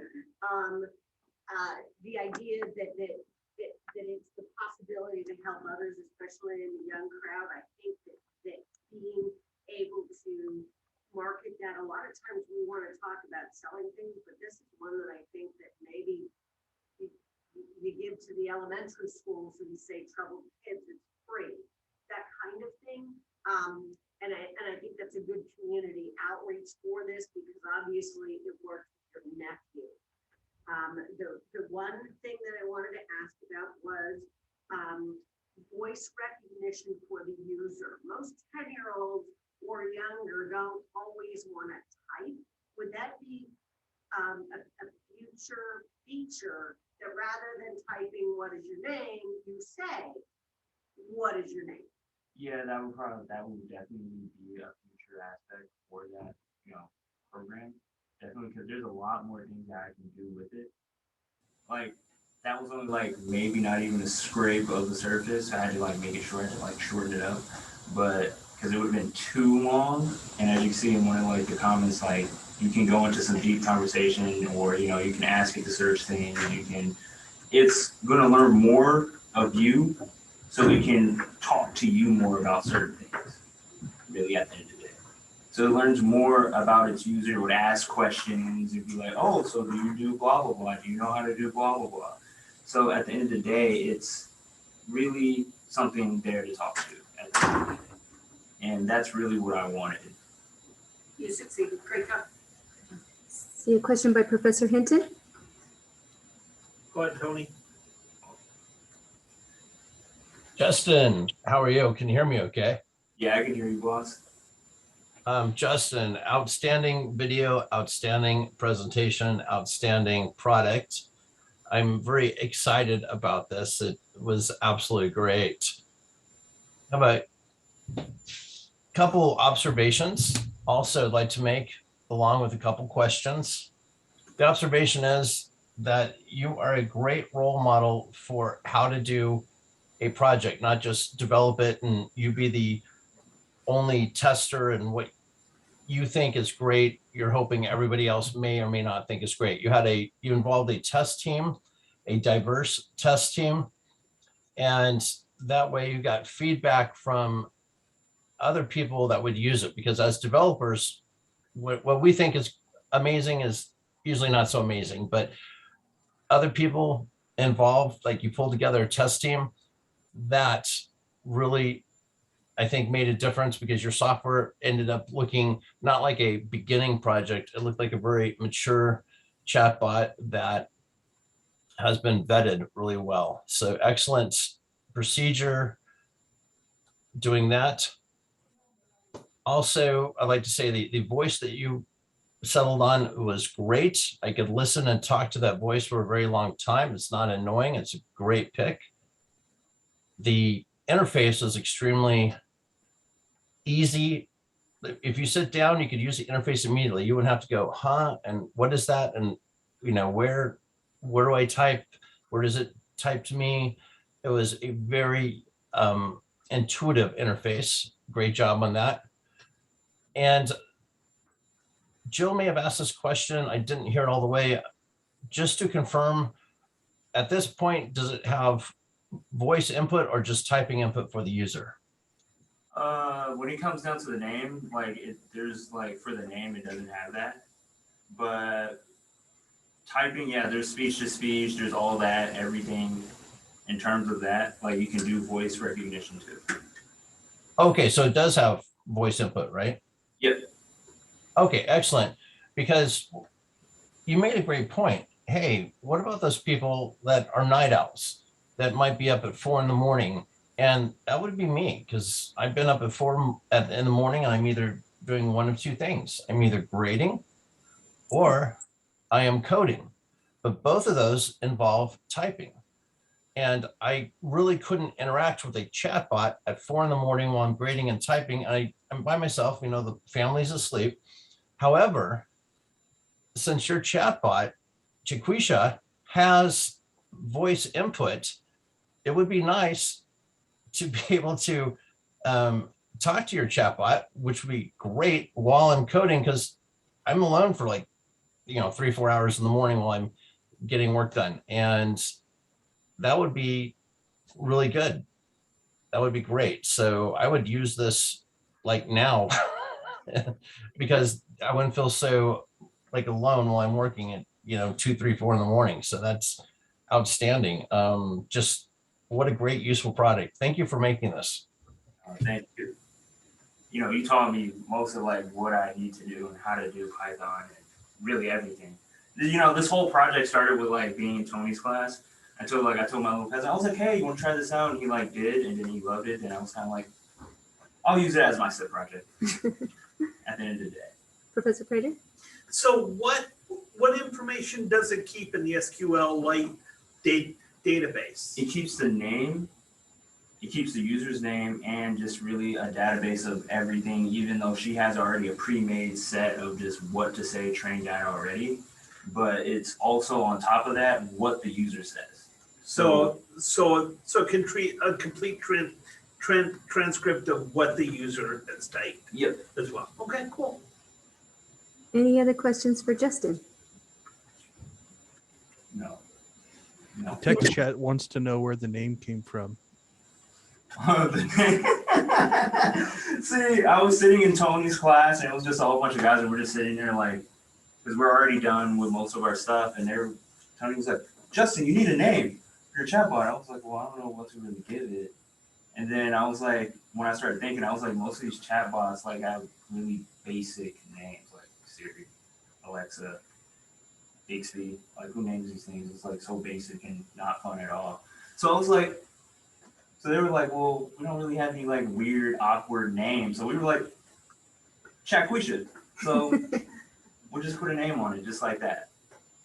It took a lot of work. I don't know. There's a whole nother conversation about that, so I don't want to go too much into it. But yeah, in so many words, that's exactly what happened. Thank you very much, Justin. Well done. Thank you.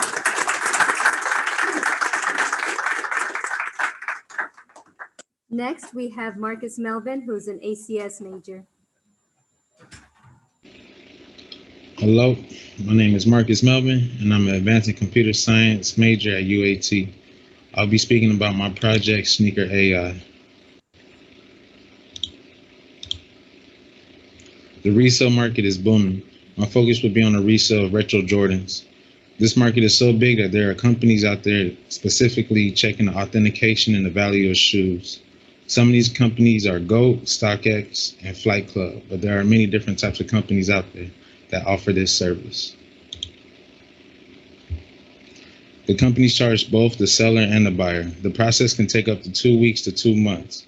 Since the seller is charged the fee, this means that the buyer will have to pay extra for using the service. This is the process. The seller sends the company the pair of shoes. The company inspects the pair of shoes, and based on the shoe quality, the company sets the price for the buyers. The buyers will buy the shoes, paying up to an extra $100 because they also charge the seller. So this means that the seller will actually want more for the shoes, more than what they're really worth. Let me introduce you to Sneaker AI. This app will disrupt the shoe resale market, cutting out the middleman, peer-to-peer selling using artificial intelligence. Sneaker AI is a software as a service app using classification model to classify shoes as used or new.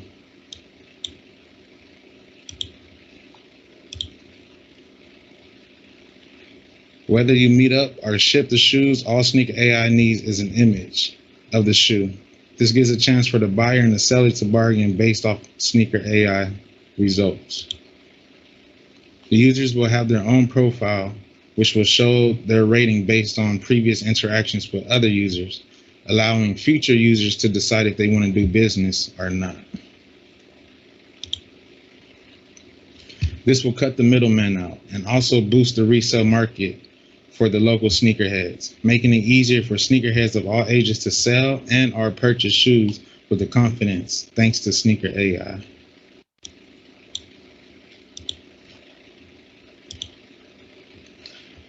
Peer-to-peer selling using AI will be the next best thing for the shoe resale market, and Sneaker AI will play a big role. And here's a preview of Sneaker AI Live.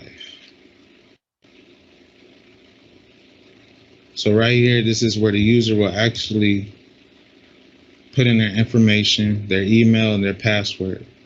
This email and password will be linked both to the mobile app and the desktop. So the user will decide if they want to use their personal computer or their mobile device.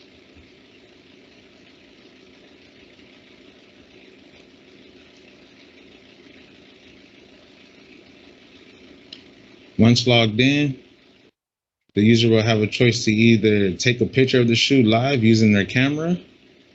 I'm using the emulator, so it's not really the back of, it's not really a real camera. It's just the emulator view of it. So here, the user's taking a picture.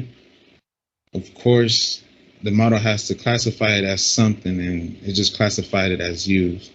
But the user is able to go inside the gallery, their phone gallery, and pick out pictures. And here, as you can see, Sneaker AI says that these pair of shoes look new. So that will actually help the seller. And here, these shoes are, the Sneaker AI is saying that these shoes are used, and this will actually help the buyer. This gives Sneaker AI is basically like a bargaining tool, cutting out the middleman for the sneakerheads. And this is Sneaker AI. Thank you.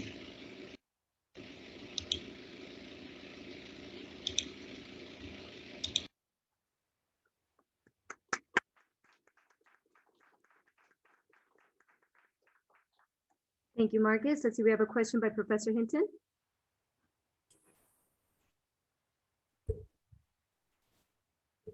Yes, Marcus, outstanding application. It's useful, extremely innovative. I haven't seen anything else like it. And it's a great tool for sneakerheads, but again, it's a great business app because there's so much money in sneakers and the collection of sneakers, and they're expensive, and everybody is doing everything they can for the last few years to get in on it. eBay, just every platform is trying to get into the sneakers if they're not, and the ones that are in it and are good at it are making a mint. So great business decision, great use of AI, clever use of AI. I'm looking forward to using this app because I want to get my hands on a pair of yellow alien stompers. So Marcus, thanks for your work on this great app. Thank you. Thank you. We have a question by Professor Dr. Keddington. Great job. I think that as you get more pictures, I think that if you had a more granulated rating system, new versus used, I think maybe we need 3 or 5.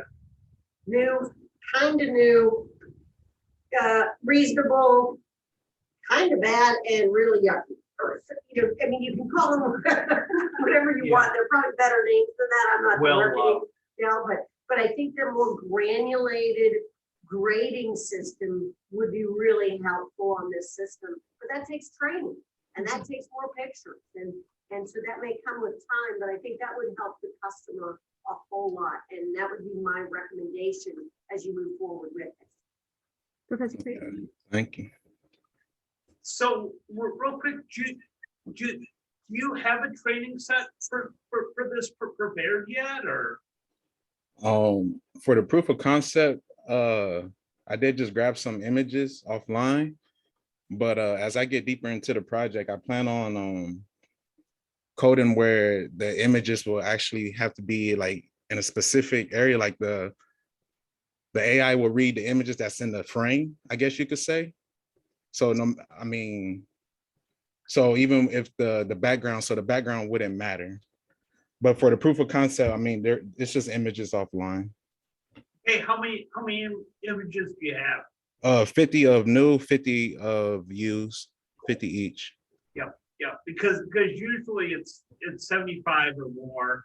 I know it's pretty common, but because one thing is you got to worry about colors and things like that. Like a brown shoe may be new, but it might come back as a used because it's brown or something like that. So you gotta keep that in mind. But as your database grows, what you're probably going to need to do as well is require a certain number of pictures from every angle in order to list the shoe. Mm-hmm. Marcus, I do have a question for you. Have you considered, along with photos, to Prater's point of having a top, a side view and whatnot, a video or some type of 3D scanner that would give you a 360-degree look, because you may or may not be able to differentiate between old and new just by a series of photos? Mm-hmm. Yeah, I plan on maybe showing where the user will have to show the bottom of the shoe, the top, and like you mentioned, the sides. There are different areas of the shoe where you could tell where the quality of it. And there's some people that are very particular about their shoes, that they don't even bend them when they walk and wear them. Even creases are an issue, so something that would detect that type of wear. And my second question was, what's the % of accuracy of a shoe being determined as new? Do you have that, or is that something that could be implemented into the program? Yeah, actually, I did have it during the process. I just took it out because some of the SMEs were, saying it was kind of confusing whether if it was like 88% new or 75% new. So like the rating scale. So I took it out, but that is a feature I could definitely add to the project. Yeah, that was a feature that was included in one of the SIP projects from previous semesters, where detection of vehicles had a certain percentage of accuracy, which was important because that would determine, again, in this case, if the shoe is new or old, or even, again, the granular phases of it being gently used or so forth. Any other questions for Marcus? All right, thank you very much, Marcus. Well done. Thank you.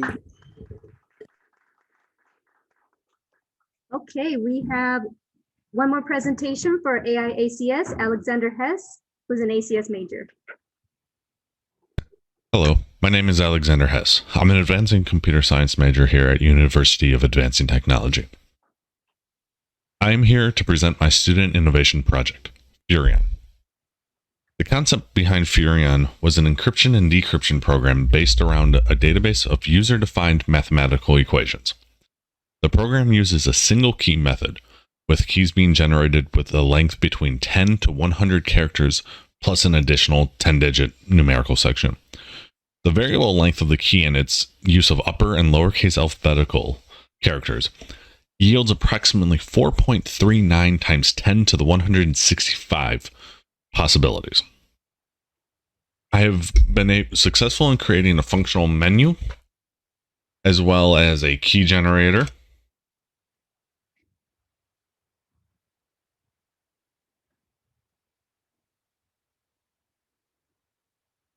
As you can see, can create some very lengthy, obviously 100 characters. I have even been able to create a functional file navigation.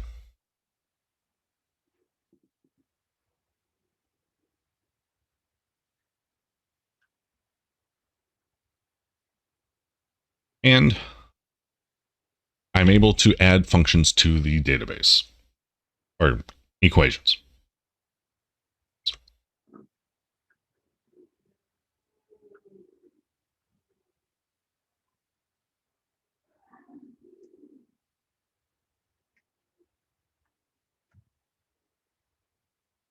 However, because this is an encryption program, I do not allow the users to see what equations are within the database.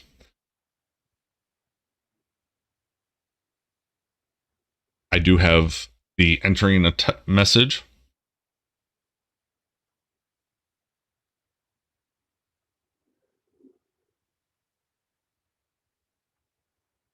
I even allow multiple paragraphs, although formatting is not entirely there. You are able to name the file.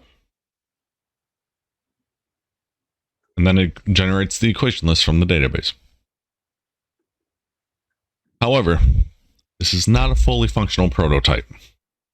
The reason this project isn't fully functional right now is because I have been unable to resolve the issues regarding the large numbers that result from the equations. Originally, I used an unsigned long variable for the process, but I discovered that during that process, it was giving me numbers far larger than the maximum unsigned long is capable of.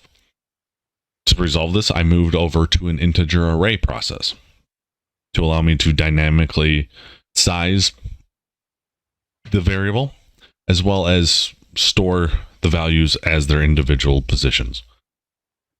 This has created a bit more capability. However, I've run into two issues. I have been unable to design a workable solution for the division process of the equations, as I've obviously with large numbers stored as individual positional values, I have been unable to resolve a division function for two different arrays. While working on finding a solution for this, however, I have also identified that my access to the individual positions of the arrays have been returning not just that specific position, but it has been returning that position to the end of the array. This is obviously a problem with all the mathematical functions, the addition, subtraction, multiplication, and division. I attempted to isolate that bit of code into a different program to see if I could resolve it. However, that issue persists even in the standalone. And the code I have is identical to all solutions I have found in textbooks and online regarding accessing arrays. So I've been unable to come up with a solution to work around it, which has put my multiplication, my addition, and my subtraction functions, which have been coded, into a questionable state because I do not know if I'm getting accurate results. Furion has certainly been a learning experience, and it remains a project I intend to continue in some form or another.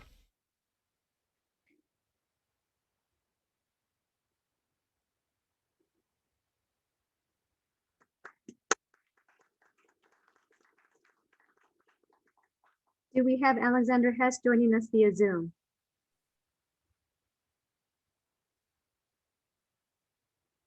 Okay, it appears we do not. Do we have comments for Alexander? Professor Hinton?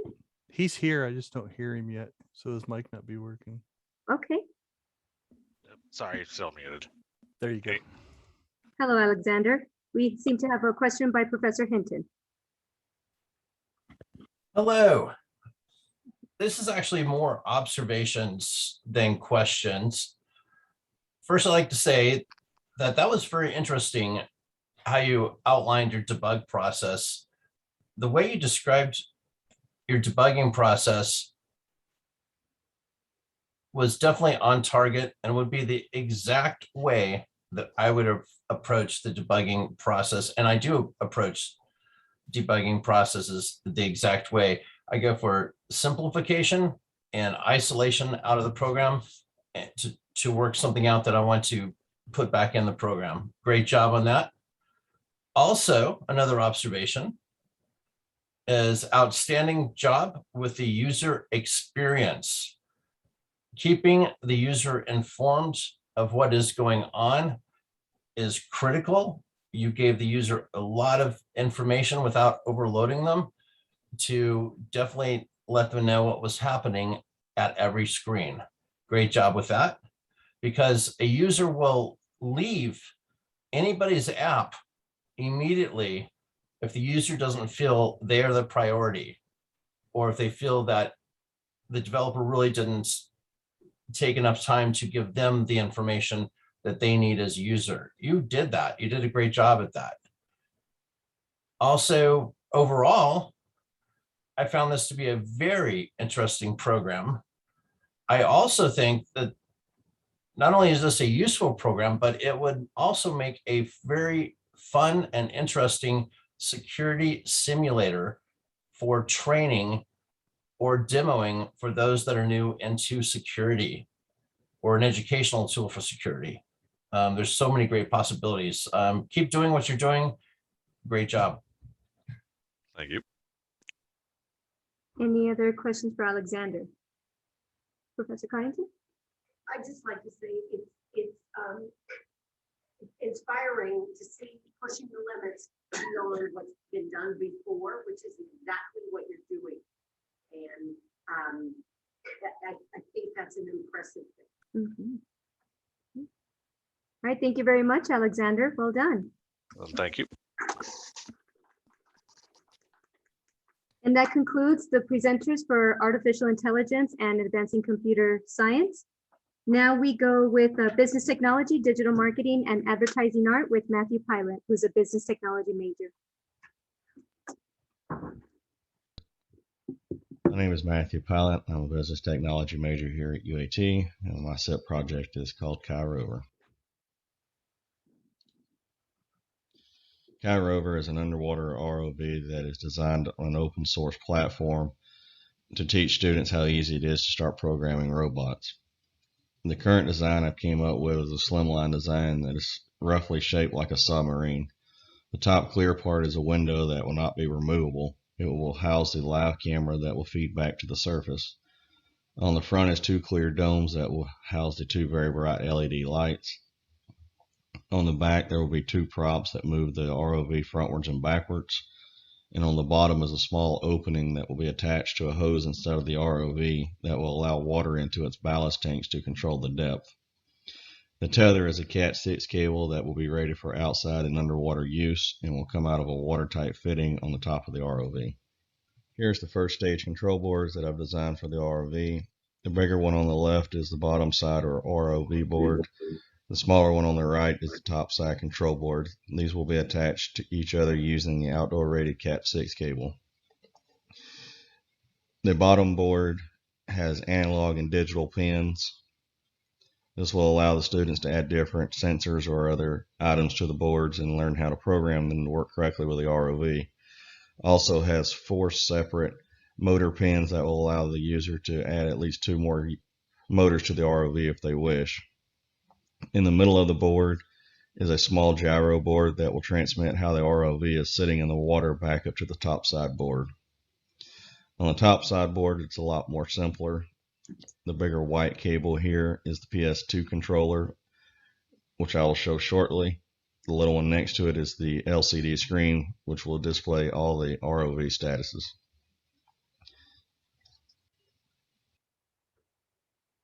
This is a custom-made PS2 controller board that I've made just for KaiRover. It's basically just a simple feed-through board. It will allow the user to either use a wireless or a hardwired PS2 controller. Here's a sample of the programming of the Arduino coding, which is open source and can be found pretty much anywhere online. This will make it super easy for the students to learn how to code on this ROV due to the huge community of coders that are already out there.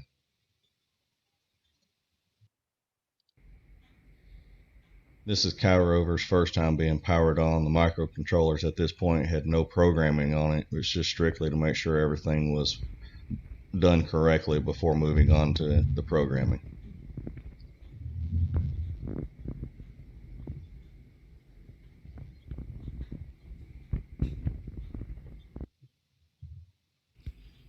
Next test was to upload the program to the topside control board and see what would happen when I powered it on.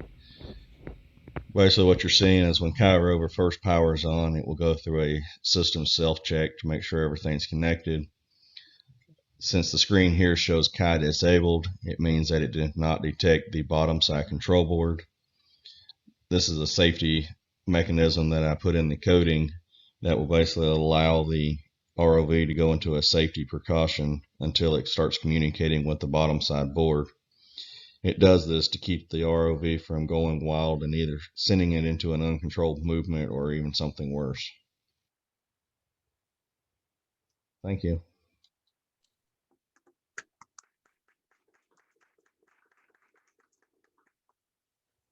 Thank you, Matthew. Questions for Matthew? Professor Hinton? Matthew, that's extremely interesting. Great SIP. My daughter is an underwater archaeologist, and her company is based out of the Caribbean, but she does dives on wrecks all over the world. So she uses different underwater ROVs all the time based on the depth, the water clarity, and plus what they have in the area. And so if you plan on moving forward with this after SIP, even beyond SIP, I can give you, hit me up on Teams, I can give you her contact info, and I think it would be useful to you and also useful to her.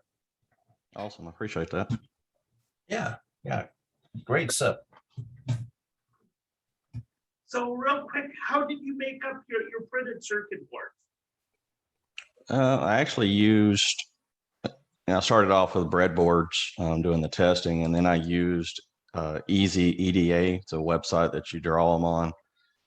They actually print them and send them to you once you get your design that you want on there. And then when they showed up, I had to solder everything on. Good deal. Dr. Mark Smith? Yeah, I'm curious, like you said, this was for kids to kind of learn how to program. Are you foreseeing these being like kits that you're going to sell to like schools or districts or something of that nature? Yeah, I mean, it'd be for, schools, school districts, or if the parents just want to buy it for their children, that'll be an option also. And what kind of waterways is this thing going to submerge in as far as size wise? So in like a swimming pool, or is it something that has to be like in a lake or just a piece of water? Size wise, I mean, you could put it in a swimming pool. I don't have a pool, so my testing would be our lake that we have here. Any other questions for Matthew? All right, thank you very much, Matthew. Well done. Thank you.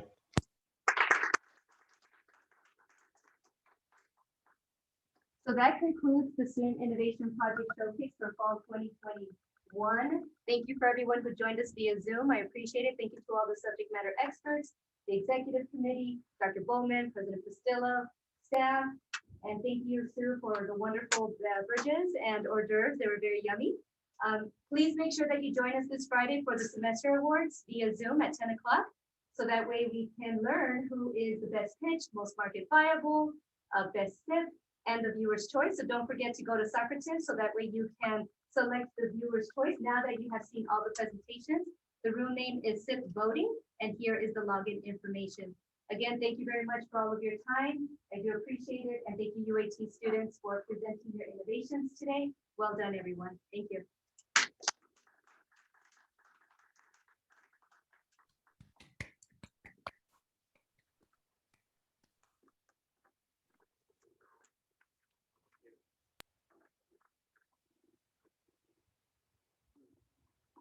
Very